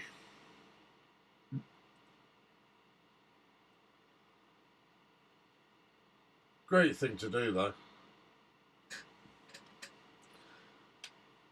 And I've looked around, looked and searched everywhere. I haven't found anybody who's tried doing this. Yeah. No, not at all. So I think if I can get over 100, I think that would be the first time that it's been done. Maybe not, but Impressive. yeah, it is, isn't it? But then it's because technology has moved on. You know, 5 years ago, it would been impossible to have done something like this. Yeah. I mean, especially at the speeds that I was going through earlier on this evening. I mean, every 5 or 6 minutes, it was going on to a new target. And 5 or 6 minutes seems like a long time, but you turn away, make yourself a cup of tea, and 2 targets have been done. Yeah. Every time I go to a target, I pick the nearest bright star and a line on that, and then jump back to it. That's right, yeah. It seems to work better than anything else. I keep better tracking that way as well. Yeah. Yeah, well, because you're still finding them by eye. Yeah. Well, you're not actually, are you? Because you're using your go-to, aren't you? Go-to, but I'm right. Yeah, but it's not precise enough to block them in the middle of the screen. No, but if you go to a nearby star and then sync on, are you syncing on that then? Are you? Yeah. Yeah. Yeah, they just do a 1-star line, put the nearest bright star to the target, a line on that, and then I'm fresh. I can go either way from that a few steps. That's right, yeah. It's not nearly no, but it's better than trying to star hop visually, which is what we used to do. Yeah. You know? I put a, was it a 10 by 50 finder scope on that one, or a 9 by 50. Oh, right, so, yeah. Makes it a little bit easier.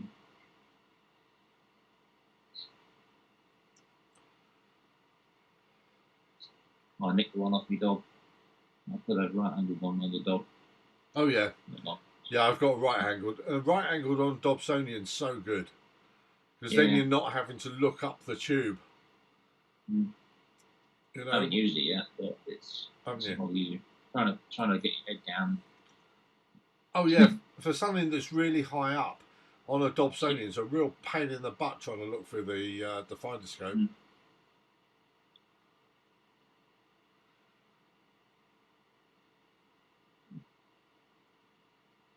The red dot finder on it is handy when it's up on the mount, because you haven't got a hope in hell of looking through a finder scope, but you can sort of stand back at the back of the tube and aim the red dot. Yeah.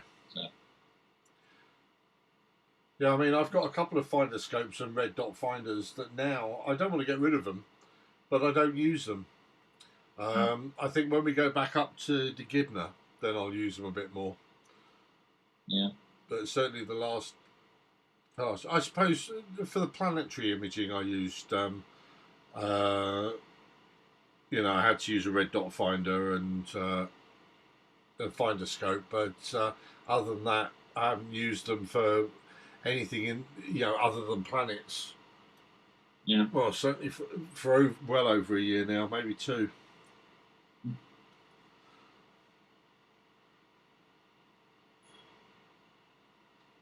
I mean, ever since they gave us plate solving and I was able to use it, I mean, I've been using that now, especially at home all the time. Yeah. Which is brilliant, because it used to drive me bonkers trying to star hop and use finder scopes, I must admit. You'll love it when you don't have to use them again. Yeah. Yeah. I don't know what it is. My scope doesn't like the Sol Nebula. Every time I ask it to point to the Sol Nebula, it points to the Heart Nebula. Does it? Yeah. Yeah. Well, it's sort of on half off. It never actually points directly at the Sol Nebula. It's probably got it written wrong in its database. Yeah. Like the Star Hawk and wiggle around to try and find that one, but it's so faint. Then you need long exposure to try and make it even. And bring it out. Slightly. Well, that's right. Yeah. That's one I haven't really got to grips with yet. Well, the Heart Nebula, has got a cluster in the middle of it, so it's quite easy to find that one. But yeah, the Sol Nebula is a bit of a nightmare. Mm. But it's not the prettiest of nebulas anyway. No, it's very weak. Yeah, a bit pathetic. Well, I think we're about 2 more minutes on this target, and then it's. Are we getting somewhere exciting then? No, we've still got another cluster. Mm. Damn. Well, we're almost at the end of the clusters now. Mm.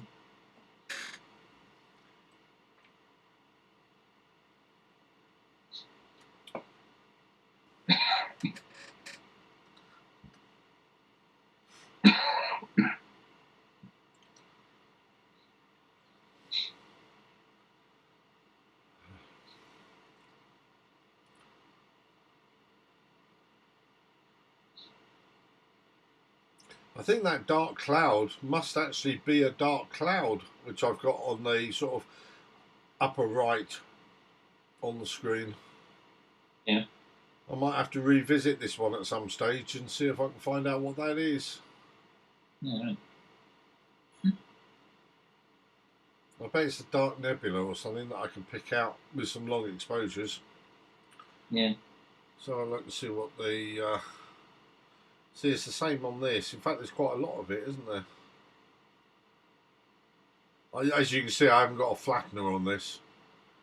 The edges are a bit awful, but it was hard enough to focus without a flattener, so I just didn't even think about it at the time. And then once I'd focused it yesterday, I didn't want to then destroy that by putting a flattener on and having to refocus it again. Because I'd started late and just wanted to see how many objects I could get fairly quickly. Got 49. I've thrashed that now today, so.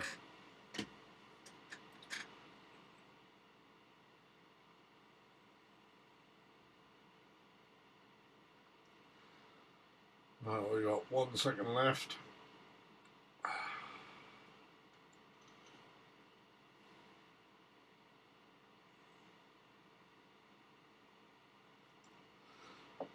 Right, let's have a look at the camera or the telescope. Blimey, back down really low again. Yeah.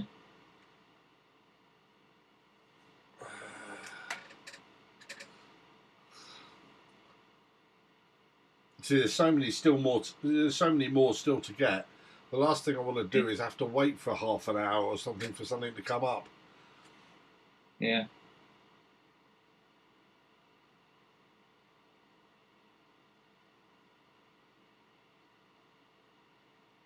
Yes, brilliant. It's not going to plate solve it though. It's obviously distorted so much. Yeah. So stop that search. End that. Yes. Don't park the scope. And then I tell it to resume.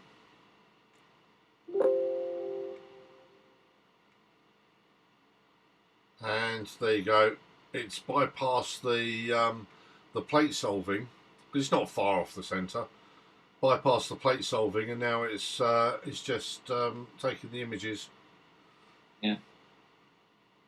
So the next one is M62. So if I put my other glasses on, it's going to be a definite no-no.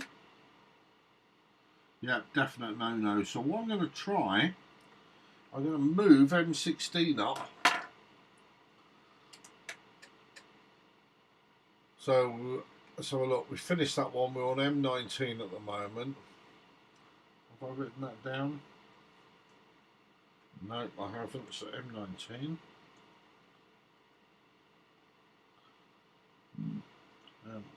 Right. Find M16. Can you get M83? Sorry? Can you get M83? It's very low Oh, south. yeah, I've already got that. I got that about 9 ago. Yeah. Yeah. So M6, M7. Let me just have a look and see where they are a minute. M6. Oh, barely. Yeah. M7's going to be next to it, isn't it? No, can't do that. M16. M16's probably the highest one. The only thing is whether that's in the middle of a building or something. So what I'm going to have to do is find that down here somewhere.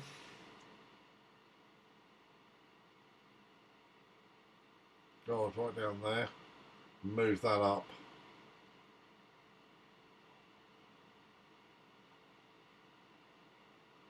And let's see where that is. There it is. So how many more we're going to move it up? 1, 2, 3. 1, 2, 3. Now, if I can get M16, then I should be able to get M17, M18 as well. I definitely want long exposures on that one, so I'm not going to do. I'm going to do 2 minutes.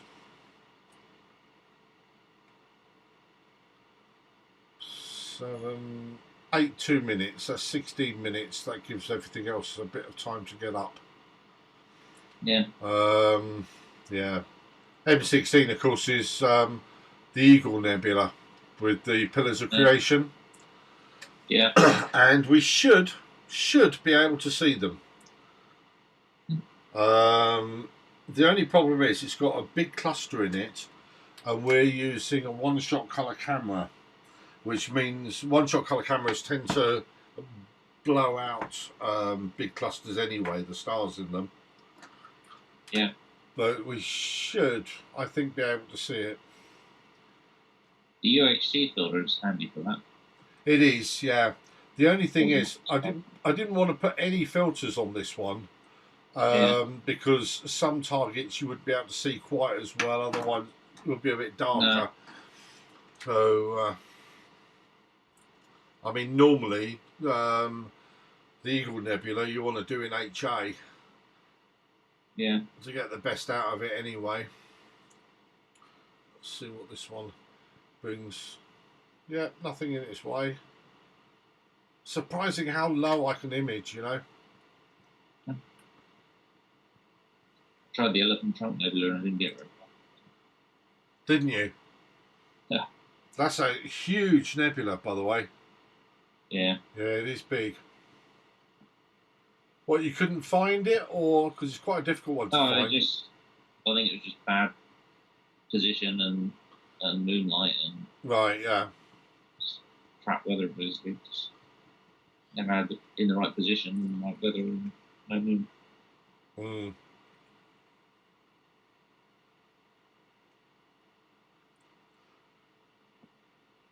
It's on the to-do list. Yeah. Yeah, that's the nice thing. There's so much out in the sky. And you don't realise until you... I mean, if I go on to Stellarium a second, let me pick that up. And it's only when you do something like this that you see exactly how much is out there. Now, there's a red dot there. That's not a dot. That's my field of view on my camera. Yeah. Okay. There's M16 there. But when you zoom out, that's the part of the sky that I'm looking at. It's ridiculous. Yeah. What's this one up here? See, that's not one of the Messier ones. See, nicely placed, but I can't do anything with it. Yeah, I think M16 is the one to go. Where is that? See, it's got a bit of height to it. I may just be able to get that.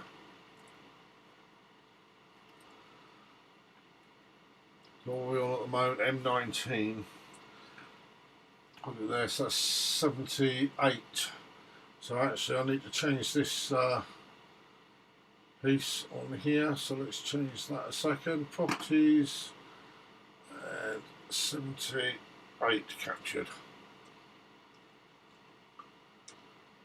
Okay, and transfer onto it.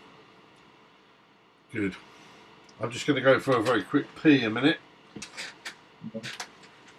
Oh, I've got stiff sitting down for so long.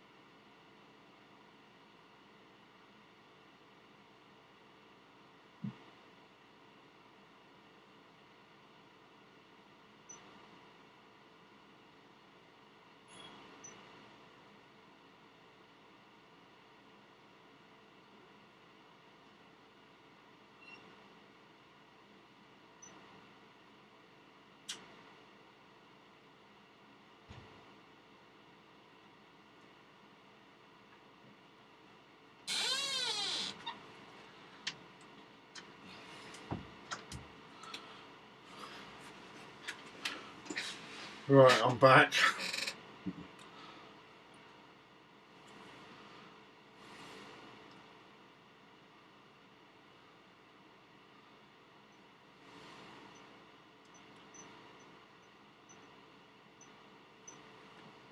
Fairly flat there.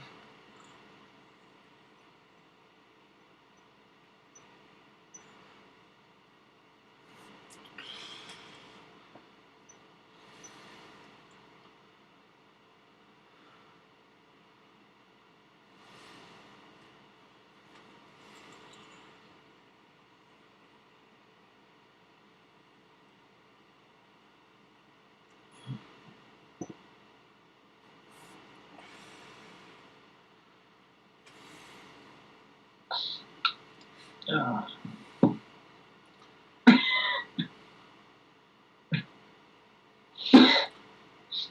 Are you still on the sombrero? I think so, yeah. Yeah, good. Just let it run out there for a minute. I don't have to go out there. Have you got yourself one of those heated jackets you can get? Yeah, I've got a heated waistcoat Have you? with a USB power pack, yeah. They Yeah. work quite well. Does it? It lasts for ages, actually. So whenever I'm out in my shed, I've usually got that on. Right. Yeah, I've been thinking about getting one of those, actually. I mean, I Yeah, don't good feel work. the cold an awful lot, but yeah, it is nice on those winter evenings or whatever. You can spend a lot longer, especially when I'm doing planetary imaging. Yeah. Last time when me and Jilly were out there, I actually wore a jumper for one night, which is very unusual for me. Right.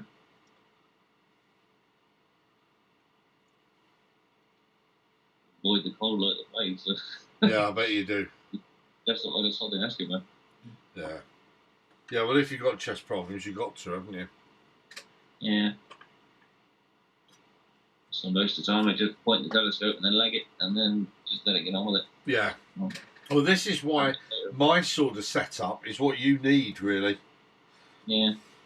Once I've got the first shot in frame, once I know it's there, then I can just let it carry on. You can let it carry on and come in, yeah. Yeah. But I mean, you know, quite often I can go for a whole night without going back outside again at all, which is nice. I mean, in fact, for a lot of nights, I can just go to bed and go to sleep.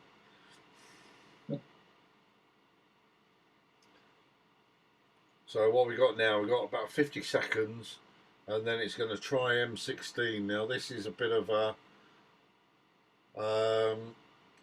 hit and miss. 50% chance it'll do it, 50% chance it won't. Yeah. It really depends on whether there's something else in the way, like Colin's house. Check my timer in a minute. The battery symbol is flashing on it.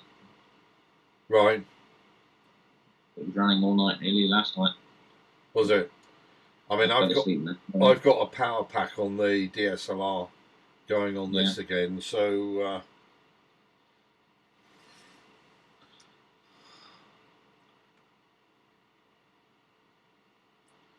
move that out. Actually, yeah, move that out of the way. See what we've got. I'll go and check. Okay.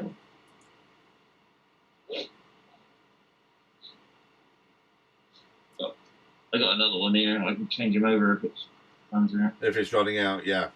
Good.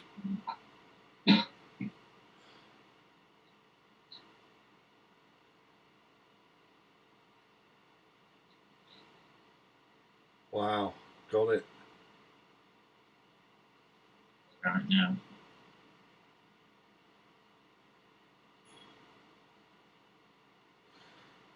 There you go. You can almost see the pillars there.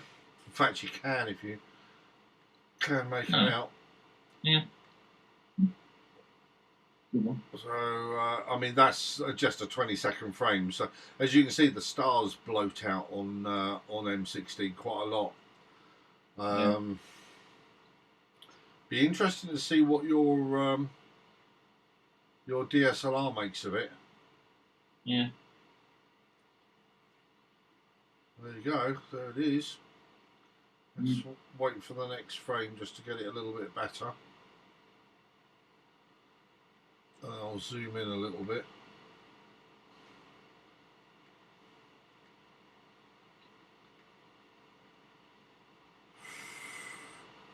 Yeah, I can see them. Yeah. Not well, but I can see them. Yeah. Zoom in a little bit more.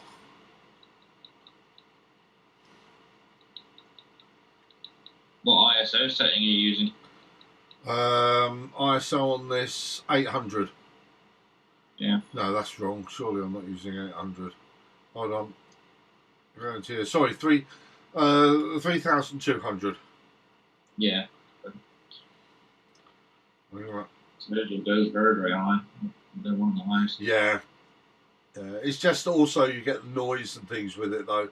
But in here, I don't know whether you can see that very well, but almost right in the centre of the really bright bit, you can see the pillars there. You can't see the eagle very well. Yeah. But you can see the pillars. And I think a couple of those stacked, you'll even be able to see that with the modified DSLR quite nicely. Yeah. If I had a hydrogen alpha filter on top of this DSLR, that would come out beautiful because it would almost knock the stars out. Yeah. And there we go. You can see them lovely now. Now I know you can see the Bayer matrix, but there on the right hand side you can see the pillars coming up. Yeah. And just see the eagle there as well. And once I stack a few of those together, that would look alright. I mean, having said that, I've got the best picture I'll ever get of them, of those anyway. So. Where is that in the sky? Very low down. Let me show you. Before I just transition to that a minute, we're actually pointing at it at the moment. I think let's have a 16. So at the moment, that's in a horrible position for you, I'd have thought. Yeah.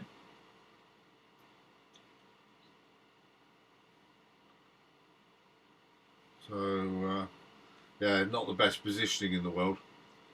But the nice thing is, being able to get that means that I should be able to get some of the other ones in line. There's M23 there. Have I got M23 already?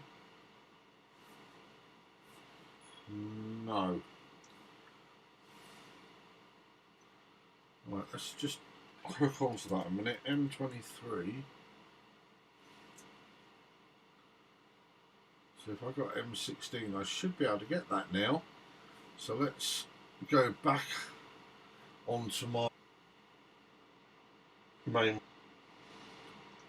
M16. Where's M23?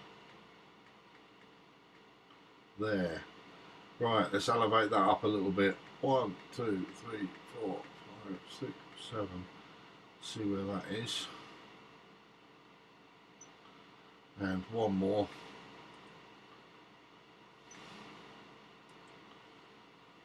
Good. And if I pick it up to M62, so copy events from M62. Yeah. Right, so that'll be next on my list.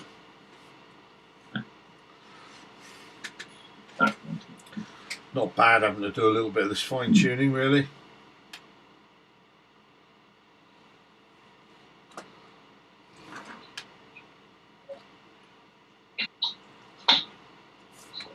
So let's write this down on the thing. I've got M19, M16 there, and if it does M23 as well, then that'll be 80 items, 80 targets. Brilliant. So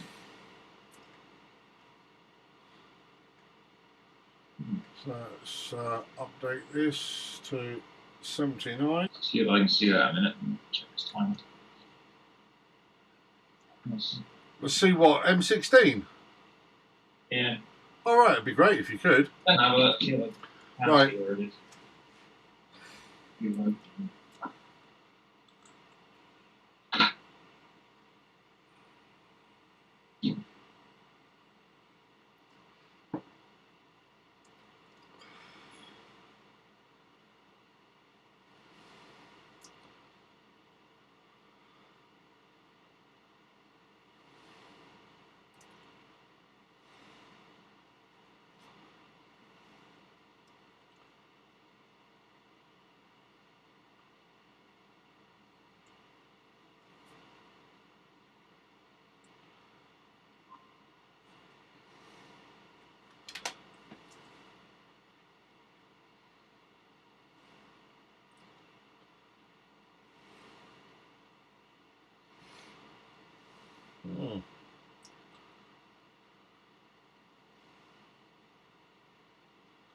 Oh, what's that in this way? Damn. Damn, damn, damn.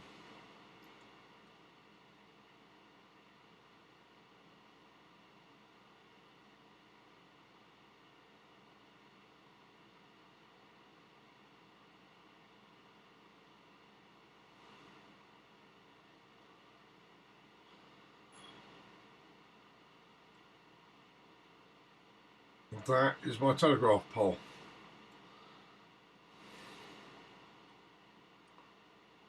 Which is probably not a lot.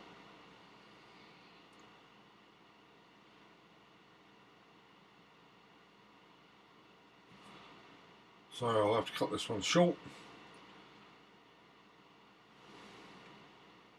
So each dam. So let's bring that down to 4. And then it'll finish on that one.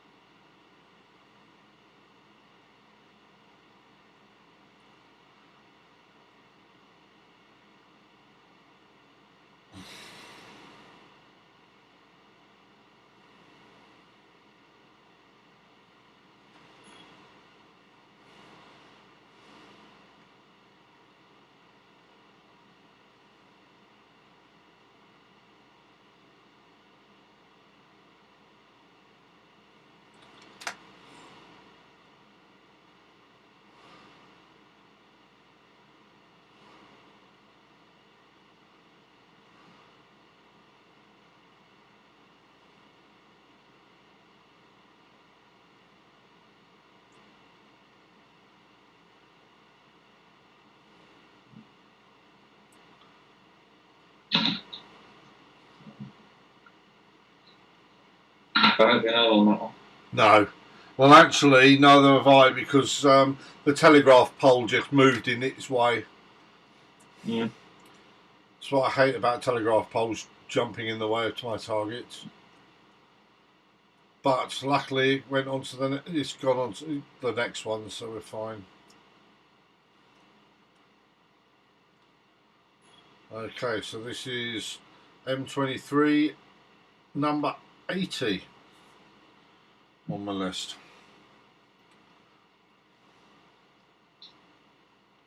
M23. So up here now again. And 80. 90, 100, 110. So just 30 more to go. Right, so the next one we need to look at is M62. Quick look on here. M62, where are you now? Yeah, should be able to get that now.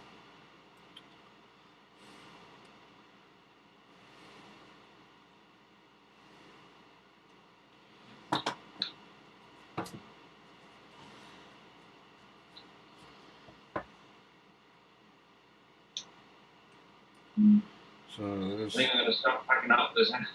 Yeah. Okay, mate. And Still be around. It'll take a while to get everything in and well.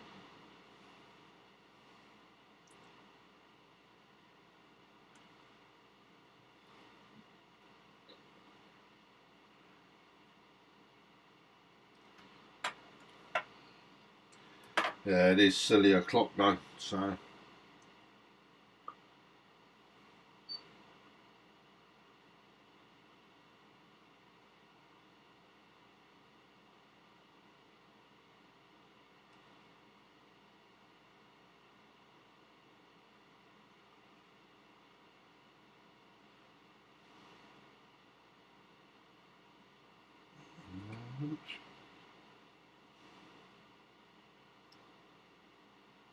Seventeen, 18, 24.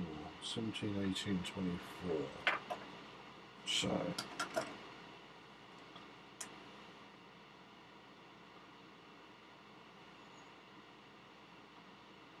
17. 1, 2, 3, 4, 5, 6, 6.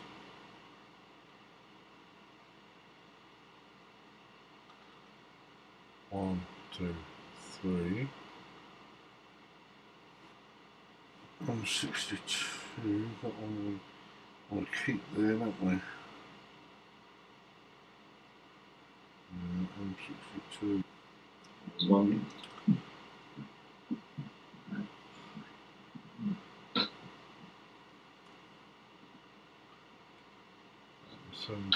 Copy events from. That's right. Copy events from M16. Add one to it. And clear. Reset progress.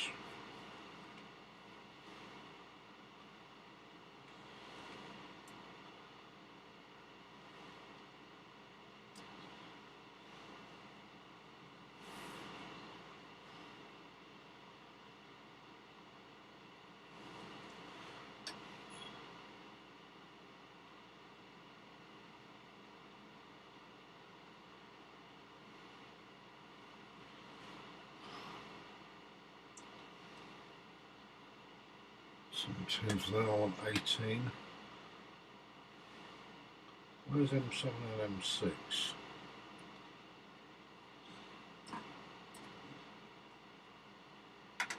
Still too low. Right. So 18, what next? 1, 2, 3, 4, 5, 6, 7, 8, 9, 10, 11,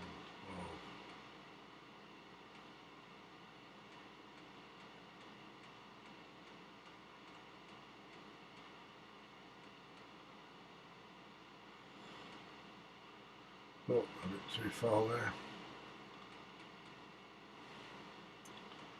Right, so M17, then M18. M17, you want 1 minute, 5 of those. M18, 1 minute, gosh, let's do 6. 1 minute 6, 1 minute 6.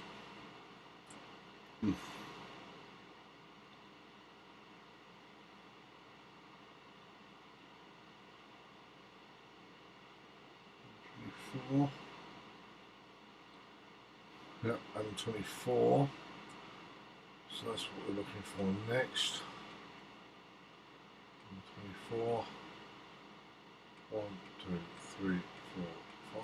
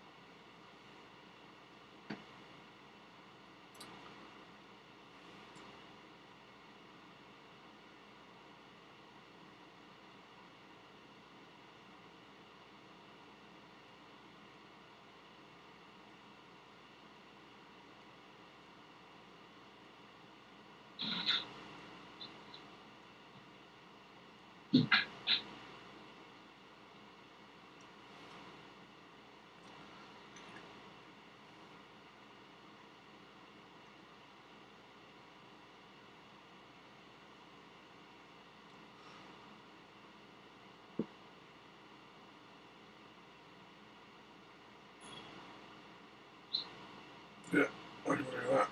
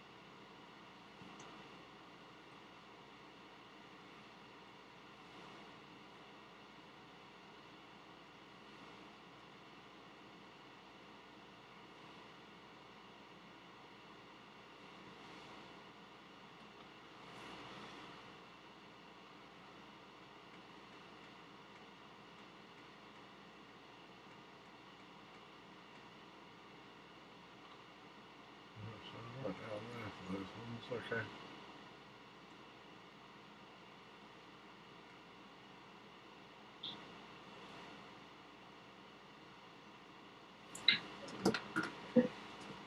Sit down. Come on, hey, eat me.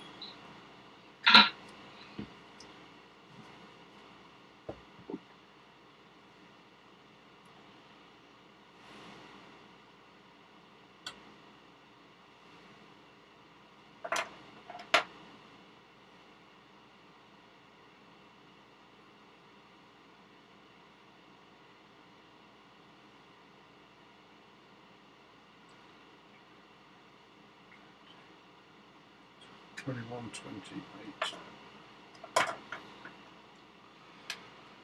So 1,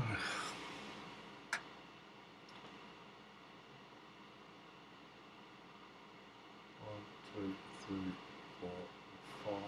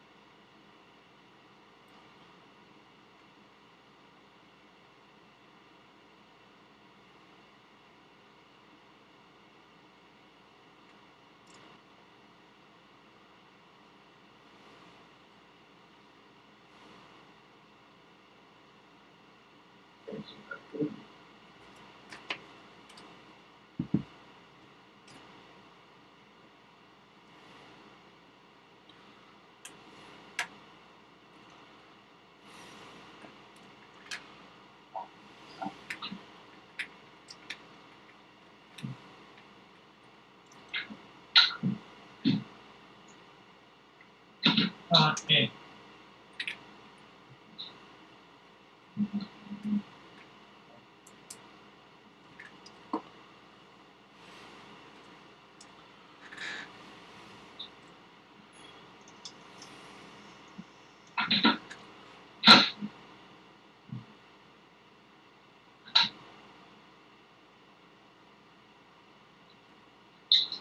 Right, you, here.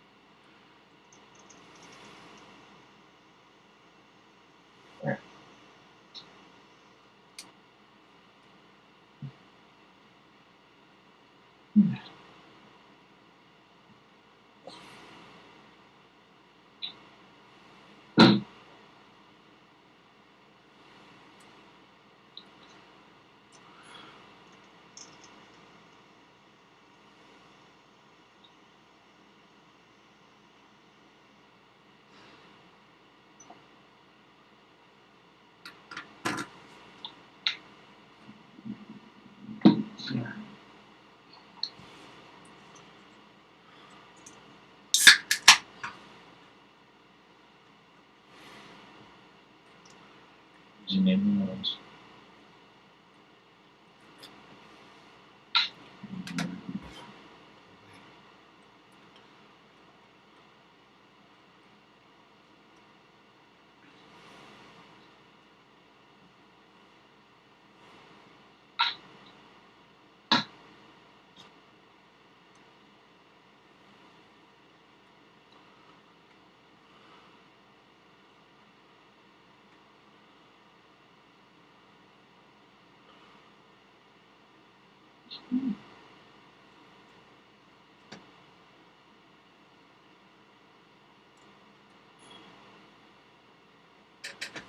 Okay.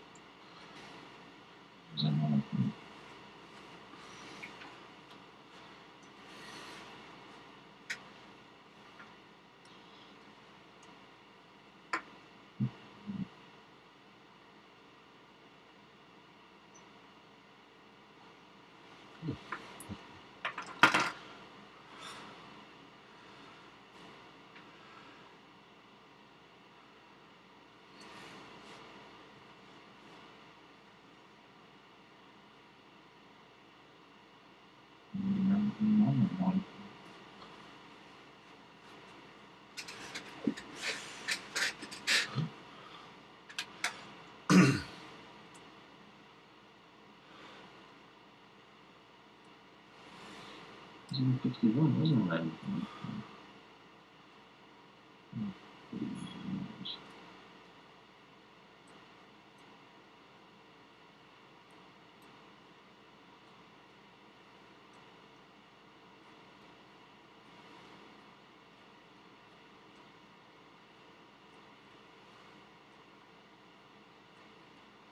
Nice.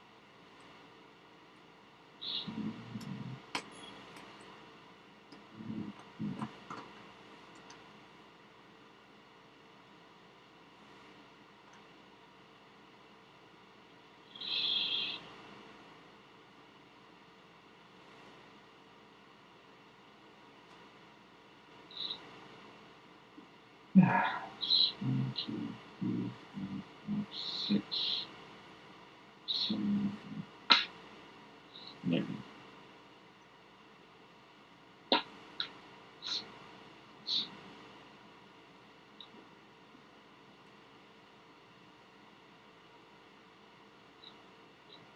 I'm a bit short of your total, Fred. I got 9 targets. 9. Excellent. Well, that's still good, isn't it?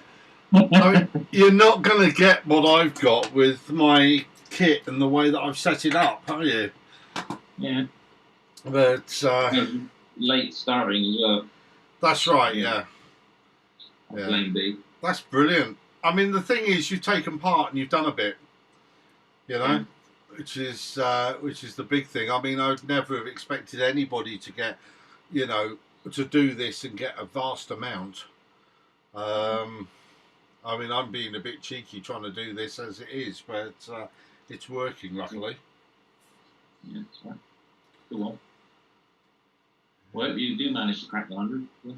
Well, I'm a bit away at the moment, but it's all starting to heat up again. It's a really sort of showing themselves over, which is good. Mm. By the way, did you get my email earlier on today about the dark skies? Yeah, I started reading through that. So. Yeah, no, that's okay. There's no rush on it. Right. So, Well. yeah, well, I wrote it and then sent it to Colin first of all so that he can have a quick look, because he's a bit of a proofreader anyway from his college, you know, university days and what he used to do for work. So, and he's only just down the road. So, I mean, the nice thing is I went down and had a chat with him the other day about it before writing it. Yeah, we'll just see what you lot think. You can top and tail it. I sent it as a Word document so you could actually edit it if you wanted. Yeah. Rather than trying to send it as a PDF, which you can't edit. You know? Although I'm the one driving this at the moment, it is really, well, like always, it's a committee thing. So think and bring back some comments when you're ready. Yeah. Perfect, thanks. Right, so that's another one. 2 I've got now. I don't know whether I'm going to crack the 100, but I'm certainly going to beat my 94. So that's good.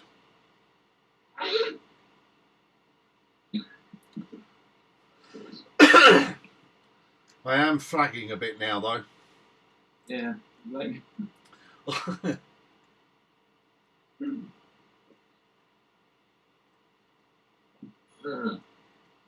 can hear the bloody cockerel outside calling already.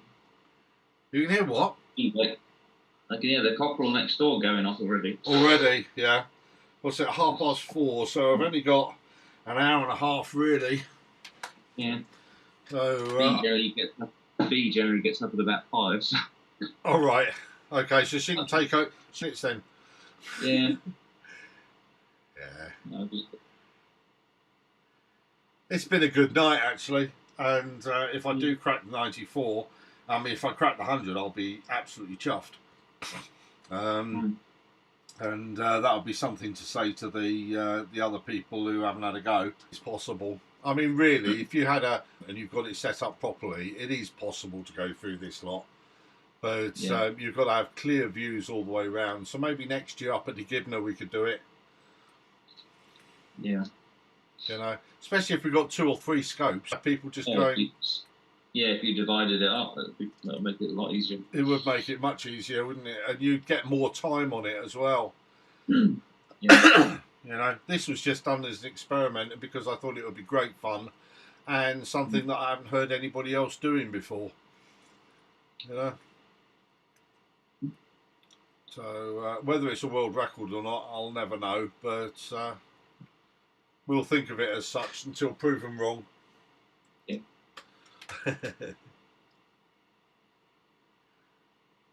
Are you off now, or are you hanging around for a bit?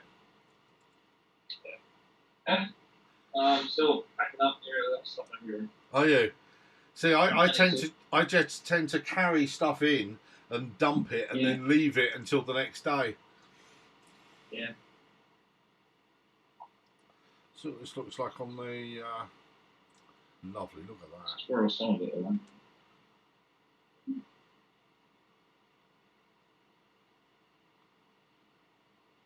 It'd be batches of days, yeah, it would just be dumped here and left here. Yeah. Yeah.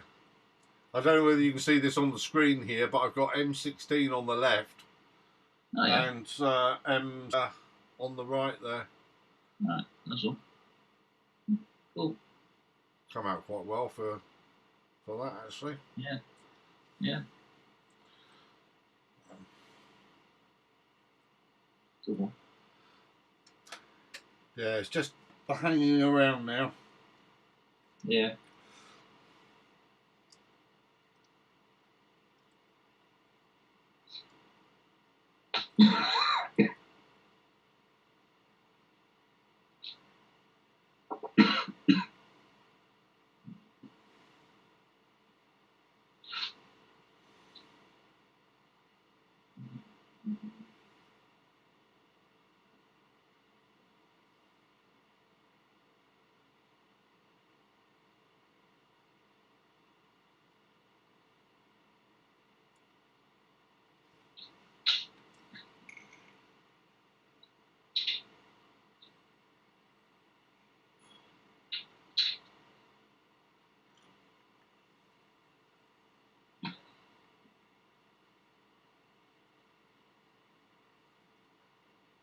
Do this tomorrow.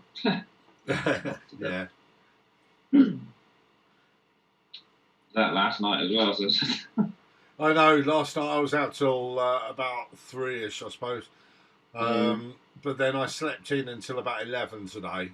At about 9 o'clock till about 30:30. yeah. Just to tell Martin, my business partner, what I've been doing and the fact that I wouldn't be much use today.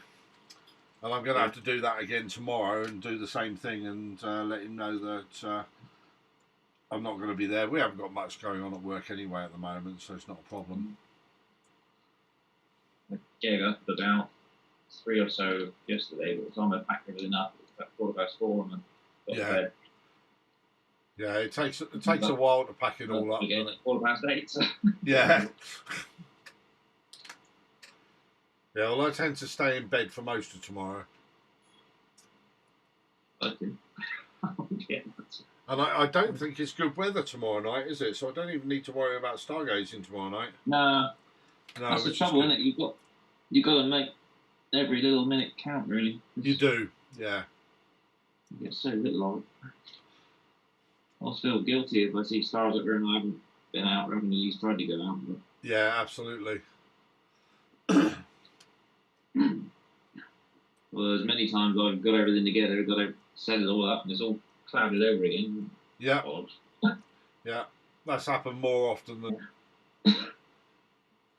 Well, I think Saturday's going to be good as far as we can see at the moment. We just have to hope, really. Yeah. This scope's working though. I'm quite surprised. I was a bit disappointed with it the first time because my focus was off and a few other things. Right. Wasn't getting good results. But no, you're getting good ones now. It's working quite well, so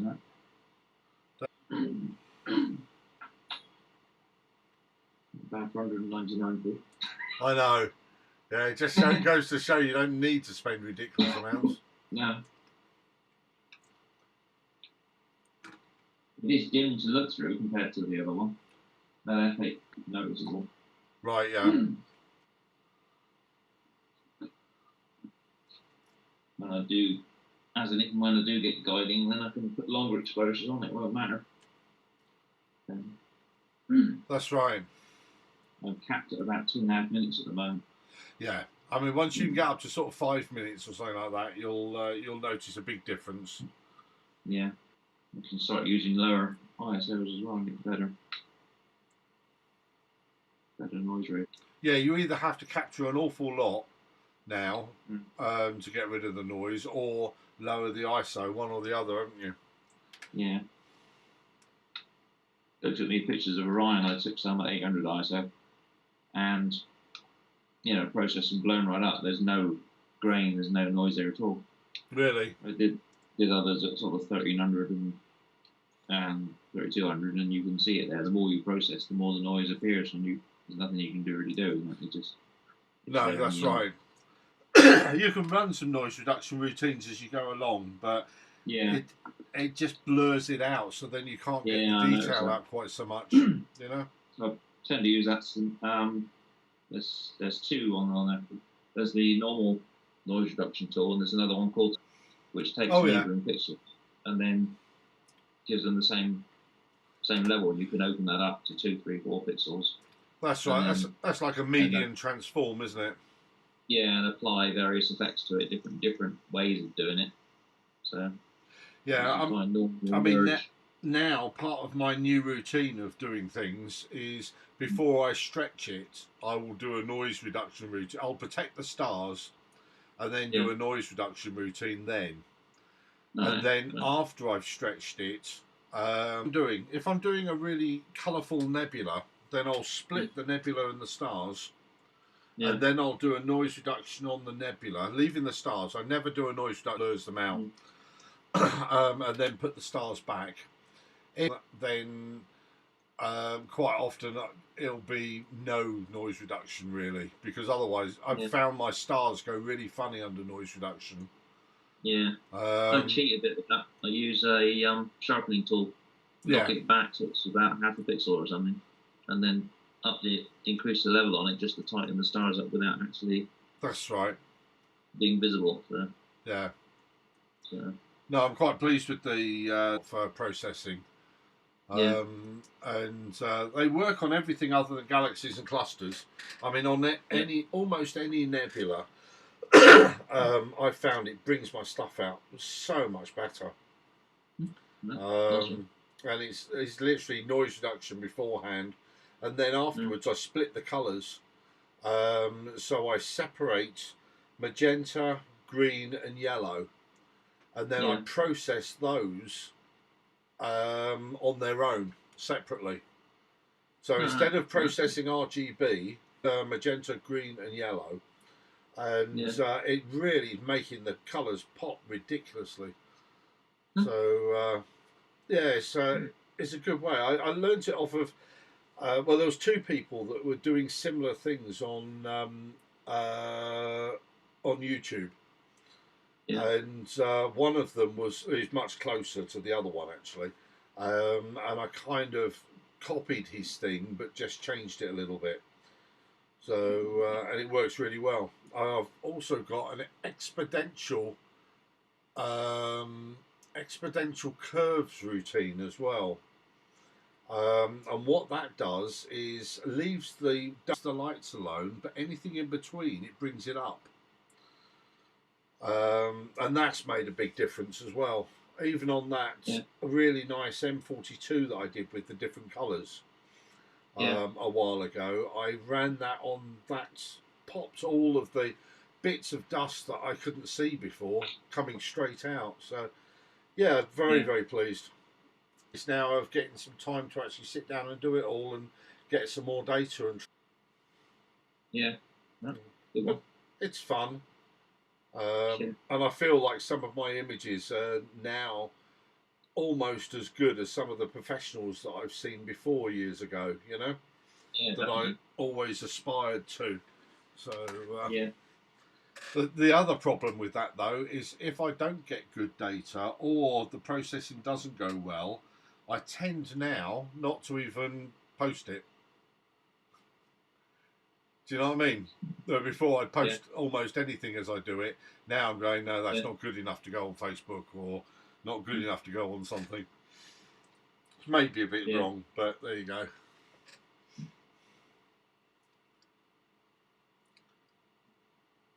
But hopefully with more and more galaxies that I want to get this this spring, I'll find some decent routines for processing those.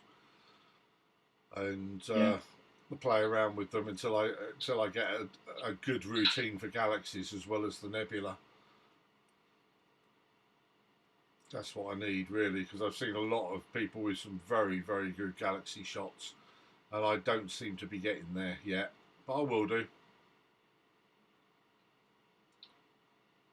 the nice thing is being able to use old data as well. That's made a hell of a difference. I've now got to the stage where I've got a couple of years of data on targets. So even if, because we don't get much in the way of clear skies. So if I get 2 hours of imaging, it's not enough to create an image properly with all the colours and things. But by using old data as well, I can double that or triple the amount, It's a really good thing. Oh, blimey, look at that star field. Good God.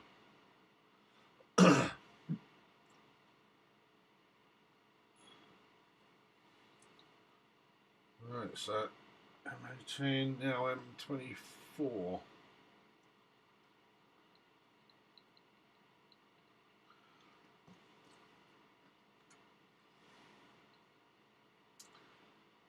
God, it's right in the heart of it all, that is, isn't it? So let's change this up here.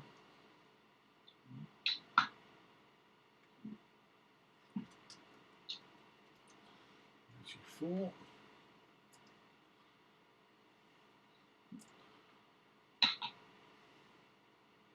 So what this comes up with.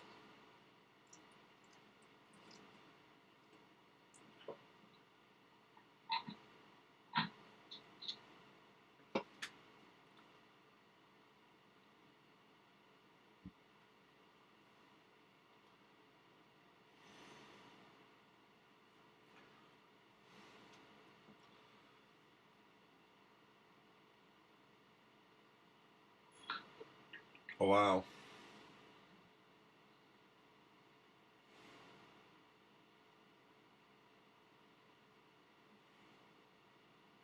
What's that one? This is the Sagittarius cloud. All right.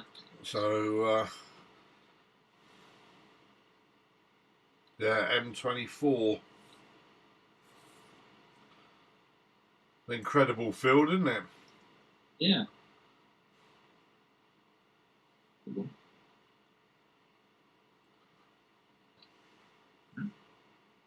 Hmm.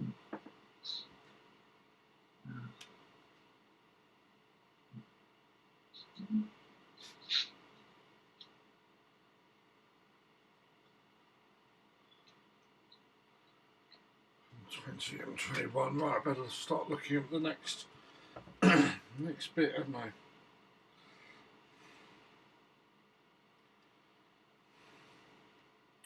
Oh, look at that, we've got a few bits coming up now. Great.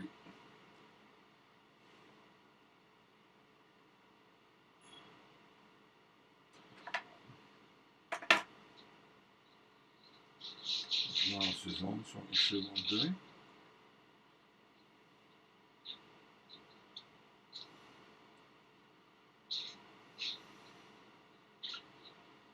'28, '22. I'm not going to be able to keep up with this lot, am I, soon?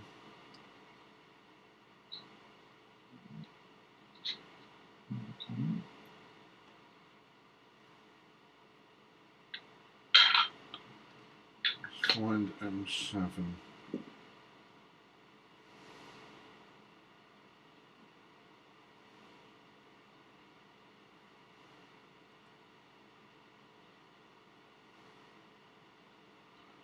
Really low. Okay, that's no good. So what have we got on the moment? We've got M21, M22, M8.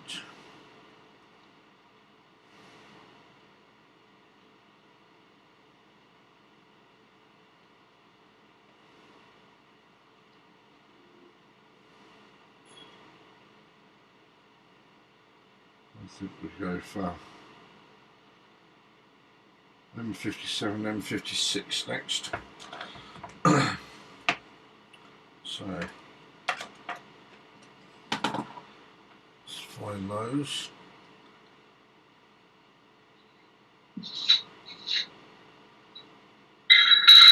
M57. 1, 2, 3,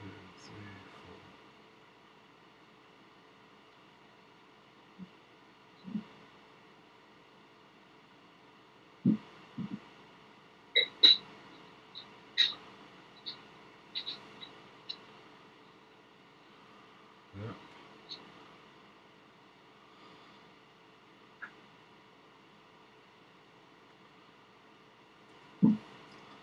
That's M57 and then M56. Where are you?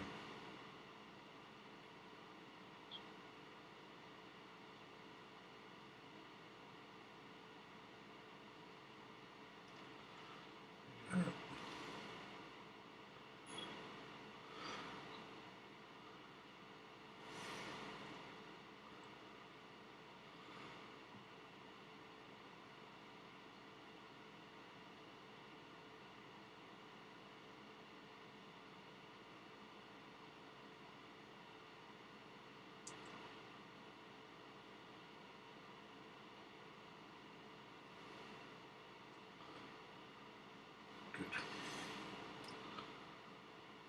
30 seconds. Yep.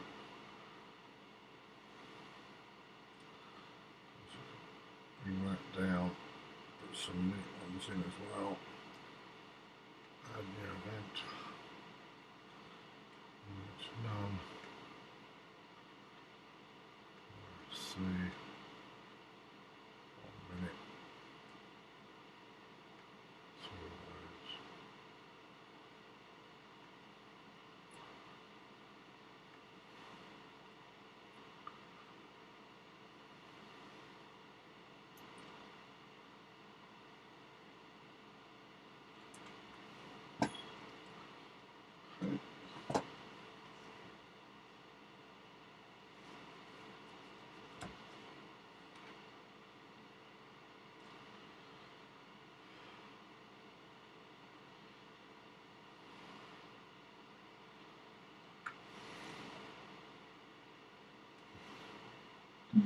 And 29 as well.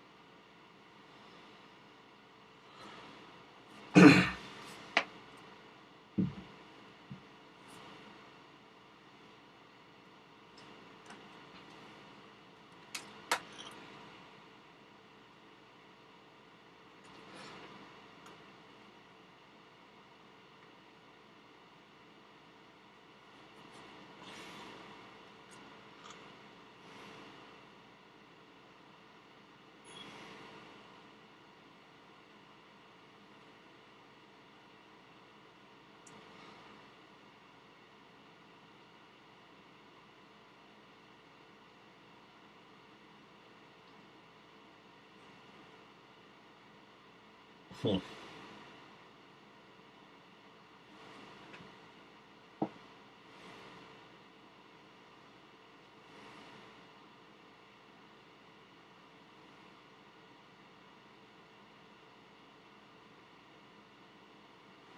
Can't remember which one I was on. 129. There it is. 1, 2, 3,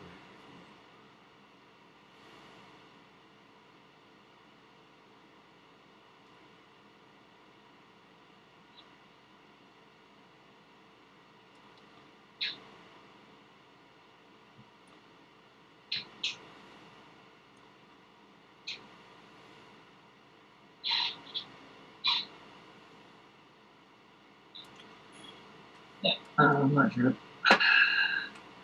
Cheers, Rick. Sorry, Greg, you're off. Okay, Yeah. thanks very much, and I'll see you. I'll speak to you soon anyway. Right, good luck. Cheers for now. Thanks very much, mate. Cheers.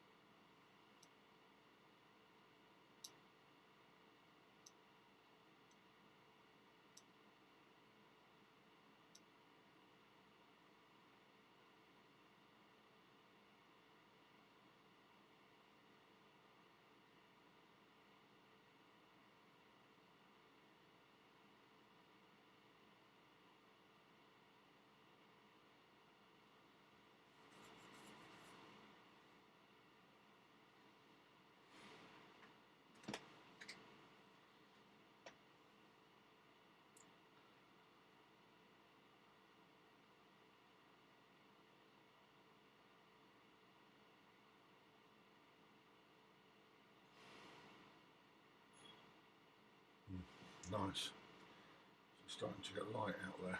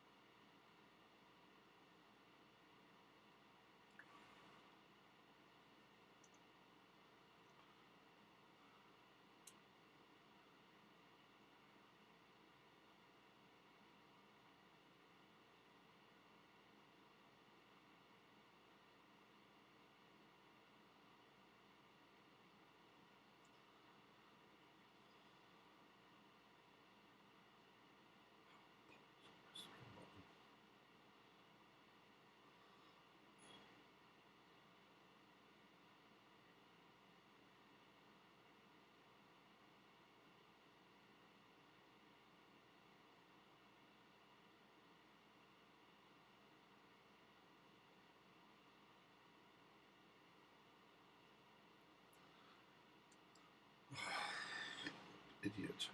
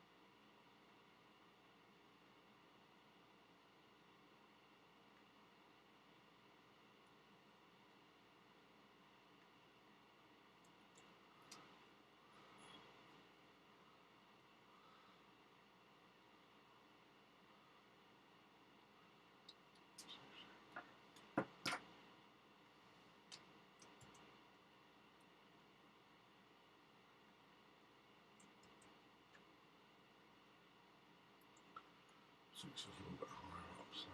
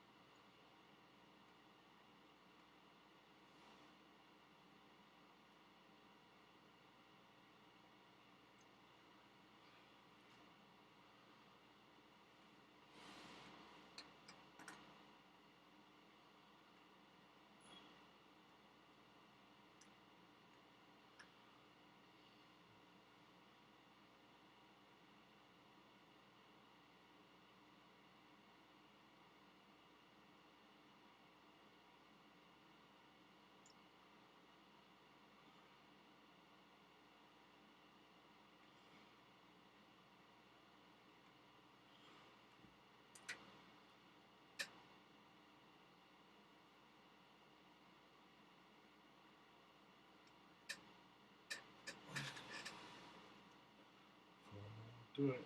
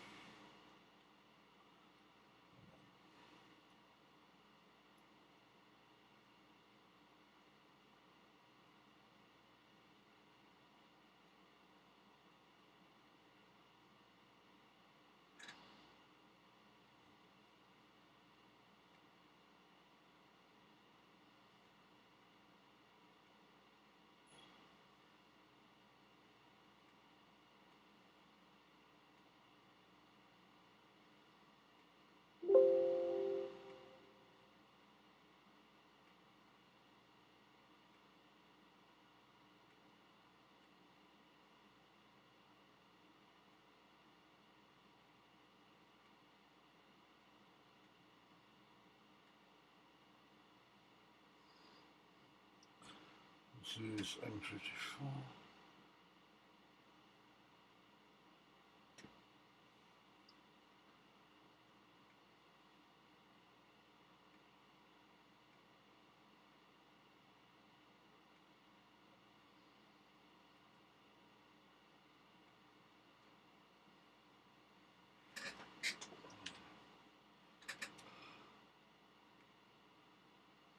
Just see it there. Not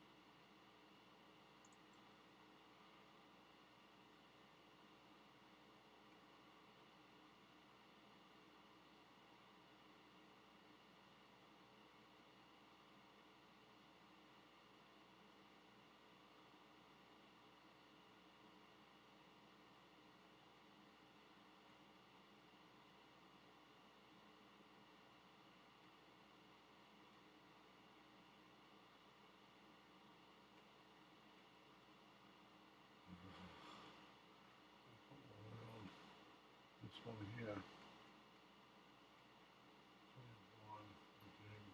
21, yes.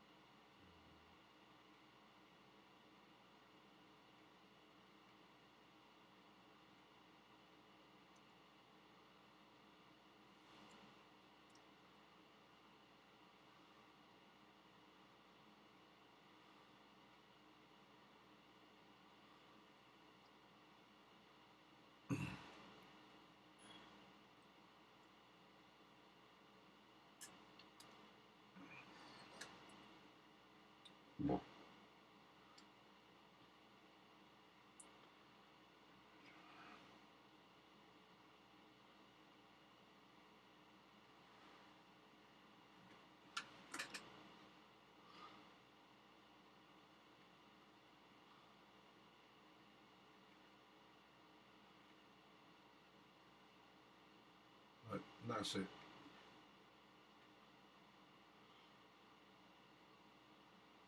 And 75.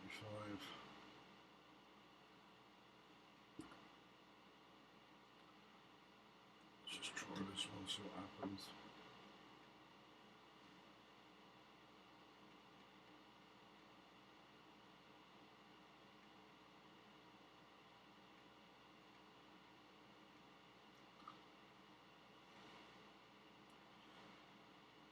So,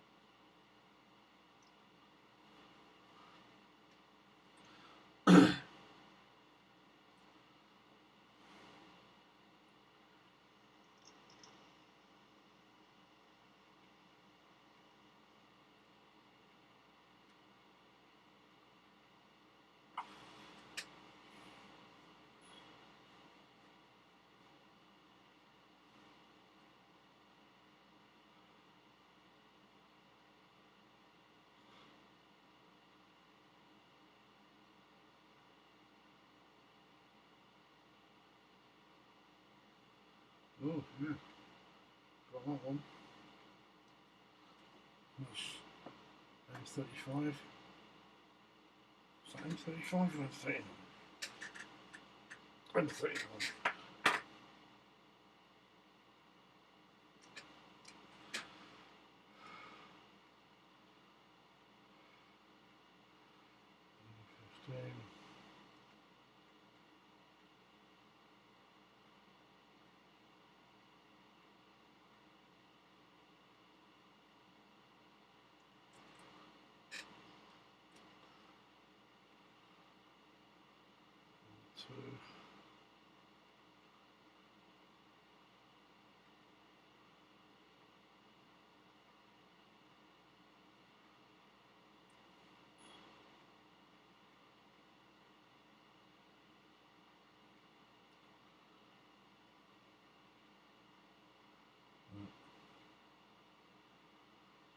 15.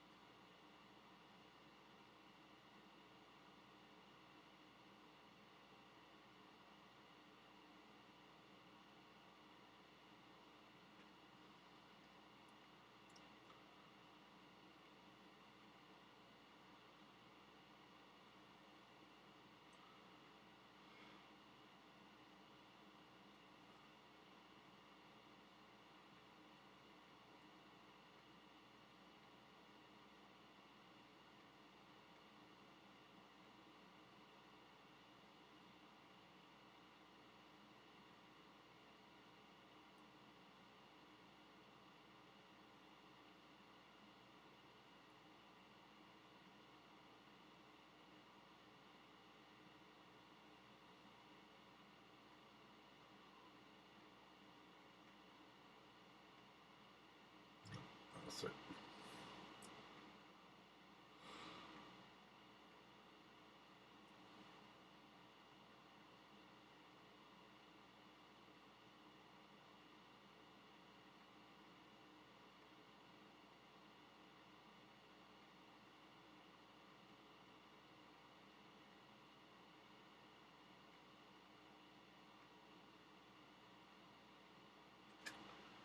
Right. If anybody's still watching, thank you very much. That's the end. I'll close everything down now. 103 objects, not bad, or targets.